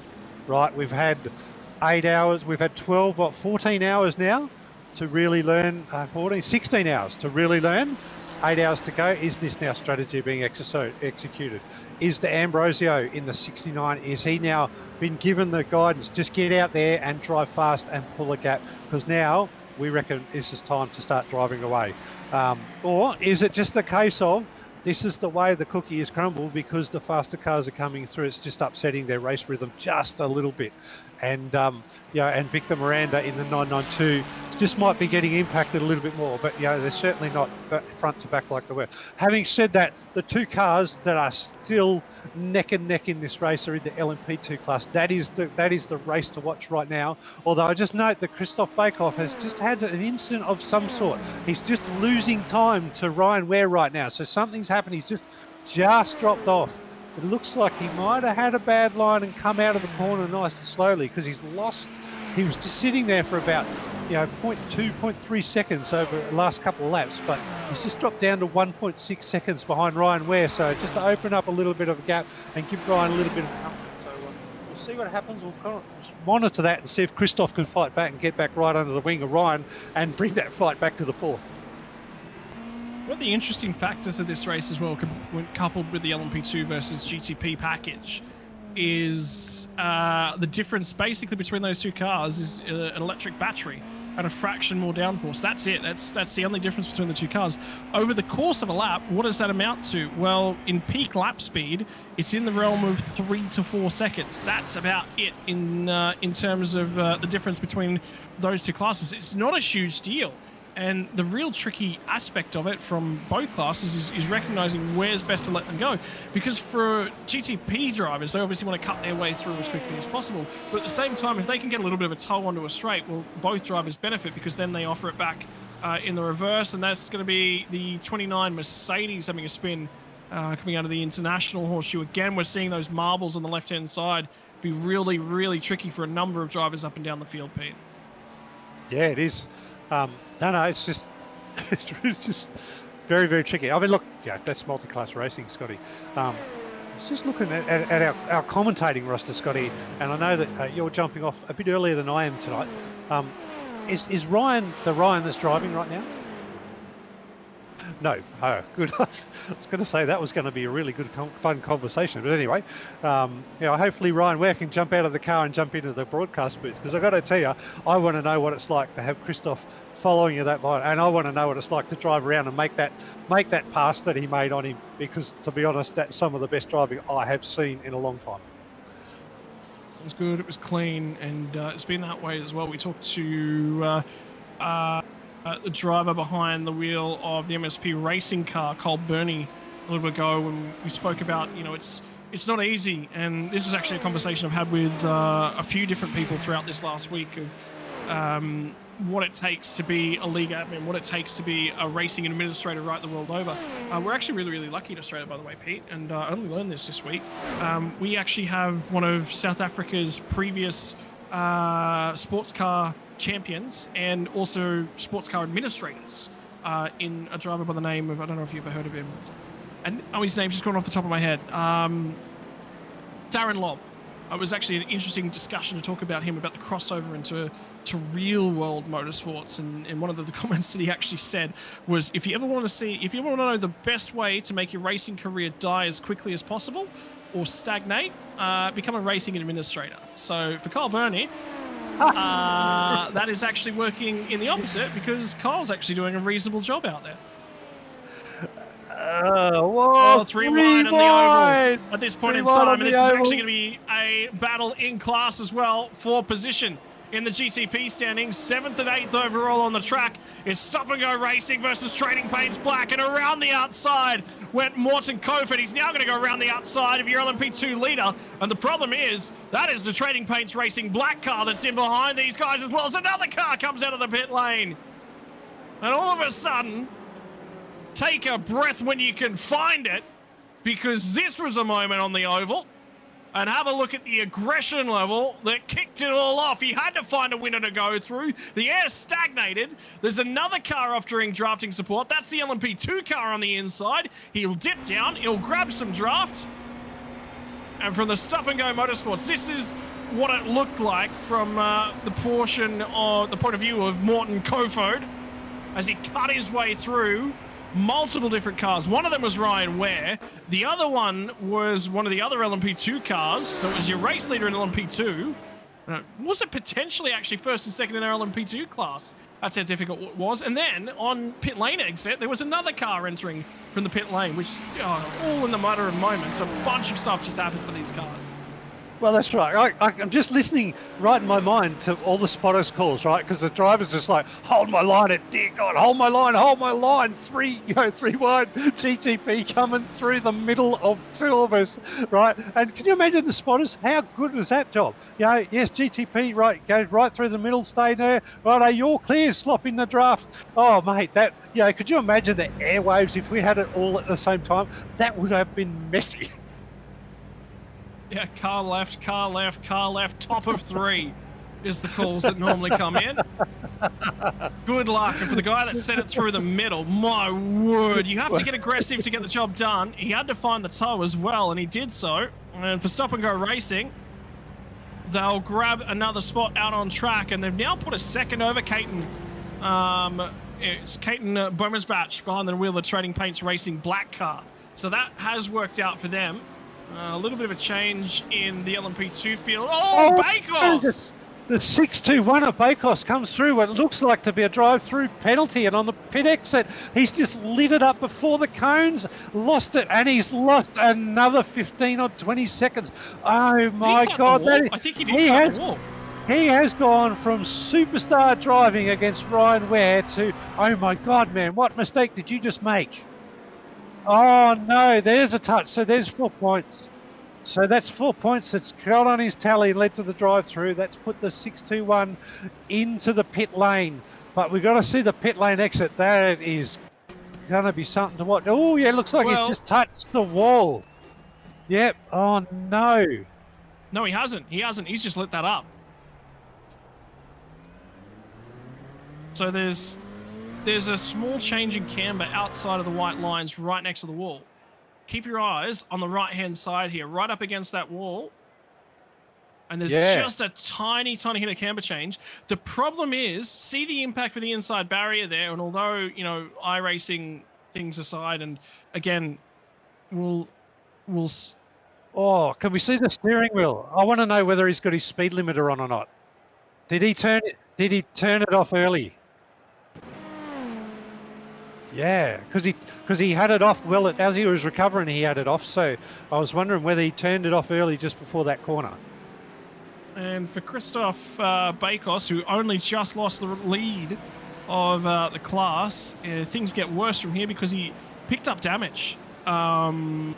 By the way, as a part of that one, he was handed the car over by Kyle Hakema. Was in the car to the end of lap 5:14, at which point they came into the pit lane and a pit stop.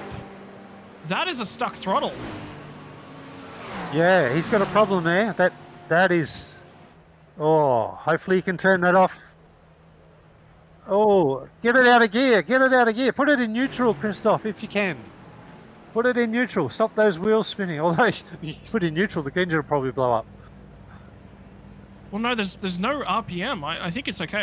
I think that's just a graphical glitch. I'm gonna say, because it's okay. It's just going back on the ground. Oh yeah, okay. Oh my God. That'd be a penalty in real life. Oh yeah, especially in Australia. Wheel goes more than one rotation in Australia. You got a drive-through penalty, easy. Yeah, is it more than I think it's even less than that. I think it's even half a rotation these days. One rotation. No. Well, Christoph Bakos has got damage to the front end of that car as well, and he just come in for that pit stop following the conclusion of his drive-through penalty. And unfortunately for him, the pit lane is not his biggest friend right now. Because up until that point, that car looked relatively clean. They're going to require a safety car now to get some of that damage fixed, and that sees them tumbling from at the start of that stint for Christoph Bakos. He led the race. Well, he's now sitting in 5th place, is what that's cost these guys. The Stop and Go Racing versus Trading Paints battle that we saw on screen moments ago.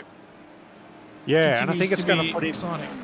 I think that's going to put Christoph a lap down too, unfortunately. So, yeah, the drive through the spin and the pit stop, will essentially, put him a lap down. So, come and talk to us, guys. Everybody comes and talk to us. We'll get their lap back because a safety car and levity come out, and that's what's happened so far. Sorry, I'm just teasing the producer because he thinks that that's the anti-curse he doesn't want. Oh, Thomas Mork is just straight up stop and go. So that'll solve that battle at least for now. As Cafode will jump into the pit lane. Yeah, I think I do believe that did need to be said, Nolan. I agree with you. we do not have the power to actually give you the laps back, ladies and gents watching along at home. But we're providing you with the trends, right? We're not providing you with we're going to get you something, but the trend has been. I'm not lying to you. The observation is, for the drivers that have come to talk to us so far, their teams have improved in position over the race since they come to talk to us. That's been the observation. So not giving somebody back, but it's the anti-mocker of actually naming a driver and saying they're going really well, which Scotty will do, and then you will crash, right? So, ultimately, talk to me. Like all of my curses happen to me when I'm on the racetrack, and tonight I'm not on the racetrack. The commentator's curse will come from Scotty. So by all means, come in, have a chat, ask for Pete Baxter. Don't talk to Scotty. By the way, you can tell that our producer is now entering the realms of madness in terms of sleep deprivation. He's looking for things to put up on the screen. He's looking. He's getting bored at this point in time because shout out to Nolan from Green Flag Racing. This is actually my first broadcast with Green Flag Racing TV, and I know it will be for you as well, Pete. But I've known Nolan for a while, and been a pleasure working with him. Pleasure to work. We both worked with Nolan a few times. You forgot about that with the Endurance League that we did work with. So first time with Green Flag, hello.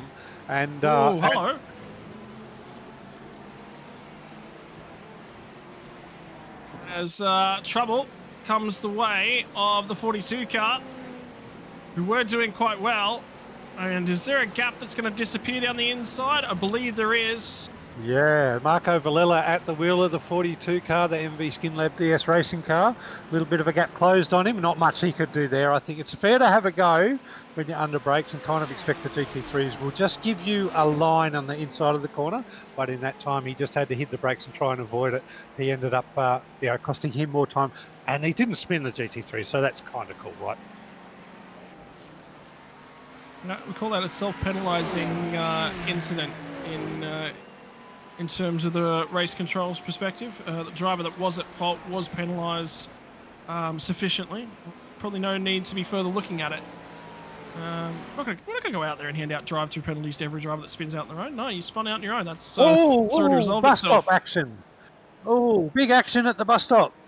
Oh, there we go. Yeah. 2 or 3 cars. There's a Mercedes that crawls through missing a front bumper.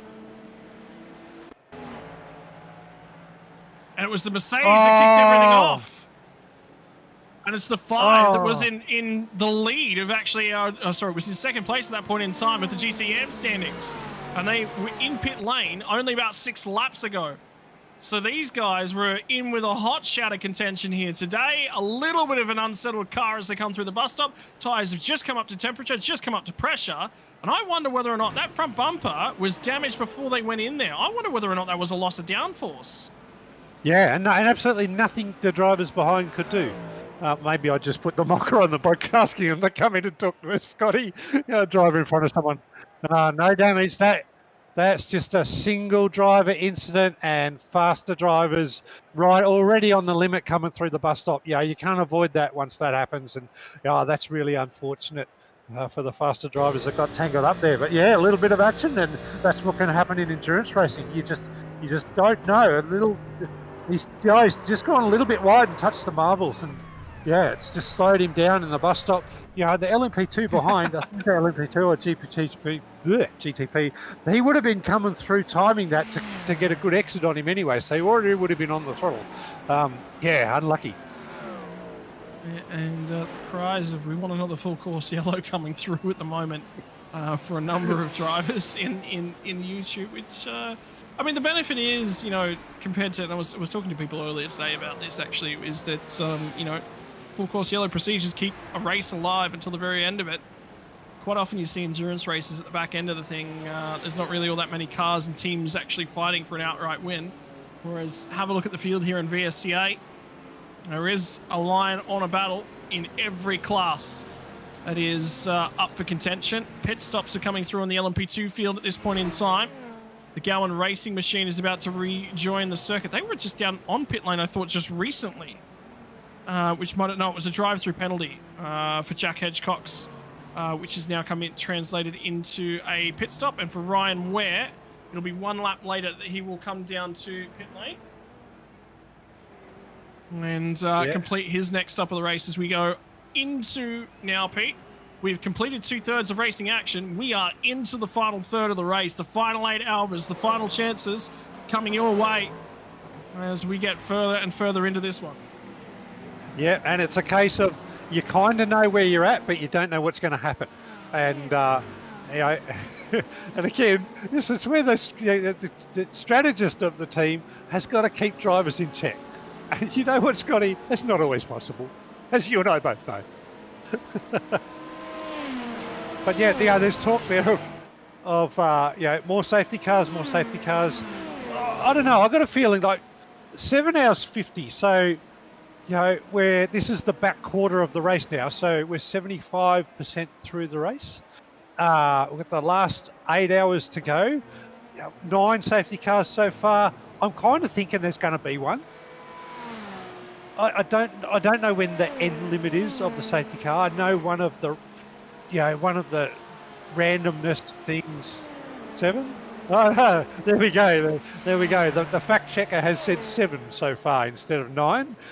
So maybe somebody was hoping for a couple of extras anyway. Yeah, that's according to race control. So 7 so far. But with a quarter of the race to go, I would suggest that, and given that it's a random safety car calculator, I would suggest that there's going to be at least another 1 or 2. I would say probably so far. Two's a safe bet. 2 is a safe bet. On that topic as well, the last safety car finished at 14 hours and 20 minutes into the race. So we are coming up on the 2 hours worth of green flag racing mark as well. So this is sort of the field spread since that marker. By the way, ladies and gents, as the race continues to progress, we might step away and grab sort of 5 minutes of a breather to ourselves and recover, collect our thoughts a little bit, and let the racing action go its way. Might grab just 5 minutes just sort of before we come back and enjoy the racing as it continues.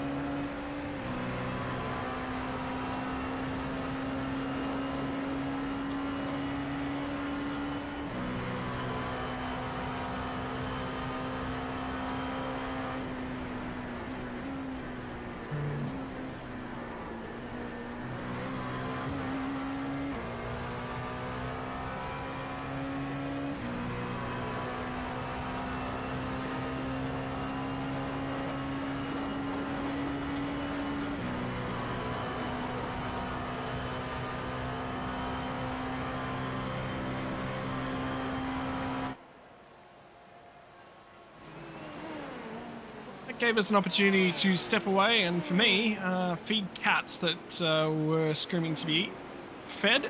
And for Pete and commentary crew, it was an opportunity to make sure that we're rested and relaxed and in for the final third of the race, because not only do the drivers have to keep themselves up, we've got to make sure we keep our energy and enthusiasm up as we settle back into the race. And what we missed in those few moments, the battle for fourth place on track in terms of GTP, is now between the number 44 car of Fisher Motorsports and the 67 Kinetic Racing. Yeah, the GT is pretty classy. It's still a close class. It's still got lots of cars on the track. And thank you for that kind way of saying old man Pete needed to have a pee break. You can feed your cat. I've locked mine away. But yeah, no, a hydrate and dehydrate session in a quick 5 minutes off. As we approach the 8 hours, we've got a bit under 8 hours to go, but it's 6 a.m. sim time. So, Scotty, this has got to be close to the sunrise session where we'll see the sun come up, the lights go off, the track temperature will start to rise. Currently, it's a nice chilly 17 degrees at Daytona. That's Celsius, which is about 62 degrees Fahrenheit air temperature, and it's a 19-degree track temperature. It's about a 64, 65 degree Fahrenheit track temperature. So really cool conditions, which is why we're getting the super fast times that we're getting out of the drivers. But as the sun comes up, the heat comes up, the track rises, the air temperature rises, the times slow down, the racing still stays close. Exciting time to be a part of the race. Apologies for that, ladies and gentlemen. I had to step away. Like I said, cats have just been fed. One of them decided that he wasn't happy with the amount of food that he had been fed, wanted more, and made a sound that I've never heard the cat make before. And I thought for sure I was going up to see if he was choking. No, he's fine. He just wants more food. Whoever said ginger cats aren't like children, I swear to God, don't get a ginger cat. In the meantime, though, the racing action has continued, and the battle pack continues to heat up between our GT Pro class drivers. And navigating traffic has not been an easy. It's been a point of contention. It always will be a point of contention because there are drivers that are making their part in this felt. And for Nicholas Solly, I mean, he wants to get back on the lead lap. He feels like he's got the pace, but he's 16 laps down, so it's going to be quite difficult for him.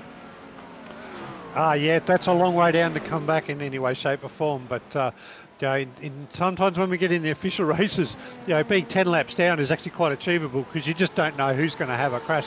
But I kind of got the feeling in this race, that we're not going to get that many people have that many crashes and that much repair time because we're seeing top class sim races in the Virtual Sports Car Championship here go at it head to head.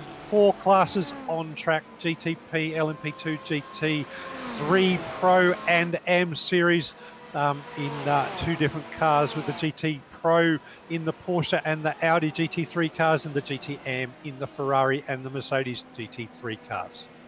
Tell you what, there's a really interesting three-way battle at the moment for third place in LMP2, Pete, which between FRS Sim Sports, which is Christoph, and we talked about how torrid his last couple of stints have been. Nick Dawson-Lathan in the rookie esports 100 car, he's had a few mistakes, a few issues in his most recent stint. The current one he's on is actually okay and doing quite well. And in fifth place is Rico Kohlmeyer as well for Fisher Motorsports. So those 3 cars are all within about 7-8 seconds of each other on the track. So that's quite close together for a 3-way fight in terms of that class honours, and that covers the top 5, the tail end of the top 5, which is on the lead lap in terms of LMP2 standing. So the fact that they're all still there, we talked about the 6 cars, so 7 cars, I think it is. No, it is 6. My numbers work was never great. In terms of GT Pro, that is the real story of the race, is the fact that we've got so many cars competing for outright line honours. And the other thing is, when you consider GTM, we have 3 cars off the lead lap. We get 1 more caution, Pete. We are going to end up with 6 cars on the lead lap in GTM as well. Yeah, and we've already seen that. We had a period of the race that went quite a long period. It was like 5 hours, I think, or 3.5 hours. 5 was, yeah, 5 hours. And the number of cars dropped off the lead lap, not so much because of pace, just because of incidents. And then just over 2.5 hours ago, we had our last full course yellow. And what that did was it brought, in each of the classes, it brought 2 to 5 cars back onto the lead lap. And essentially, out of that process, it's really kept the racing close. And we've seen GT Pro has been an absolute classic. We've had cars go head-to-head within seconds, lap after lap after lap, and it has taken a long time to split them up. Right now at the lead, they're all split up by about 10 seconds each. They've spread out just a little bit, but that's 2.5, nearly 3 hours of flat-out green flag racing. And, you know, they're only 10 seconds apart. So, you know, that's a lot of class in the drivers. Now, we've still got drivers in class, and you mentioned the LMP2. You know, 5 cars on the lead lap, and we thought when Christoph had his a couple of incidents, you know, with the pit lane drive-through. Oh, sorry, I'll hand that to you, Scotty. That was huge. Can we get another replay of that for the 50 car? Because for some reason they've ended up down coming onto the oval. They've ended up back on the inside. So this is down at turn 7. As you turn and head back out on the oval, as he's picked up the throttle, because there's a little crest in the road right there, and it's 3 wiggles altogether, and contact with the outside barrier as well. It's at the right rear corner of the car, which isn't the most sensitive area in terms of airflow, but getting direct downforce on that right rear tire is important. There's a lot of camber changes in that section of the road right there, and marbles into the equation as well. Yeah, maybe a little bit of marbles, maybe a little bit too early on the throttle, and it took the back end a little bit. Oh, another back end stepping out there on the number 6 LMP2. Is that it? No, that's a that's GTP. That's a GTP. That's Jonathan Dance in the number 6 Torque Freak Racing car, just having a little bit of incident. Oh yeah. Off the wall is kind. He can just get back in and fight back. But they're not having a particularly strong race. They're about 8 or 9 laps down right now. So, so Jonathan, get back in there and fight for him. Yeah. They're in the pits. They're now at 12 laps down, actually. So that could have been 2 things. Could have been low fuel, or there could have actually been some damage on that car. It looked pretty clean when we were having a look at it. But it may have unsettled the rear end of that car. Either way, the thing you mentioned, Pete, about we've been over 2 hours green now, and we are at a critical juncture, I think, in terms of fatigue management in terms of the overall race. The 51 car will pit from the lead, which will cycle them back into their spot, which I think is going to be about 2nd place when this is all said and done. But yeah, I think fatigue levels are starting to pick up, because the number of mistakes we've seen in the last hour has certainly picked up.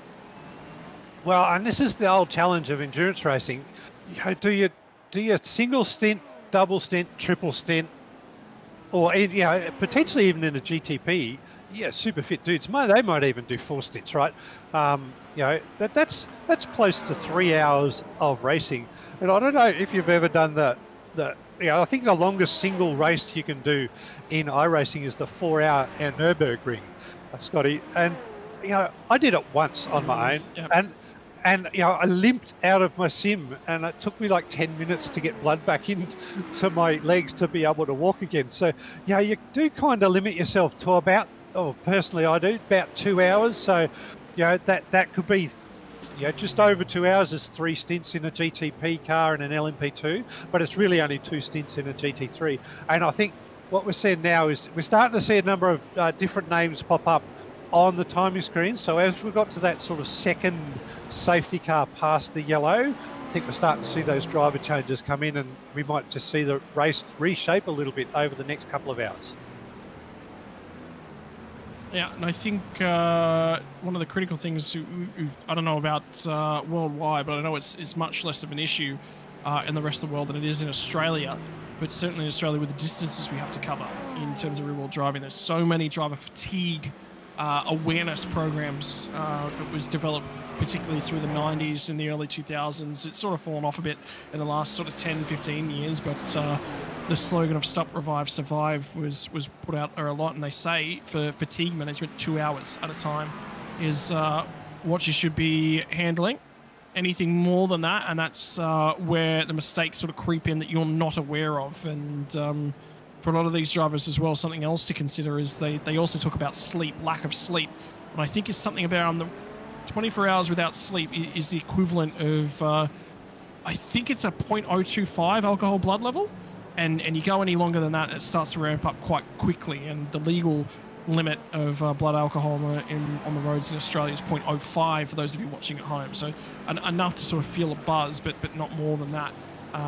Is sort of relevant, and that's sort of a couple different factors to. Well, it's fatigue management. It's important to know, and it's important statistics to know what the human body does under fatigue situations, Pete.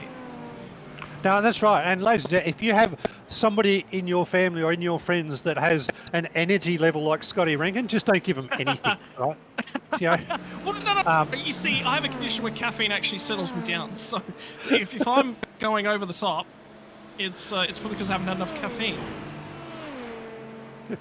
Alrighty, let's get back to the racing. Let's have a quick rundown of GTP, because it looks like the top 5 have all done a pit stop in the last 5 or so laps. So, you know, P1, the composite performance, Nicholas Johnson, number 15 car, still out there fighting. Pitted 4 laps ago, 2 laps ago. So Tommy Patero stayed in the car of the number 73 Intense Sim Racing. So currently sitting in P2. P3, Danny Fonte has taken over the number 51 World of Sim Racing Cadillac. Just recently, he's on his first, he's done a lap out now, and he's now settling in for his stints. In P4, we've got Christophe Demay in the 111 HAC Racing after 3 stints, and in P5, still on the lead lap, is the MSP3 car, and Kyle stepped out of that. Nicholas Pedersen is into that, and that's the only car. Oh, you know, they were in P6 when they come and talk to us, so they have moved up to P5 since they come and talk to us. So again, come and chat with us. You'll move forward in the race. You're really on that, Mark. You're in here for an extended period of time in terms of your commentary stint too, Pete. So there's a long time left for those of you sitting out there that might be looking to chat to people. I think what's going on at this point in time is multifaceted. In that, again, we're talking to a lot of American drivers at the moment. It's the middle of the night over there, so there's not a lot of them on. It's basically the guy in the car and the guy running backup. Whereas, yeah, as you cycle in, cycle out of the car, and there's somebody else there, maybe come and have a chat. But yeah, no, absolutely, Scott. Now, let's just talk about time zones for a minute. So, because we're in the early afternoon, right? So, 5:30 in the afternoon. But a lot of these drivers, I dare say, are US based, and I can tell you on the east coast of the US, it's 2:30 in the morning, ladies and gentlemen, as you watch this broadcast live. But even if you watch it as a replay, it's 2:30 in the morning for those in the east coast of the US. Over in the UK and the European, it's kind of, it's a nice morning time. It's about 8:30 in Germany, so the middle of Europe there, and in the UK at 7:30. So kind of nice early morning for those guys. Rise and shine for the rest of the day. But yeah, for our US-based races, this is the hard yards. And if those teams haven't got somebody from around the world in their team, it's the late night hours that are doing the hard work, Scotty. And I don't know about you, mate, but I don't operate too efficiently at 2 a.m. in the morning. I never operate efficiently. So there you go. That's the other side of the coin. Sitting pretty in the meantime, there's a number of drivers up and down the field at the moment. Number 5, that Mercedes that we saw have that issue for the Screechy Motorsports car. That car is still sitting in a really, really good spot, albeit the grille no longer looks as pretty, and I believe it's missing a Mercedes badge on the front end. Last time we did check in with those guys was that multi-car crash that you guys saw, lost it through the bus stop. They are in a really, really important point at this point in time. The thing is, if they get a safety car, that damage at the front end is getting repaired, because you've got an opportunity. You may as well do that. So they're sort of in a holding pattern at the moment. The 93 digital chicane car in behind them, not really making a boatload of time as it currently stands. It's pretty neck and neck in terms of average 5-lap pace, average 10-lap pace between those two cars. The Fusion car not making a boatload of ground, but at the moment, the sort of the top 3 in GT are holding station where they are. Pretty consistent, pretty even over the last couple laps. There's not a huge deal of time or ground being made there. And we'll have a look back over towards our GT Pro standings at this point in time. The 44 Fisher Motorsports car has grabbed a spot. I wonder whether or not there was a drive-through penalty. It was, I think, in the last couple of hours for the 67 car was served, and it's fallen out of the top couple and has fallen all the way down to 5th, and the last of those sort of cars before we get into the Audi. The 55 car has been reasonably quick, but torrid in terms of its overall performance. They've had a lot of issues with that 55 car, as we're keeping half an eye on the 84 and the 44 Porsches, cutting their way around the Fisher Motorsports cars. And at the moment, in GT Pro, it's North Sim Racing from RPM Racing and Digital Spirit. Yeah, Scotty, that GT Pro series, that's the one that's given us a whole lot of excitement during our stint here in the commentary. You know, the guys have battled, and look at that. There's still 6 cars on the lead lap, and this is after 3 hours of green flag racing. That includes some stints. And you mentioned earlier about, in the GT Am series, the Screeching Moose Mercedes, the number 5 car having the front end damage. One of the things that iRacing is really good at, we started this conversation, sim racing versus real life. One of the things that iRacing is really good at is actually having damage impact the speed of the car. So it's not a case of it's just there, the damage is just there for show because we saw the car go off. Genuinely in the sim, that car will be having an extra drag load applied to it, and it will be losing speed on the fast parts of this track. If it's lost the undertray as well, it might even lose a little bit of downforce and the ability to take corners at the normal speed it can. Given the lap times, I don't think that's the case. I just think it might just have just that little bit extra drag, and I dare say they're probably 5 to 10 kilometres an hour. Sorry guys, I have to use metric because I'm Australian. 5 to 10 kilometres an hour down on the straight, which, as you said, if they were fighting neck and neck and they had cars in the draft, they'd lose out on that battle for sure. But I'm sure you're right. They'd be dragging that, hoping for a full course yellow to get in, take as much time as they can, and get a lot of repairs done. Well, then they're not going to reduce that impact. They're not going to lose a major amount of time. It doesn't look horrid, to be perfectly honest with you. I think they can get that repaired under one full course yellow and be back to sort of as best as they possibly can be. Is that the 84? That is the 44 Porsche coming down pit lane. That looks like a drive-through penalty. That didn't look like a pit stop. No. Well, it was actually a pit stop conducted by the 44 team. So they'll lose a spot here as it currently stands. And in the meantime, battles... I mean, we still got that battle between Colmeyer and Dawson Latham, but Bakos has found some time again, albeit with the front end of his car not looking particularly pretty. If we can get a shot of this on the 621 entry. There we go. A little bit of scuffing. Still flying, a little bit of touch and go. Those guys have been working really hard in those LMPs, and they've been fighting really hard too. So I'm just keeping an eye on the number 5 car to see what kind of top speed it's going to get, and see if I can compare it to the Ryan Kapowski number 93 car in GT3. See if there is a difference. So just give us a moment. We'll see if I can get that data for you.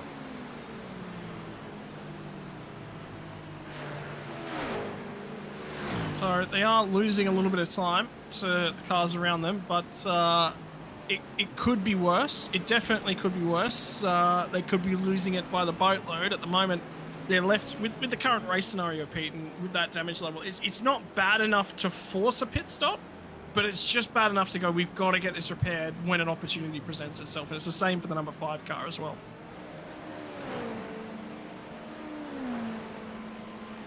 Yeah, no, it might just be traffic, what I'm seeing so far. And I'm going to just check Chris Diatetta and the Fusion GTD Ferrari. I just want to check his top speed, because at the moment the Mercedes top speed, even with that front end damage, was faster than Ryan in the number 93 Ferrari. So maybe that's not having that much of an impact, Scotty. It might actually be okay, and all power to them if they're managing to keep that speed going. At the meantime, I can tell you what, Christoph Bakos has actually just made his way into the pit lane, so that'll be another service that'll get done for that car. There will be some damage that they'll attend to on that car. So what I found is so Anthony Bill in that Mercedes that we've got with the front end damage, I think we're just watching that now, 281 kilometres an hour as they cross the start finish line. The 2 Ferraris following it, so Ryan Kaprowski in the number 93 Ferrari, 278, and Chris Tito in the 296 Ferrari, 277. So the Mercedes is not losing any pace on those fast sections of the circuit. Yeah. So, I mean, different architecture on those cars as well, front engine versus mid engine cars. As Bakos will also get out of the pit lane. Actually, he's handed that car over, the FRS Sim Sports 621. Will be to Luwan Stitchbury. Will get behind the wheel. That'll be Ian, mate. Ian. Yeah, it helps if you can read. Yeah.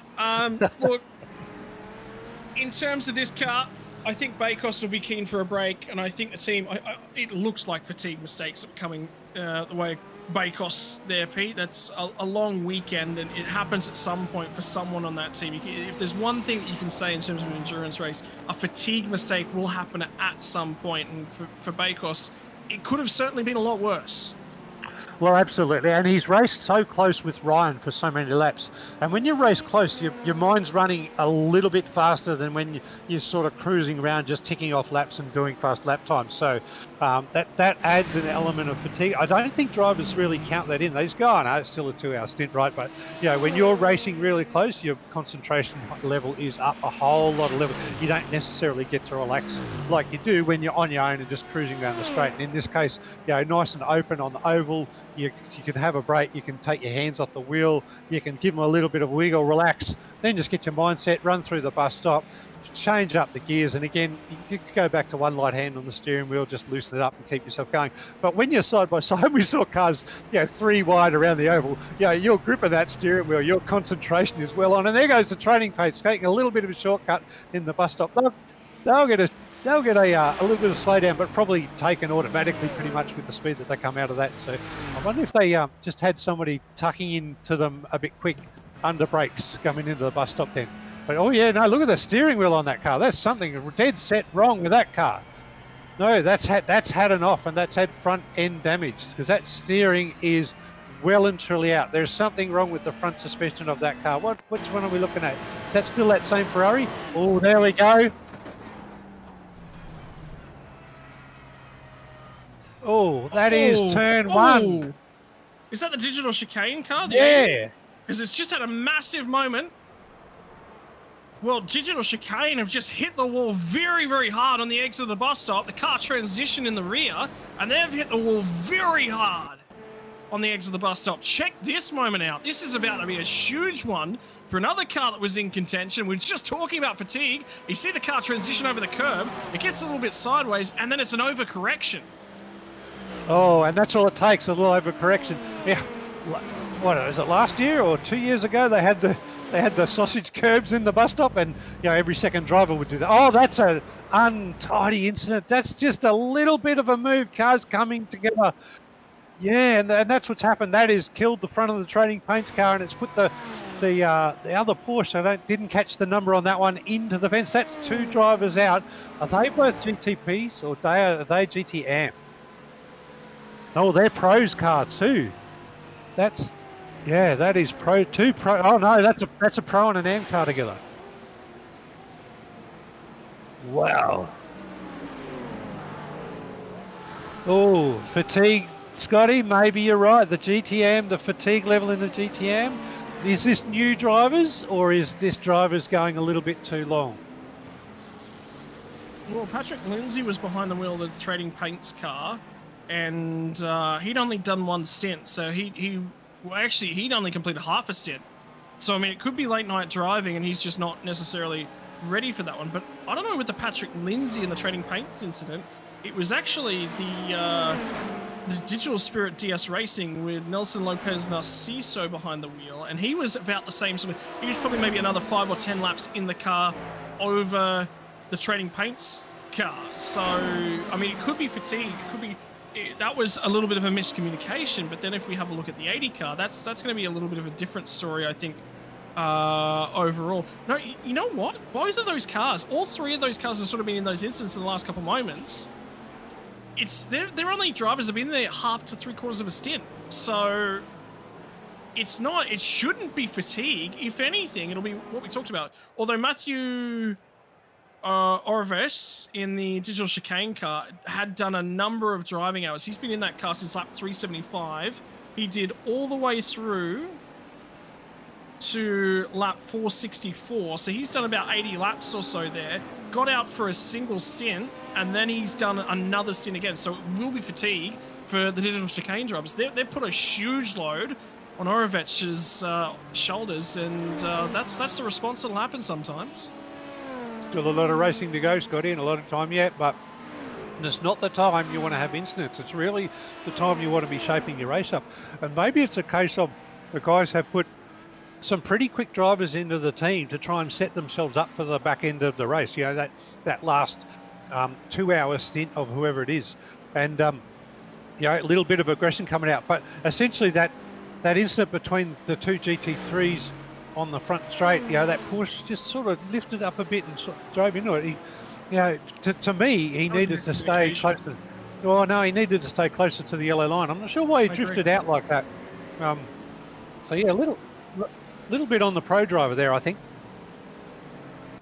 Well, look, what he's thinking is that this Ferrari is going to give me a little bit more room. He thought that the Ferrari is not against the fence, is that part of things, and that's considered the standard line. So yeah, you can say the Ferrari's a fraction down the track, but you don't come up that aggressively when you're on the bottom line, and that's what's triggered that incident. So I would put that on, you know, yes, the Ferrari could have been a little bit higher, but yeah, the Porsche also contributed more so to that fact. So I would, yeah, definitely on the 992 car. Wasn't 992? It was the 992 car. They've continued on, by the way, with that damage, and at the moment, that is a battle for position at the moment. Remember how we were talking about the Kinetic Racing car after their drive-through penalty being a fair way off the pace? Well, the race continues to conspire in their favour, and they're back and relevant again, and the car ahead of them is obviously not going to be the quickest car in a straight line at this point in time. So for the 992 Digital Spirit with Nelson Lopez Narciso behind the wheel, up against Lyndon Swaby for Kinetic Racing, and it's going to be lifted out and not contested from the 992 Digital Spirit car. And we will let that one happen and hope that a little bit of draft might recover their car a little bit. Yeah, I'm not sure Nelson would have wanted to do that 2 times in a row going into turn 1. So he lifted that time and took just quite a tight entry into turn 1. Lesson learned. I wonder whether or not he's fighting an evil car. The steering on it's not perfectly straight, but it's so minorly offset that it's close. So it's not a perfect car. That's a tyre in the grass in the pit lane.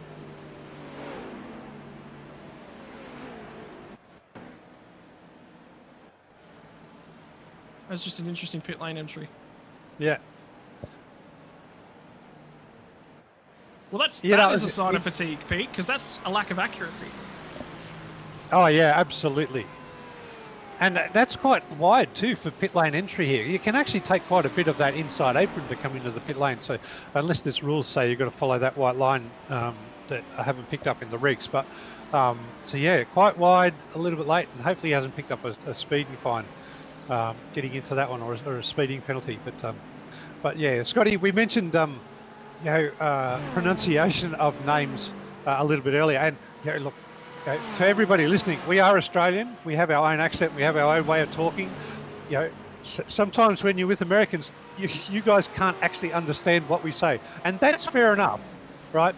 But I gotta tell you, yeah, I know I've had that experience, like one-on-one with people, Nolan. Yeah, but you know, I've got to tell you, Scotty and I have commentated the Thailand Super Series GTD, and if you think your names are hard to pronounce, okay, have a look at the Thailand Super Series list of drivers, and my God, that is very difficult for any There's some beautiful names to have a go at. There's some beautiful names. Natachuk, Cantadee, Atasak. Oh, there's some beautiful names. I actually really enjoy the Thai names. It's actually not as hard as I thought it was going to be. And the best piece of advice I ever got getting to say Thai names was just say it faster. Thanks, Pete. That was great advice. It actually works.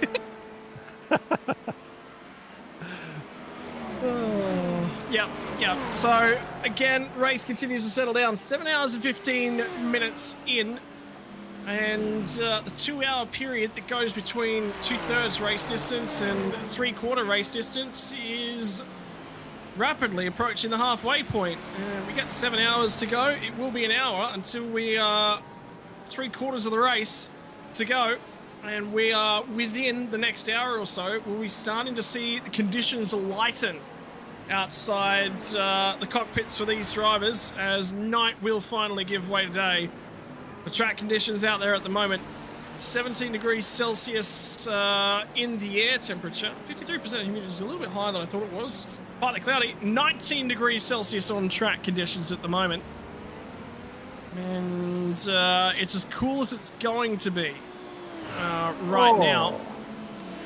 We have got GTP cars going at each other in between the international hairpin and the second hairpin with a little bit of a touch. So it was the number 50 of Eduardo. Sorry, Eduardo, I'm not going to get this right. Eduardo Toldo. Well, let's just say Toldo. Okay, Eduardo, if I got it wrong, I apologise in advance. But Eduardo in the number 50 from Bravo Snow Racing was just coming up and having a go between the two hairpins and just made a little bit of a touch, a little bit of a wiggle, and off he goes. So he's just come out really quickly. Eduardo's in the second car there. He's coming out. They're fighting. The key there, Pete, was that's actually your LMP2 leader that's actually ahead of these guys at this point in time. It's the 46 car, the Rising Panda Racing car with Remy Loesch behind the wheel. And if you have a look at the kink, there's an attempted overtake here. There's enough, going on. And he slammed the door. I just don't see when you're leading a race like that, why do you slam the door there? Oh, did he think that he gave him enough room? Maybe there's absolutely not enough room there. No, well, did he think that he gave him enough room? Whether there is or not doesn't matter where he thought it. Maybe he thought he did give him enough room and he could just jump over the curb a little bit more. Maybe Eduardo was. I think that's the wrong place to have a go because the GTP is not that much faster accelerating than the LMP2. I think it's better just to sit behind it and actually overtake the LMP2 under brakes into the next hairpin because of the braking distance is where you have the significant difference between the two cars. So, and it's always on the car that's overtaking. The onus on the car is to have to make it safe to overtake. And he did lift. Right, it was a close one. But yeah, you wouldn't want to do that too often. But there was a hole there, and the hole disappeared in a heartbeat. Anyway, either way, the Rising Panda car continues. Everyone gets out the other side, albeit with a few heart and mouth moments. But everything continues for Kinetic. They're on their path back to the top in terms of GT Pro at the moment, 40 seconds or so behind the 69 car, and that's about the distance of a drive-through penalty. So if we do see a drive-through penalty for the North Sim Racing team, and the benefit for those guys, for North Sim Racing, is that they're starting to they've head in more and more into their morning time. So their drivers will be quite well rested up and not as fatigued, whereas the Kinetic Racing team have got a little bit of an uphill battle on their hands, I think, in terms of fatigue management through the night here. Yeah, absolutely. So I'm just Patrick running Lindsay's through on pit lane still. Just running through the leaderboard. Let's go, red car. They've been on pit lane for 11 minutes since that most recent instance. They haven't rolled off yet. I thought they had. So they've actually not left pit lane since their previous incident. So that's okay. No. That's the car that got significant steering damage from that incident. So that's going to be in a GT3. That's going to be at least, I think it's a 12-minute 48 repaired normally for something like that. Sometimes it can be longer. So, because I tried the GTP. That's about that kind of repair. So we might see them come. If they take a pit stop as well, that'll add a bit of little time, and hopefully they didn't have to tow. So potentially it's about a 13 to 14 minute stop for them. They'll lose a number of laps, but they can come out. They're still in the race, and I'm not sure they're going to get 7 safety cars to get their laps back, but they might get a few. I would say that's probably race done for now. They're just on the line to just get points, make sure that they finish the race, and that everything's not over. Would be their target, although to be perfectly honest with you, at the moment they're still sitting in an okay perspective. At the moment they're still 2 laps ahead of the Full Send Racing car, who's still circulating, attempting to grab some time back. So there is points in the offing. The problem that they've got is that for how long is a difficult question to answer at the moment. keeping our eyes on this battle in the GTP class in terms of 11th and 12th. These guys are 4 laps off the lead, so a safety car's not really going to help them. In terms of GTP, Stop and Go, Trading Paints Black, and MV Skin Labs are all off the lead lap, all at 1 lap down. So they are all still in contention to get back on the lead lap. 5 cars in GTP remain on the lead lap, and that will bring us back to 8 cars on the lead lap. So that is still capable of being relevant. Race leader in terms of GT Pro back into the pit lane for their next service, and off the jacks for a set of 4 fresh tyres. Yeah, Thomas D'Ambrose has just jumped out of the car. Alessio Tranquilli has just jumped in, the North Sim Racing. But if you get a chance, go back and have a look at their pit entry. Thomas just about overshot it and only made it just inside the right-hand curve to pit entry, so right on the brakes. It was a really interesting pit entry. I was watching it as it happened. So here we go. Yep. And Thomas will say, that's perfection. We have to go into that right-hand lane of the pits. I just wanted to enter it at the right spot, right? As any driver would say. Late on the brakes, time made, point proven. That was a close one, bud. Well, we're starting to zero right in on the end of our number 17 of this race at the moment. Only 6 or so minutes left before that one will be done. Time is running out now for some of those cars who want to get back on the lead lap. So,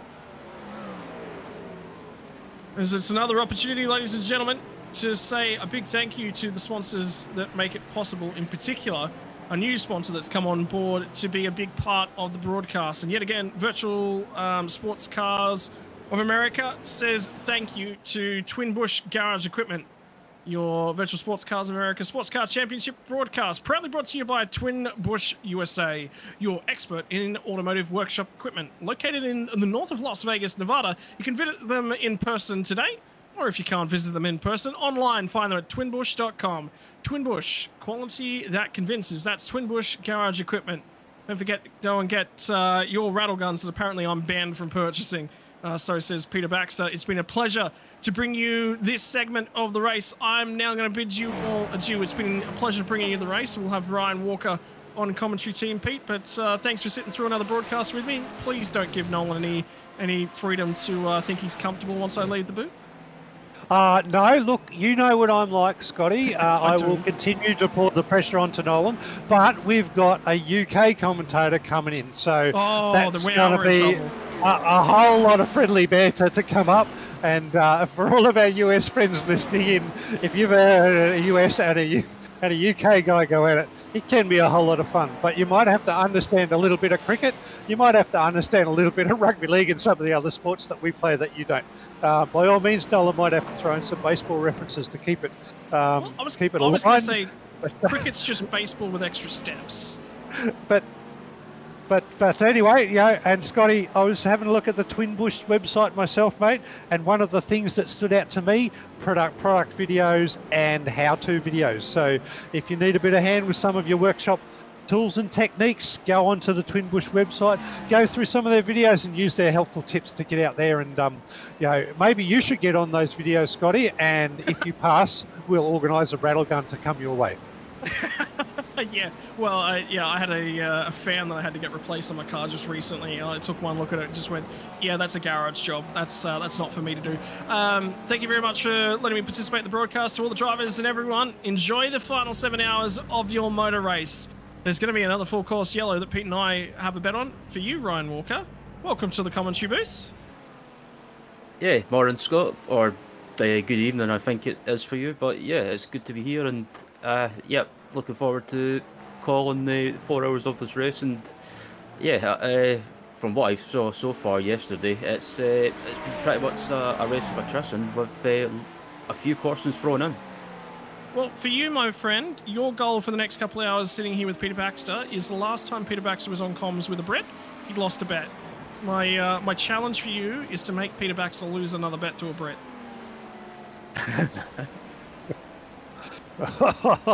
Oh, Ryan, that could be challenge accepted if you dare to take it.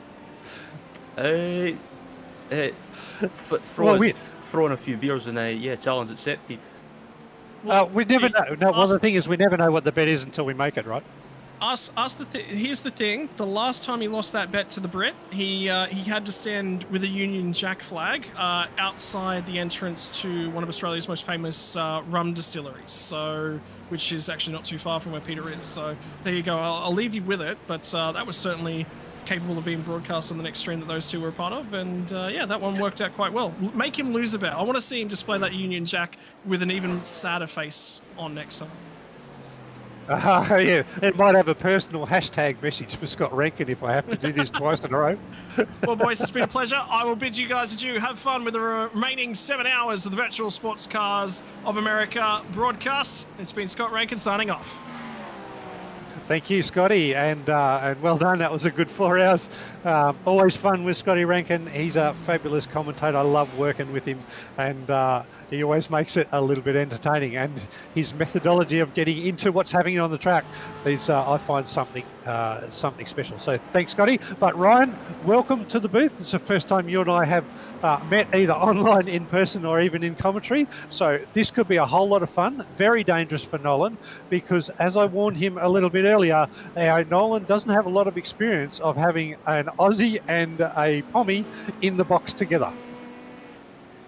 Yeah, I think first time working with you, first time speaking with you as well, and it's like I said to Scott, looking forward to commentating over calling this part of the race over the next 4 hours. And this part of the race, I find anyway, it's really good fun to call, because it's that stage of the race where drivers might be feeling a bit tired, a bit dopey, as UK people would like to say. But it's that part of the race where it's kind of, from my experience of doing these races, you keep telling yourself, if I get to the finish, it's an achievement. Even if you're not in contention for a podium or a win, even just making it to the end of these races, it's a good result. Yeah, well, let me give you a little bit of an update of what's happened over the last few hours to catch you up. And just as the sun comes up at Daytona, and we'll see that the light will come up. But you talked about where we're at, and Scotty talked recently about fatigue, and we just saw a number of cars get involved in what we thought might have been fatigue-related incidents. But essentially, over the last few hours, we had a full course yellow a little bit over 2.5, maybe closer to 3 hours ago. The race has really settled down now. It's opened back up. All the classes have mixed right up. But having said that, each of the classes has maintained a number of cars on their lead lap. So there is, in every class, there is a group of cars fighting for the podium at least. And as I speak and summarising the race for our new commentator, Ryan, the yellow flag has just been thrown, ladies and gentlemen. So whatever I have just said is about to get changed up, and more cars are going to come back to the lead lap after a bit of a sequence. So that's a random yellow that has just come out. And Ryan, welcome to the booth. What a time to catch up. Yeah, I think, as soon as I joined the booth, and I was talking about Corsons, one comes out right away. So I think it's pretty much, if any teams or drivers were maybe having issues or ended up falling back, this Corson is pretty much just gave them a lifeline, and there's pretty much shakes the race up. Yes, yeah, again. And when I left last night to go and get some sleep, I saw that the composite racing GTP was at the front at the time, and as I see that, just looking now, they're still at the front, so they're still doing a good job right away, or still at the moment, I should say. So pretty much still in contention for the win, but with just under 7 hours to go, anything can happen, and obviously with the full course Corsons, that can throw a spanner in the works. Well, I've got to say, you talked about who's in contention for the podium and who's in contention just to solidify a decent result. And about this time of the race, you might know that, what we've seen, what I've observed over the last 4 hours of the race, in every class, there is at least 3 cars that are fighting for the podium. They're not fighting for the podium, fighting for the win. Oh, it looks like a car has just hit the marbles and into the fence under yellow. So under that's yellow, yeah. Yeah. So that's a bit interesting. So I was it's a just going to say, fairly. You go. I was just going to say, it looked like they went offline and just got in the marbles, and yeah, again, that's what we were talking about, Peter. It's fatigue and stuff like that can happen. Yeah, off speed, because right now these are quite long safety cars for this league, right? So it's a number of laps. The first part of the safety car procedure is to bring the field together behind the leader, and if you're in front of your class leader, you do get to go past the safety car. So the cars that aren't in front, and as we just saw, have got to sort of sit and make enough room for that. And unfortunately for that driver, I didn't pick up the car, but unfortunately for that driver, they just got in the marbles and the car didn't turn when it needed to through turn 6 and into the wall. But yeah, it's a bit of a long-winded safety car procedure, which is a good chance, gives us a chance to catch our breath, gives us a chance for, it gives you a chance, Ryan, to get into the race and just understand who's where. It's going to shake itself up a little bit over the safety car procedure. We'll do the series of wave rounds to start with. Shortly in a lap or two, the pit lane will open for everybody to go in. Some cars may go into the pit lanes if they're running out of fuel, but looking at the fuel numbers down the field, there may only be one car. The Digital Chicane 93 car, currently leading the GT3 AM, has done 31 laps on its current tank of fuel, so it's going to be really light on. I think every other car, even the composite performance car, might have at least a lap or two under safety car conditions to stay out. But certainly we're going to look at, we'll see quite a number of cars come into the field through this safety car period. Then they'll come back out. They'll reform up behind the class leader that is the first to get to the pace car. That's a really interesting point for those who haven't seen this type of safety car before. It's not the race leader that gets to the iRacing safety car. It's the first class leader. And so, the GTP race leader, he might be midway into the field. And so when it comes restart time, all of the classes are mixed up and it's a whole lot of fun. After the pit stops, there is a second round of wave rounds just to make sure nobody's caught between their respective class leader and the safety car. They get to come around, get back on the field, and then we get the race going. So a bit of a long-winded process. It gives us the chance to have a break from the racing, and we've got to take a breath, Ryan, because there is some solid action just about to be upon us in about 5 laps time. Absolutely, and you talk about it gives us a chance to take a breath and or catch our breath rather. I'm still waking up, as you can probably tell, but for the drivers, if they've probably been on a long run, it gives them a chance to kind of refocus, reset their mind, and just get back into it. Or maybe if there was a team coming towards the end of a stint, it gives them a chance to kind of just like dive into the pits and maybe make a driver change, or maybe just top up on fuel. And on the other hand as well, with these full course cautions, it pretty much throws out your strategy plan of whatever you had during the stint. It pretty much you're back to square one. Yeah, well, interestingly, looking at the LMP2 field, the lead pack, so that the 5 cars on the lead lap for that class. The FRS SimSport's the one who's gone the longest at the moment, has had the shortest tank, but it's only done 16 laps of what is normally a 20-odd lap stint. So, all of them are about mid-stint. So, certainly going to throw out strategies in the LMP2 class. The GT Pro class, they're all they're mixed up. So we got half stints and people have already pitted recently. So that's going to be, I think, advantage to those that have just done pits recently in terms of that class. And then if you look at GTM, most of that class is they're sort of 8 to 12 laps out from their most recent pit stops. So again, that's a case of if you're the crew chief, do you pit or do you not pit? Because they got about a late 20s, early 30 lap range. So interesting time. I'm not sure if I want to be a crew chief right now.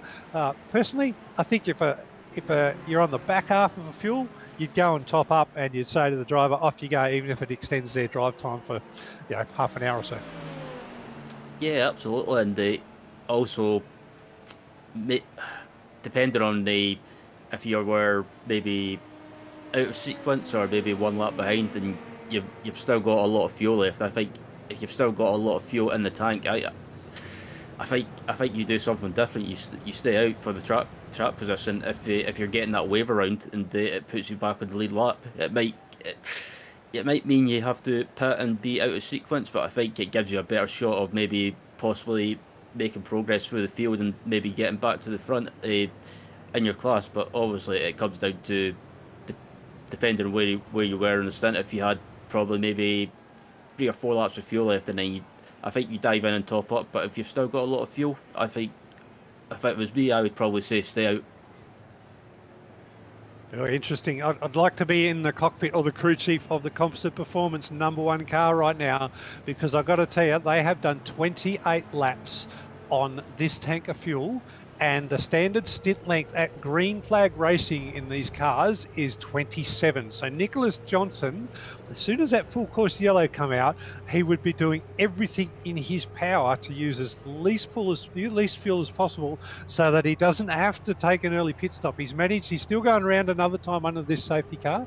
I expect under this lap we might get the pit lane open for those pit stops, but I tell you what, if that pit lane doesn't open, I'm not sure I want to be Nick Johnson. Do they have enough fuel to do 3 laps under the safety car if they were only a lap away from their pit stop anyway?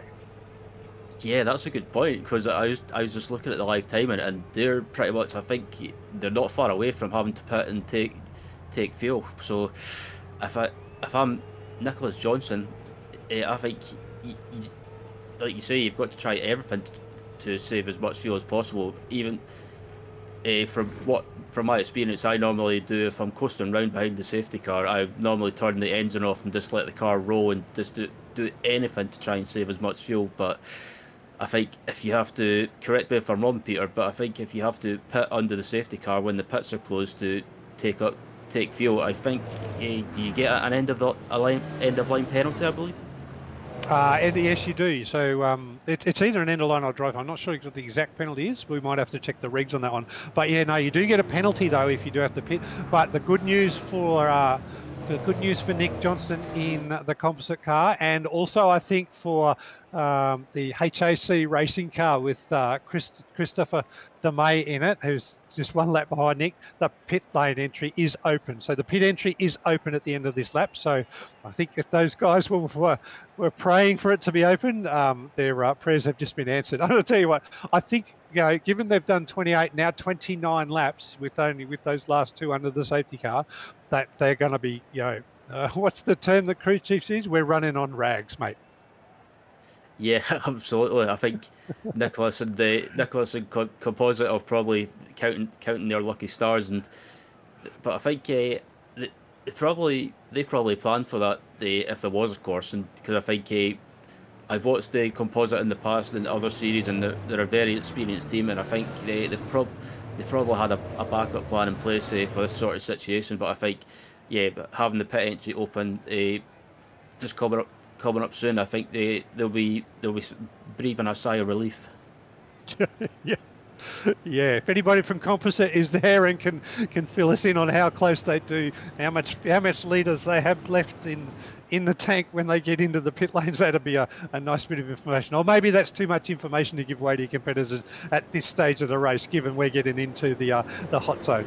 Yeah, pit lane's open, so we'll see. It'll be a good chunk of the field will come in. There's a lot of cars at the back end of their stint, and there's not so many in the front half of stint. So yeah, as I expected, quite a big proportion of the field are coming in, looking at who's where on the pit numbers and how much time we've got to go, with 6 hours and 49 minutes left to go. Indeed, as most of the GTPs, or some of the GTPs anyway, dive into the pit lanes for either a full service and tyres, or a driver change as well, depending on where the drivers are in their stint. I think it wouldn't surprise me if some drivers and teams do a driver change just to kind of stick a fresh driver in, because obviously some drivers might have been probably doing maybe a double stint or a triple stint.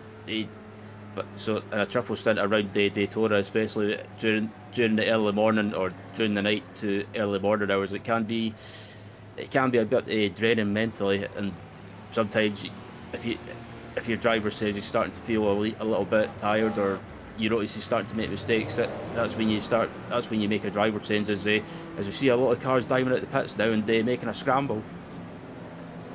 Yeah, and looking at my data feed, I've got 11 drivers out of all of those cars 11 cars have made driver changes.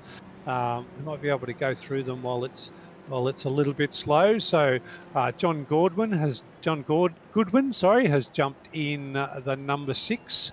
Patrick Fogel has jumped in the number 15, and that's the lead car. So Patrick's jumped in the front. So the driver change up the front. The number 1 car, Josh Wolf, have jumped in the number 1 car, again in the GTP class.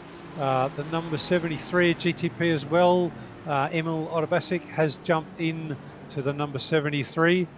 And Selena Ward has jumped in the number 19. So going down a little bit further, the number 44 car. So that's in the GT3 Pro Series. Jay Van Meppelen has jumped into that one. The 830 car, that's in where's the 830 car? That's another GTP car. So Jacob Lehman has jumped into the number 830 car. Gabriel Albano has jumped in to the number 33 GT Am car, and Daniel Avery has taken over the wheel of the number 29 GT Am car. 2 more to go, I think. Thomas Marcolino has jumped in the 123. That's where's the 123? That's a LMP2, Thomas. And Patrick Barthel has jumped into the number 86 LMP2. So 11 driver changes out of that cycle. So a number of new drivers into the race. They get the opportunity just to give their tyres a little bit of a warm up before they get away after a few more laps, Ryan. And I guess we'll see whether they've got their head screwed on and they get straight into this race with the warmed up drivers hot on the run. Indeed, and so these drivers that have just jumped in, they'll probably have to basically reset their mind as well, because the track, you probably don't see it right now, but it's starting to get a little bit lighter, and this is pretty much getting close to, as we like to call it, the sunrise hours. My favourite part of these long races. It's just something about it. It just feels majestic, if that's a good way of putting it. But these drivers that have just jumped in, they'll probably have to reset their mind and get back, get their mind focused as well, because obviously probably the last time that they were driving, the track's changed. There's loads of marbles on the track, so they need to look out for stuff like that as more cars are coming at the pits, and obviously they have to wait at the pit exit, because the pit exit is closed. And as you see there, a bunch of cars, they started to slow up, and it's one of those. It's one of those things. It's probably frustrating, because you just want to get back out on track and get yourself psyched up. Yeah, this is just a process that the league uses in this procedure, and it just makes sure that all of the cars that pitted end up behind cars that stayed out on track. So it's just a cleansing cycle. So what happens is, if they do go through on their first pit stops and some of the cars come out in front of some cars that didn't get to pit, so maybe they've had a quick pit stop or something, then the league puts everybody who has a pit back in. They just do a drive through while it's on the safety car, and essentially it's just reordering those that stayed on track to be out the front for those that didn't stay on track. The interesting thing is it puts Patrick Fogel, who's still the lead driver of the overall race, further down the field, right? So he's like a long way down the field right now. We do have a second set of wave rounds to go. That'll bring him back a little bit further forward, but yeah, he's got a lot of cars in front of him when he restarts this race.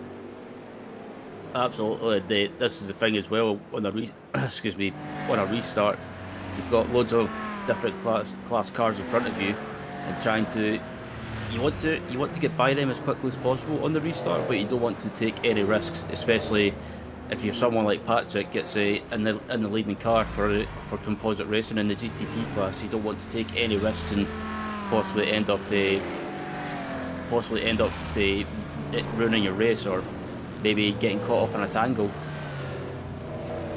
Cool. Yeah, all right. Well, ladies and gents, we'll just take a break while the last few laps of the safety car procedure is underway. We'll come back and catch you for the restart of this race. Racing isn't easy, but experiencing it is.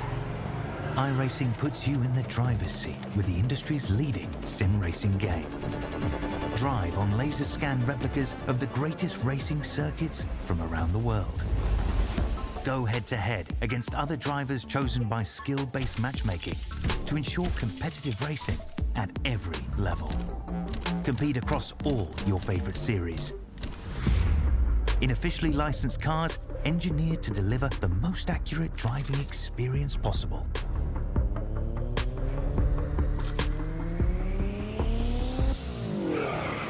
Join a race or host your own with players from across the globe.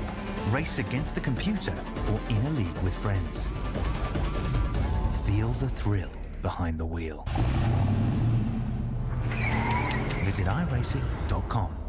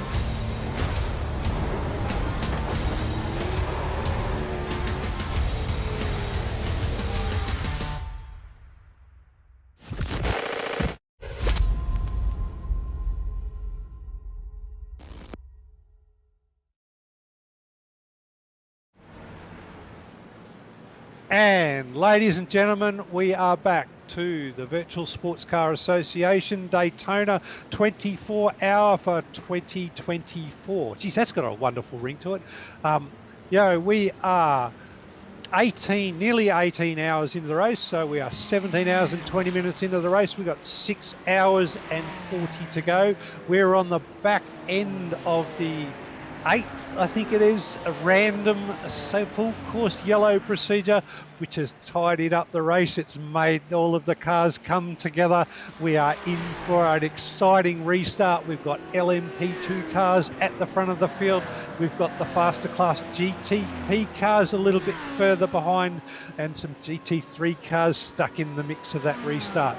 We've had a number of teams fighting for positions over the last 17 and nearly a half hours, and this race has been hot to trot the whole time. We are about to get going and to see some super racing, and we've also got a guest coming in from one of the cars that's been at the front of the field most of the race very, very shortly. So what an exciting time to be a part of this race.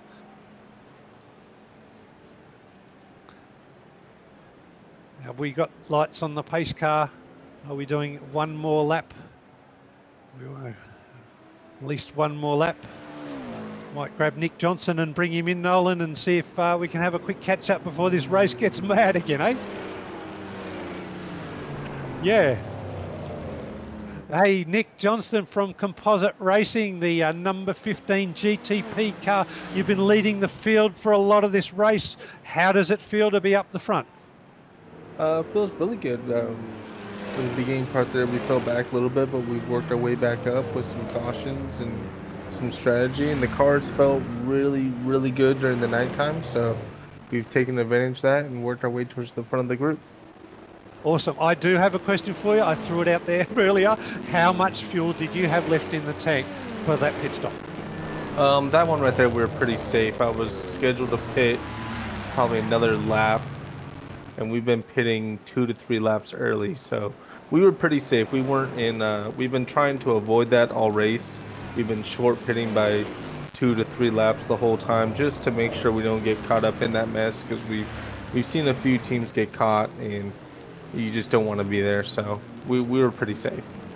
Well, there you go. Ryan Walker, who's just joined us in the commentary booth, said that he did a bit of time in composite racing, and he said one of the things that you guys would have planned was to plan for that eventuality. And there you go. You did a plan for that, and you've talked about it. So well done, because to be honest, I got to tell you, the team that I raced with didn't plan for that type of eventuality, but we don't have these long full course yellows that we have to deal with.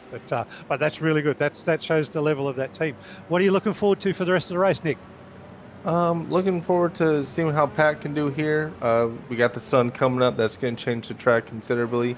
Hopefully the balance in the car stays relatively the same, and we'll see if we have to make any changes later on. I think I'm scheduled to get back in the car here before too long for another triple, then that'll be it for me. So hopefully I can put the guys in a good spot, and we can see how we bring this home to the finish. We got 8 cars on the lead lap, so really anything can happen. So in your planning for the Daytona 24-hour, we've asked this of a couple of other teams. Have you had just a set plan for your drivers the whole way long, or have you left a gap at the end to say who's on fire to jump in at the end? Right now we do have a plan on who's going to be in at the end, but we'll kind of have a little team discussion during these last final stints, see how everyone's feeling, and if the guy who's scheduled to go in is feeling like maybe he's not the right guy, we're all humble enough to, give up that spot and put the guy in who's feeling best with the car in the current conditions. Wow, that's it. I mean, it's one thing to drive a car in an endurance race, but it's another thing to drive it at the front of the race when you've got cars in your mirror giving you a whole lot of pressure. That's 2 types of drivers. Yeah, it's really difficult because you're trying to build the gap and trying to maintain the gap, and you get caught behind one GT in the bus stop at the right time, and it erases everything you did over the past 10 to 15 laps. So it can be frustrating at times, but other times it works the other way, where you get by the traffic and they get stuck. So it ebbs and flows throughout the entire stint. You just try to stay as clean as you can and make up as much time as you can during the stint. Yeah, and we've seen that through the race. Like, we've seen some absolute magnificent overtaking and passing between drivers of all classes, side by side through turn 1, the hairpin, back up towards the second hairpin. And it's taken that many corners for people to overtake and make positions. But at the same time, while the classes are fighting that, you guys in the GTP have been trying to fight through them. So it's a real element of patience. And one of the things you hear in a lot of other leagues and series is you think, oh no, the guys in the fast cars, they've got no patience. They just barge through us and it upsets our race. I'm not necessarily seeing that in this league. I think it's a testament to the quality of drivers, in all classes, to be able to work together and allow each other to fight in those classes and work their way through. Yeah, the vast majority of the GT cars and the LMP2 cars have done a really great job at telegraphing their moves, and wherever they want us to go, we'll go. If it's around the outside, no problem. But they're just really good at telegraphing what they want us to do, and it's been great. Yeah, and I guess the only thing you can't control is that car, and it doesn't matter which class. That car that maybe just overdrives into the bus stop or out of turn 6 or touches the marbles and has a little bit of a spin in front of you, and that's the luck of racing, I guess. So yeah, that's the one thing you can't control. It looks like the pace car has been changed to 1 lap to green. So we're going to be resuming racing very shortly. Nick, thanks for joining us. Is anybody you'd like to have a shout out to or say good day to before we go back to green racing?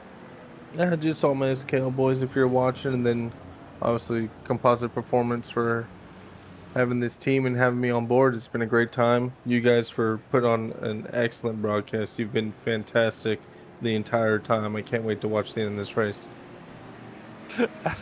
Awesome. Don't tell us we've been good until we've actually finished, right? So, no, who knows? We could be really bad by the end of it. But look, we're just here. We love the opportunity. I know Scotty and I always love the opportunity to come and be a part of really good racing, and this has been super racing. So that's a shout out to all of you guys, your team and everybody else in the race. So really good to be here. Ryan's just jumped into the booth now to join me for a couple of hours. until Nolan and Ryan wind up the end of the race. So, yeah, no, thanks for that feedback. It's really good. Good luck for the rest of the race, mate, and all the best. And if I give you one piece of advice as someone who's more of a strategist than a driver, listen to your strategist. They're the ones who are normally right in endurance races. Yes. Cheers, Nick. Good luck. Ciao. Alrighty, there we have it. Nick Johnson from Composite Performance Racing, the guys that have been out the front or thereabouts for most of this race, the virtual sports car series championship Daytona 24 for 2024. Who is going to be the winner of the 2024 Daytona 24? Ryan, what are your thoughts? Oh, that's a tough one with the pretty much 6.5 hours to go, but I don't know. I think just judging by the pace, I think Composite have pretty much if I was a betting man, I would probably put my money on them because at the moment, or most of the race, have been doing a good job. As Nicholas said, they ended up falling back, but they managed to drag themselves back into it through strategy. And yeah, they're at the lead of GTP, but as we're coming round the bank and onto the home straight, we're about to get underway, and they got a feeling, Peter, it's mayhem's about to erupt. Alrighty, the pace car lights are out. We have 2 LMPs at the front of the field. We got 3 GT3s before we get to the first GTP car. So the cars are allowed to overlap other classes, but they're not allowed to overlap their own class before the start-finish line. So that puts the Colmar car, the number 14 LMP2, in a little bit of a difficult position. He can only follow the Rising Panda Racing LMP2 for the start of the race, but the Composite Performance race car, they can pull out around those GT3s and get their race underway, and it'll make it all exciting for turn 1, as it has always happened, as we've got a couple of GT3s up the front of the field and fast cars coming through.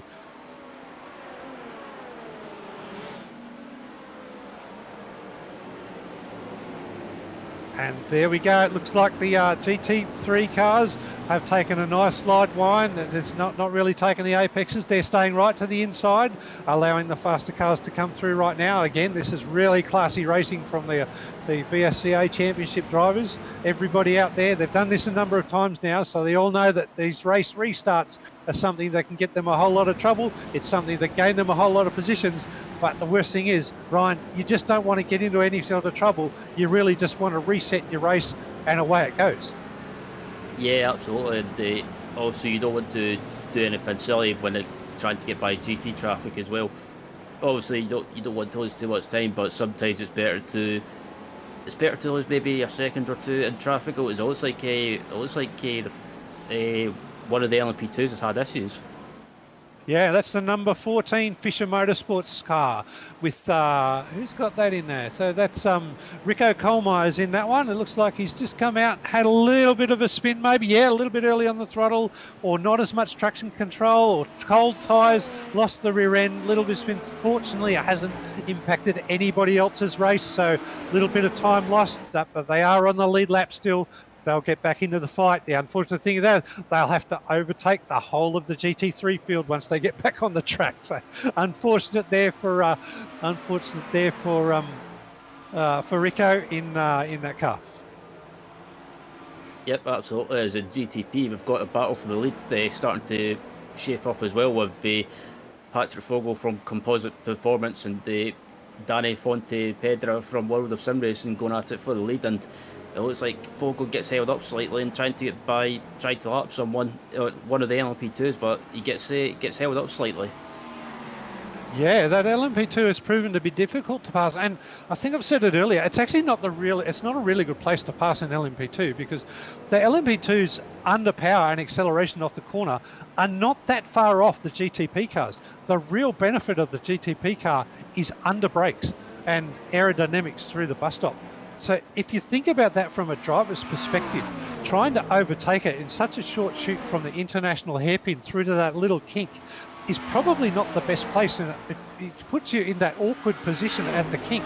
You're almost better off just to set it up so as you go through the kink, you then just use the braking advantage of the GTP car into the turn 5 hairpin and just get it through there, and it's much cleaner overtake. But we've seen a number of times the GTP cars have got an eagerness to come out of the international hairpin and overtake an LMP2. Oh, and look at that. That's the number 14 car again. Rico Colmai's taken a little bit while to settle in the car. He's had a little bit of an off at the bus stop, and maybe he's just lost it. Take a little bit of a shortcut, probably maybe a little bit of a time cut there, and he won't lose too much time. But again, still on the lead lap. Who knows when we'll get another full course yellow, but hopefully he can get that out of his system, can settle in, and Rico can just settle in, get his stint going. Was he one of the new drivers to jump in the car? Just have a quick check. Oh, we've had an issue in the hairpin, or the first horseshoe. Oh, that is the LMP2 Rising Pan leader, and that is one of the GTP cars that's been up the front as well, coming together. That's the car that's in P3. That's HAC Racing, is it? Oh, it's in the Intend Racing. Oh, it's just looked to go on the inside of the LMP2 around the international hairpin. The LMP2's thought that he hasn't quite made it and just come back in, hasn't given enough space. It's a little bit of a tag. Both cars have had to spin around. Yeah, look, it's a fair look there, but probably not up far enough. He needs to be a little bit closer coming out of that turn 1 complex, getting through turn 2 and 3 to make that. And that just proves the level of the brakes on that Rising Panda Racing. Those guys have actually got that car really well set up. If they're getting that sort of advantage between turn 1 and 3 to the international hairpin, and the GTP's not necessarily getting under the brakes like most of the others will. So really interesting. Unfortunate for both the teams. That's given them a little bit of spin, lost a little bit of time. But again, just after a full course yellow, it's something they can just settle into. Is that... God, I think that's a netcode issue. Yeah, ladies and gentlemen, that is a classic netcode issue. If you sit there and look like the engine just blew up, and that's what I saw. No, the car has disappeared, and hopefully they're not too far away. But yeah, no, Fisher Motorsport. It's a number 4 Fisher Motorsports car. Is that the car? No. That just disappeared. Anyway, they're all good. They should still be in the race as long as they haven't impacted another car. Ryan, what are you seeing so far? Yeah, pretty much what I predicted after the restart. Some drivers having issues, and yeah, you were talking about the Fisher Motorsport LMP2 car with let me quickly check. Colmeyer having issues on the restart. I think it could just be a case of just being a little bit nervous and just having to get into it, and maybe possibly just cold tires as well. But you talk about staying on the lead lap as well. Even if you're further back in your class, maybe not at the front, but as long as you stay in the lead lap, and someone's had an issue. That was Stitsbury having issues there with no front end. So.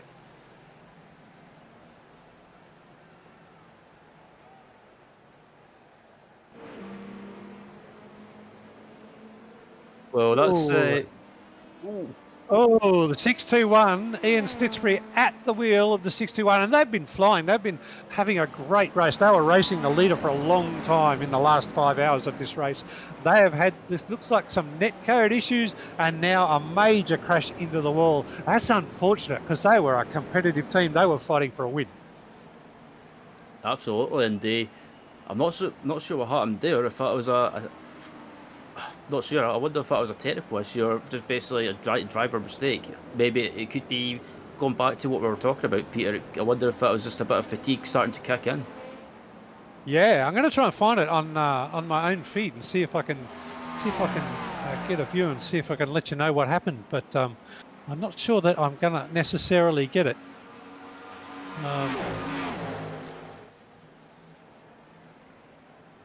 No, all I can get is the back end of what you got, Nolan. It's the same case. It's a blink, blink, blink, and next thing we know, it's into the wall on the exit of the bus stop. So I suspect it's netcode through the bus stop, and the netcode may have just thrown the car just wildly out of control, and probably nothing the guys can do. Ian Stitsbury he's got the car in pit lane now. Big repairs, jumped out of the car. And I guess they'll be back in the race when they can get back in the race. Ian, come and join us in the broadcast booth if you get a chance. Love to know what happened from your perspective, because you're probably the only person that saw it.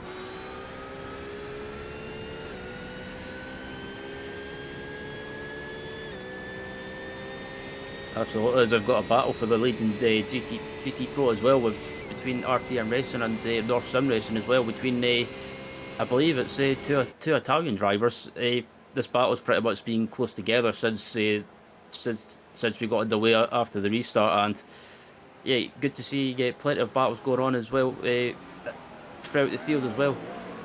As it looks like we've got a replay of Intense Sim Racing having an issue in turn 1 and just been spun around, and that is the second time the Intense Sim Racing has tried to go up the inside of a slot class car, and I don't like to say it this way, the slot class car has turned down on them. But at the end of the day, you've got to make the overtake a safe overtake. Yeah, that's the thing as well. This team's pretty much been in the wars throughout the race with regards to drive-throughs and penalties, and yeah, you can't just throw it up the inside and expect the car to jump out the way or do anything silly. And unfortunately, that team's pretty much you could say they've had a bit of karma given to them. Well, it could be a bit of karma. Emil Otobasic has just jumped in the car recently, but that car has been pretty hot most of the race. It's been one of those cars that's been in the sort of top 3 to 4 cars most of the race, but recently it's just had this run of luck and it's dropping down. So that's going to have to change for that car to get back into contention to fight for the podium, and it's going to need another full course yellow to come back. And I think we're just going to have a settle on the driver, because I'll tell you what, if I'm the driver, I'm going to be pretty bad. We've been talking about such classy racing, but we're now starting to see what is to me the average sim racer's mistake of a car getting a little bit overlap and the car in front turning right down to the apex. And it's one of the things that's really hard to do in sim racing, because you don't necessarily have the awareness and you don't have the repair bill of your wallet if you do touch cars and spin. So it's one of those things I find happens more in sim racing than in real life. Yeah, absolutely. As we've got a battle for 4th place as well, going on between Meyer Sim Speed Performance and Stop and Go Racing. And Meyer Sim Speed have been, from what I've seen anyway, they've been having a good race. Kind of at times flew under the radar, but that's not always a bad thing as well, because obviously, they've pretty much been going about doing their own thing, and if you're going under the radar, like I say, it's not a bad thing. It means sometimes you've been doing a good job and just going about the business. This battle for the lead in GT Pro as well is still going on, about half a second between both drivers and both teams. And I think if I was a second place North Sim Racing Porsche, I think if I can't get by, I would probably just sit behind and do a bit of fuel saving. Yeah, we talked about this. Ryan, what you've missed is, I think for the last 6 hours, the GT Pro cars, you could throw a blanket over the front 6 cars, right? These guys are racing hot. They're all fast and they're all sticking on the same lap together. So the GT Pro cast is one that you just can't call. It's going to come down to ultimate strategy. And you're right. Do you need to be the car in front? When you're doing all the work, you're burning all the fuel, you can just sit comfortably, not wear your tyres out, use less fuel, make up time in the pit stops, strategize the hell out of everybody else. And that's how you're going to need to do to get the win in the GT Pro class tonight, because there's been no single driver that has stood out as somebody who's just superb compared to the rest. Well, I thought it was going to be a move there in LMP2, and for 4th place, it looked like the rookie esports car being driven by Rebecca Rennie at the moment. I thought she was going to make a move there, but it looked like she might have just been caught out by the VRG Sport, the LMP2 in front of her, just breaking that maybe slightly a bit earlier.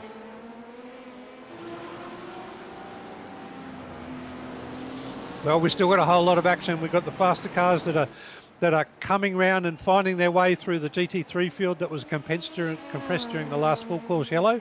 As you know, with the way that these snakes and chains happen, It takes a few laps after the full course yellow for the cars to get mixed up again.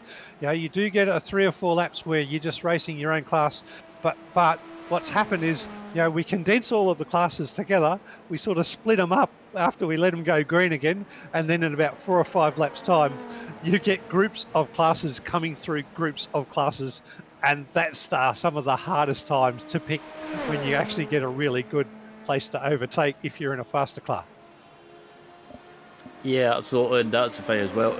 If you're in a faster class, trying to get through GT traffic or LMP2 traffic, it's kind of you've got to be. As it looks like we've got a move going on for 4th place and Rookie Esports move up the inside into 4th place heading into turn 1. That was a good move by Rennie. It was a nice, precise, clean move.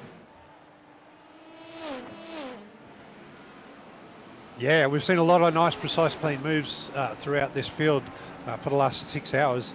Really enjoyable racing. Quality field. Ryan, tell me about your weekend. Have you done any other Daytona 24 racing yourself? I was thinking about taking part this weekend, but I just fancied the weekend off, and obviously no one got in contact with me with regards to being part of the commentary team for this for the VSCA Daytona 24, and I was only too happy to jump in and help out. Yeah, fabulous. So for me, it's like a Daytona 38, and this is the back end of my Daytona 38. I've already done I did the Australasian Daytona 24 with my own US-based team, but yeah, got out of that, had a little bit of a rest early morning, and then jump on to commentate this race. So massive big Daytona weekend for me. I have the fortunate, my wife has moved out for the weekend because she knew that she wouldn't get to see me for a whole weekend. I don't know if anybody else has had their significant others leave the house while they do a whole weekend of sim racing, or had to make special plans so they could do a whole weekend of sim racing, or whether you owe your significant others some significant response time after the race is over. Maybe you've got to take them out for dinner, for a champagne dinner or champagne breakfast, depending on what time it is and where you are in the world. But yeah, a long weekend for most of us sim racers. The biggest sim racing of the year, I think, is the Daytona 24. It's one of the events where the majority of us sim racers all get involved in an event one way, shape or other. So yeah, so it's fair to say that you owe your wife some quality time after this is done. About a week, I think.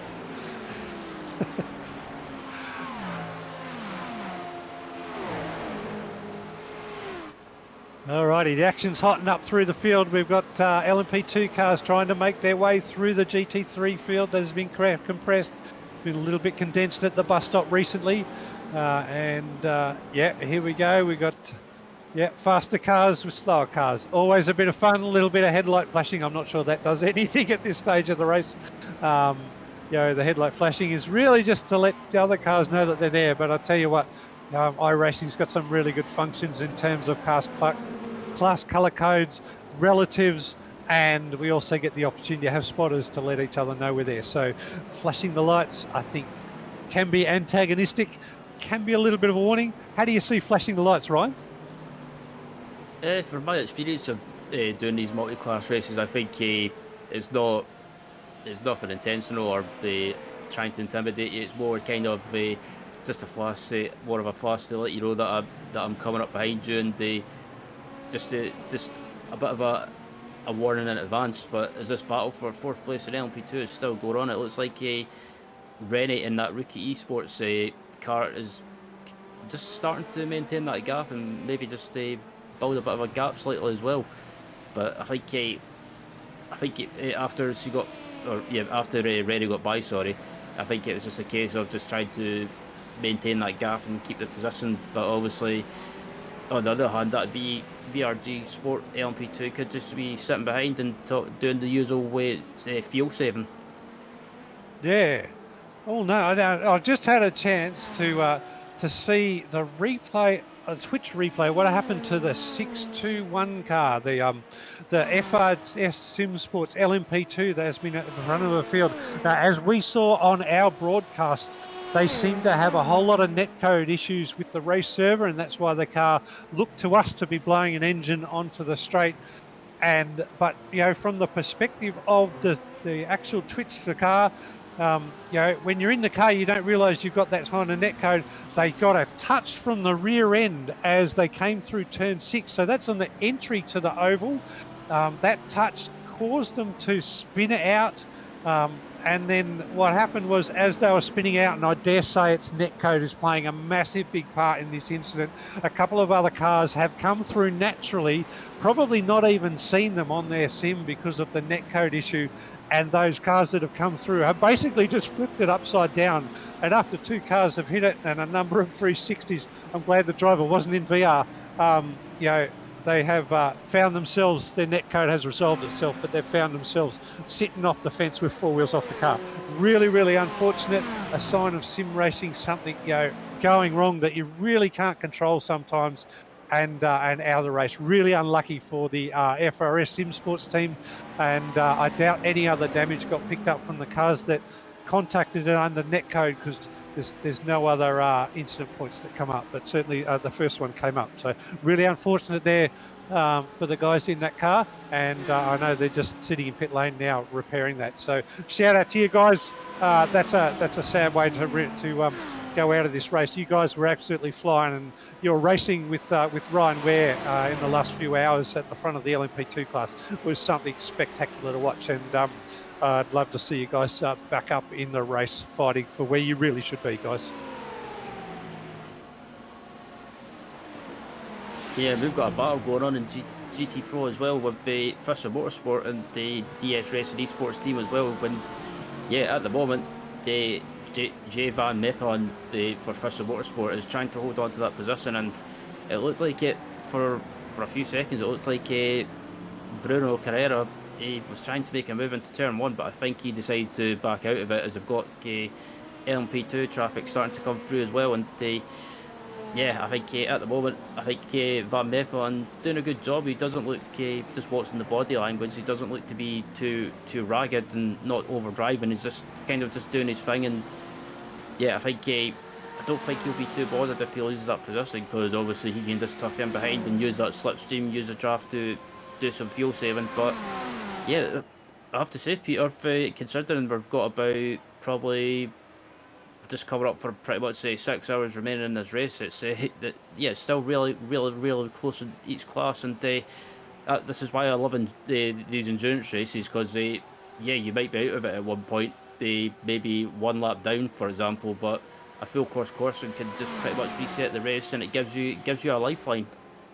So Ryan, what's your strategy right now? If you're in this race in any of the classes, what's your strategy if you're fighting, been up the front all the time and you're fighting for the lead, or you're maybe about mid-pack? What are you thinking if you're driving?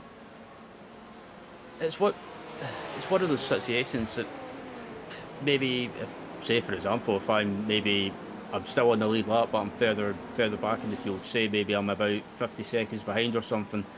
It's one of the. I keep telling myself not to panic or stress about it. Just keep doing my thing and basically just see what happens. Just take the rest as it comes, and if he can make up some positions for his strategy, just say for example go out of sequence. Or if a full course coursing comes out and it gives a chance to get back in the race, I think that's a good thing. But when it comes to the mindset, I just tell myself not to worry, just do my thing, and just whatever happens. Yeah, What about if you're in the lead? Would that change your approach if you're leading or fighting for the lead right now? If you've been one of those cars that have been fighting for the lead, little over 6 hours to go, are you still ticking the laps off, just hoping you're going to be there, or are you thinking, hey, now's about the time I want to try and really build on my lead, put my foot down, and show these guys that we are the team that's going to take the trophy? If I'm in the lead, I think again it's just that mindset, just kind of just see how it goes. But if it gets to say maybe the last 3 or 4 hours, that's when it's pretty much when it's pretty much say go time. That's when you start getting down to business. Just pretty much that. The way I look at it, that's when you start treating it as a sprint race. As it looks like one of the LMP2 cars has dived into the pits for a full service. And the class. So that's the class leader for LMP2. That is that's the Rising Panda Racing. They've been strong all race. They're coming in. That looks to be a normal pit stop. So that's a 30-lap stint. They didn't pit during that full course yellow. So they've just come out and erased from the front, sticking to their own strategy, not using the full course yellow to change strategy up. You think that's a good call? I think that is a good call. I think it's a good call, but I think obviously with the courses as well, you kind of they might have a plan in place in case of courses coming out. So maybe if you want to pit maybe a lap or two early, it kind of in a way it keeps you covered, and it means that obviously you've got some like fuel in the tank as well.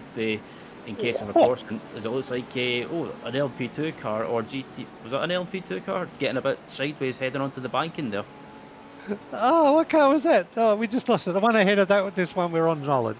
Oh, that car just come out of turn 6. It was sideways all the way through turn 6. Yeah, there it is. That's the 86 car of Berthel. That's Patrick Berthel in the 86 car. He has come through turn 6, lit up the rears, held on to it like a good old drift racer would hold on to it, and just driven away. What beautiful driving.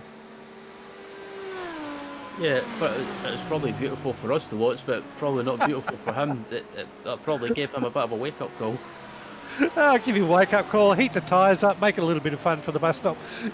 Some things are good to happen to drivers, you gotta love the spirit. Indeed, there's this battle for P3 and GT3, the GT Pro. Is still going on as well, and that Fisher Motorsport cars do a good defensive job, and Van Meppelen's pretty much keeping a cool head under pressure, and up in the GTP class as well. We've got this battle for 5th place going on as well between Trading Paints Racing and DS Racing Esports, and here it comes, Peter, the inevitable GT traffic. There it is. It's more traffic again. The race still has a little bit of condensation about it in terms of classes since that last safety car. We're on about the second cycle now through of the fast cars going through the GT3. So GT3s haven't necessarily opened up as far as they otherwise might when you get into a race that's sort of 2 to 3 hours long. And again, that's been and I've said this a number of times while I've been in this commentary booth, that the pro class of the GT3s has been exceptional. That there is only about 20 seconds between the first 5 cars in the GT3 Pro class. So that's incredible racing, and that's a number of laps after a full course yellow. So these guys are sticking with each other. They are racing tightly, they are racing well, and they are racing consistently. Absolutely, as they head onto the banking now, and they go by a GT car with no front end. But this is pretty much one hand as well, Peter. When it comes to the GT traffic, when you're going by them and another car's behind you, you can kind of duck down quickly in front of the GT car to try and break that slipstream. But as they head into turn 1, they actually looking back as well, the battle in the GTP is still going on with both teams heading into turn 1, and I think again more GT traffic as they try and get round it looks like one of the Fisher Motorsport GT cars on the exit of turn 1, and the Fisher Motorsport car doesn't do anything silly, sticks to the line, and that's the thing as well, Peter. The